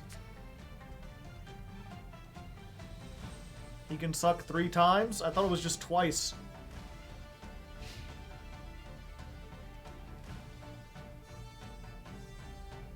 Not worth it for anyone who doesn't have all the DDDs already, yeah.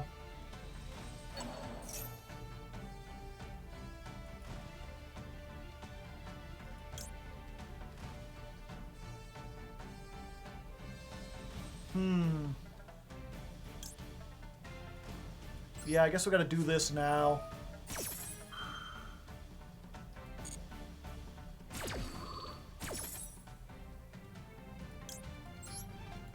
Just go for him.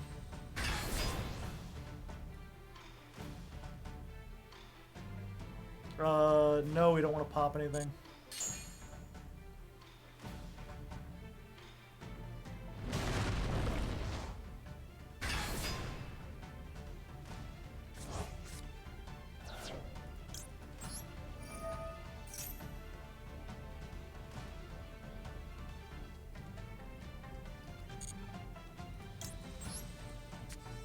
Mirror Force. His attack is huge! I have many traps. Okay. Isn't this something you want in your hand?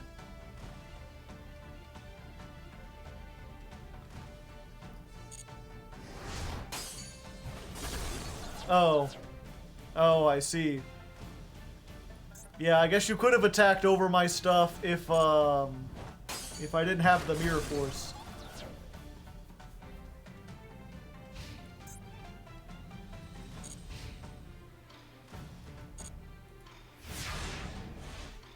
The Mirror Force isn't live, though? Oh, is it?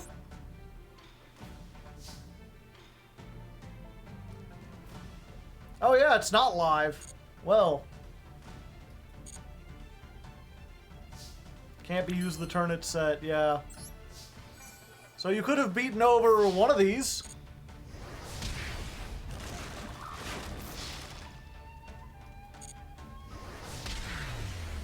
Wound class bar, a level 9 machine, a telephone, and none of my spells. Unfortunate.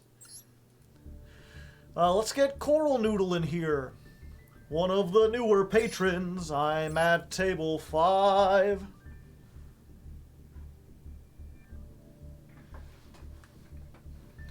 Yeah, I'm playing Punishment.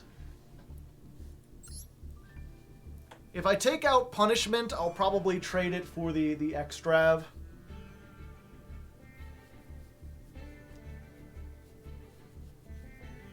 Am I new? I thought you were.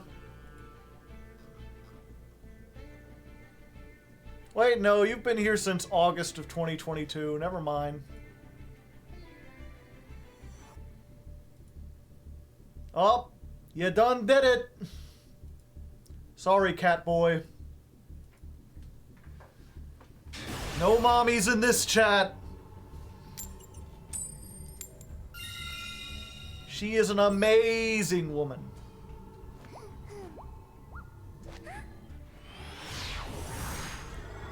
Yeah, that's the rules. You can't mention mommies or waifus or make trap jokes. We're trying to rise above everything, chat. Huh.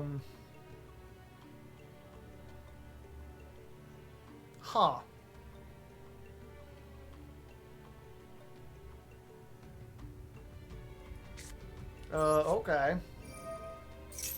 2 deaths in one stream. Thank you. No problem, Gun. Thank you for helping me test.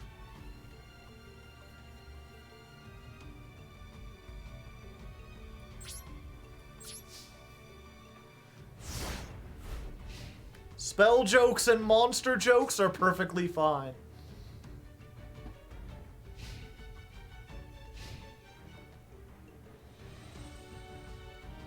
It just reminds me of that thing from the fucking Popeye Twitter.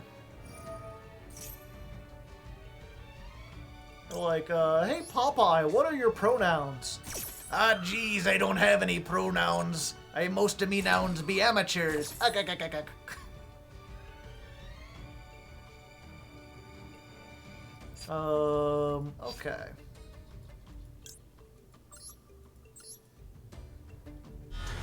Hello.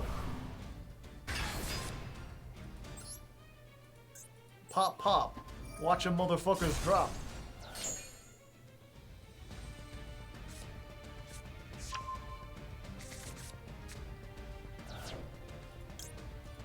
And then we'll pop a random card in your hand.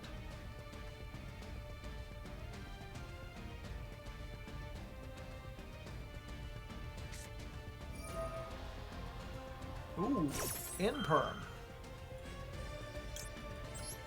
But what if the virus came to town? No spell cards. Outskilled, outplayed. Actually, I feel so mean about... Well, I guess I'm the one who got outskilled, outplayed.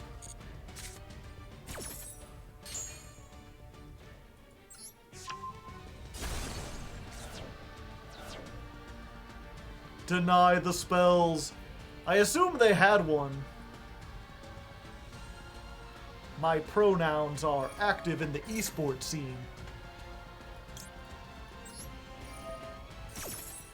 Oh wait, because I destroyed a... Wait, what happened? Oh, okay.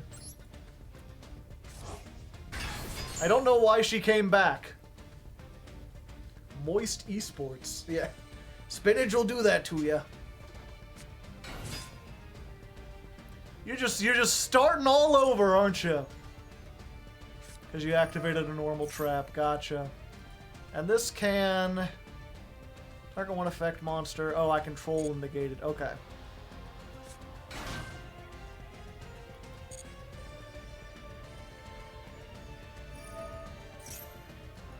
I keep forgetting that the field spell doesn't have to destroy anything. It just has to... You just have to activate in general. Everything else, it's like a card has to leave the field. Okay. And now, we do our hope, chat. Hope dangles on a string like slow-spinning redemption, winding in and winding out. The shine of it has caught your eye. 1, 2, 3. And then... we activate the backjack.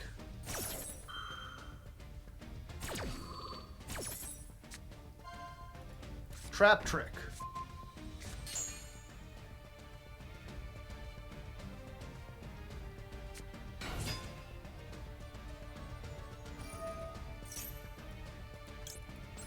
Activate the trap trick.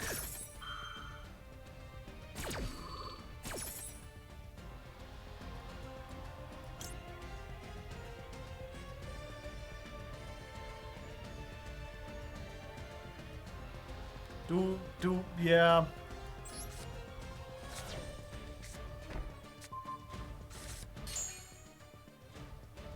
Oh no.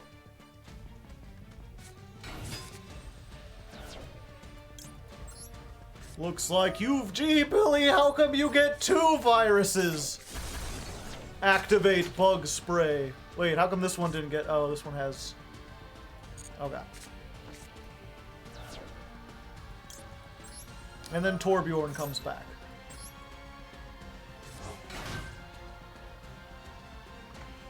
Double virus. Oh no, they weren't wearing a mask! Dr. Fauci strikes again. Oh god. This is... Wait, they can still do shit! Fuck! Torbles!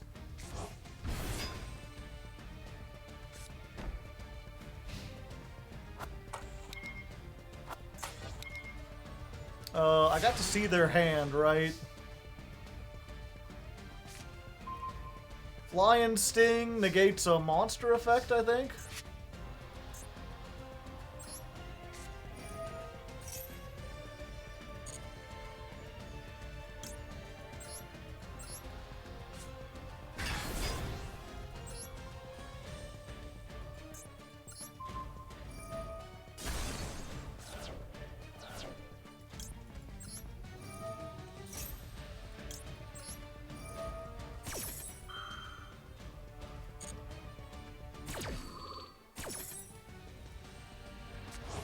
I'm pretty sure anything they draw, yeah. I feel really bad taking this against patrons because this deck feels so mean. This reminds me of when I played Altergeist and I was just apologizing to people like, I'm sorry, I'm sorry.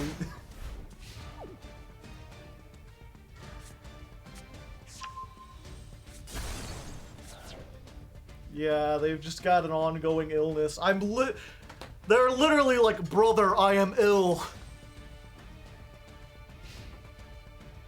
You don't get lightning stormed in the face, yeah.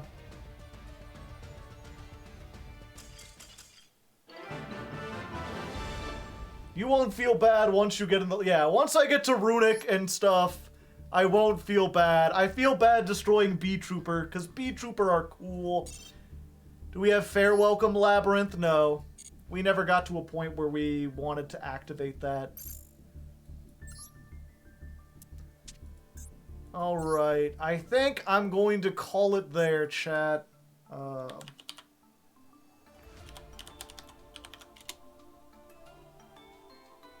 Keep doing that wrong. Labrynth. Yeah, we have fair welcome, but that's only when a monster declares an attack while you control a fiend. Can be good, but not really. And then Labrynth Barrage. Labrynth Barrage is actually hilarious, but it's kind of a win more card. It's when you activate a normal trap card, except for Barrage, this effect becomes that trap's effect. And your opponent takes no damage, so you can't use it to burn. But you can, like, if you activate this with a virus, you could just be like, yeah, I'm gonna activate 2 viruses. 1 for spells, 1 for traps. I hope you're playing super heavy samurais. You could do a double punishment and blow up 4 cards.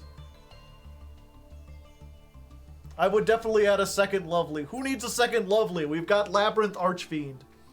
He's our second Lovely. I prefer him. He searches Mirror Force. You keep running out. But yeah, that's, I mean, I'd probably remove a Labrynth thing. I just didn't draw anything. That's valid, yeah. If we start getting hit by a lot of lightning storms, you know another really funny thing we can do? What's it called? Oh, that's an ultra rare. Damn. Yeah, we might, you could buy 2 of these, and then if you get Trap Trick, you can activate Trap Trick and set one of these from the deck. So if they lightning storm, then you get a fucking, whatchamacallit. Boo-boo game. Starlight Road, let's go! Ultimate Falcon.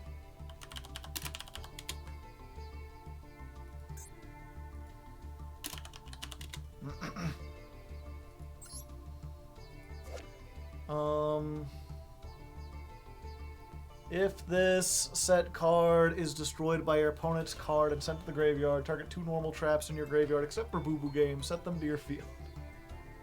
I can't activate them this turn, though.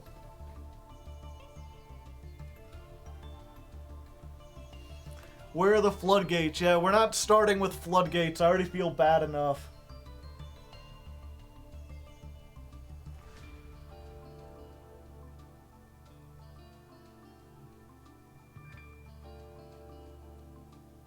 You can if you cuckoo clock, yeah. Oh, they can be activated that turn? Oh, they can be activated this turn. Well, excuse me. Dismantle the shiny ones. I need more rare points, chat. It's weird that I thought it wouldn't be, I saw a period and I was like, oh, okay. They wouldn't have a separate sentence for they can be activated this turn.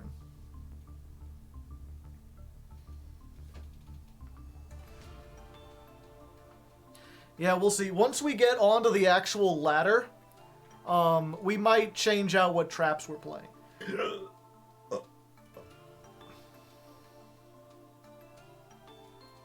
No more rare points until you finish reading cards. 3 Royal Jerry Beans, man. It's cheaper. Hey, Laboomba? La la la la la boomba. And I said a la boomba, that's okay too. Yeah, I feel like a lot of people aren't on Lightning Storm right now because it's not particularly good against Sprite or Runic.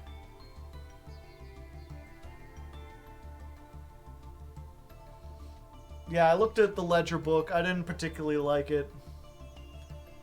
Witch's Strike is really funny. Well, the thing is, you can't activate Witch's Strike in response, right? They have to negate your stuff and then do it.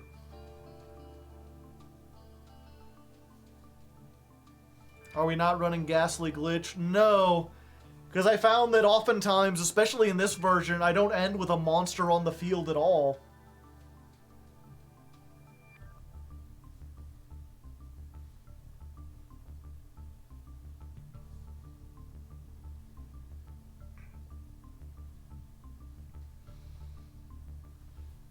Oh yeah, for some reason I thought Witch's Strike was when your opponent destroys like several cards, then you destroy their cards, but it's when they negate.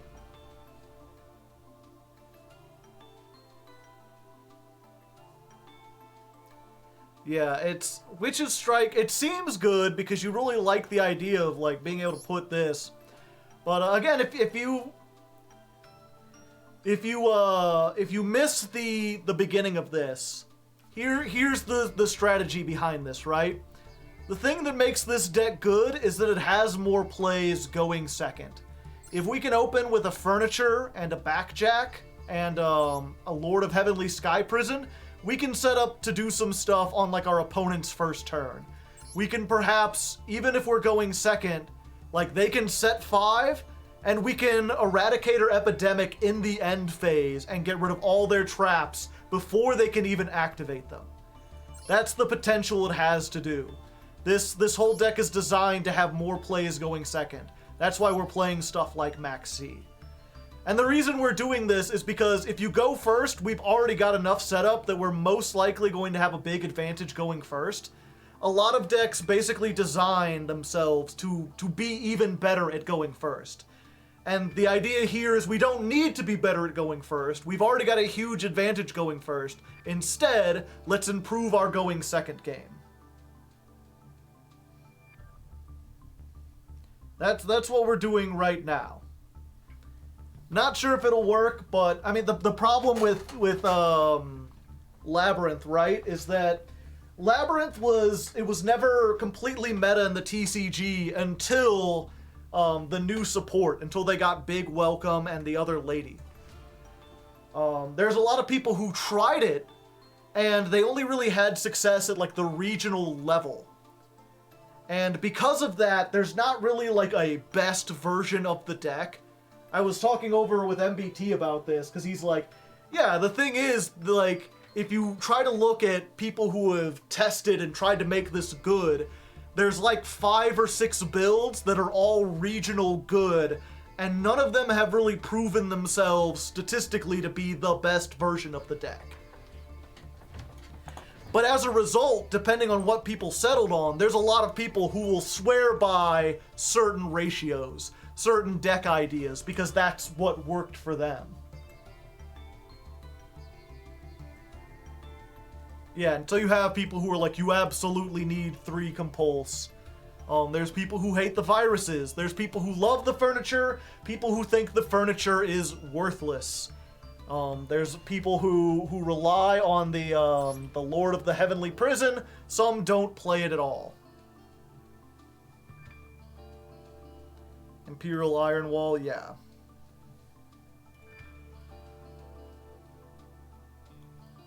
You lose to Ash Blossom, so you need Called by the Grave.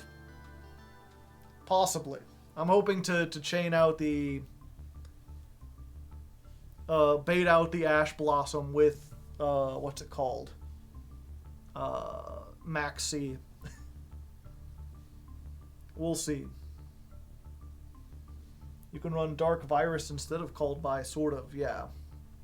I love Lost Wind, it gets me lost. The Maxx C is there because, again, there's a 3-card combo going second. If we get Backjack, any of the furniture, and this. We're playing them all at 3, except the furniture we're playing 4, because the furniture gets you other stuff, too. If we can get all 3 of those, and Maxx C is like, yeah, if we go second and we activate Maxx C, we could perhaps draw into that 3-card combo and then end our opponent. No Solemns? No. Not yet. We may add in Solemns, we may add in Extrav, we may change up the trap lineup, we may add in Floodgates, but this is what I want to start with. I would at least play 3 Solemn Strikes. See, I don't get that at all. If you're going to play Solemn Judgment. Because the thing you're worried about is like these big spells that evenly matched in the lightning storm that are going to take your entire board away, which strike doesn't stop. Strike is 4 Ash. Ah. I guess that makes sense.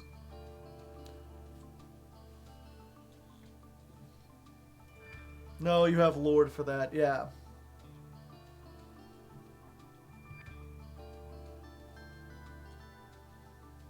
Strike is good to stop Carrot from negating Torrential. Do I have Solemns?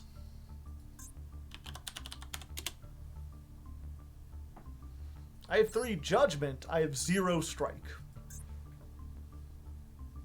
It's in a pack, though.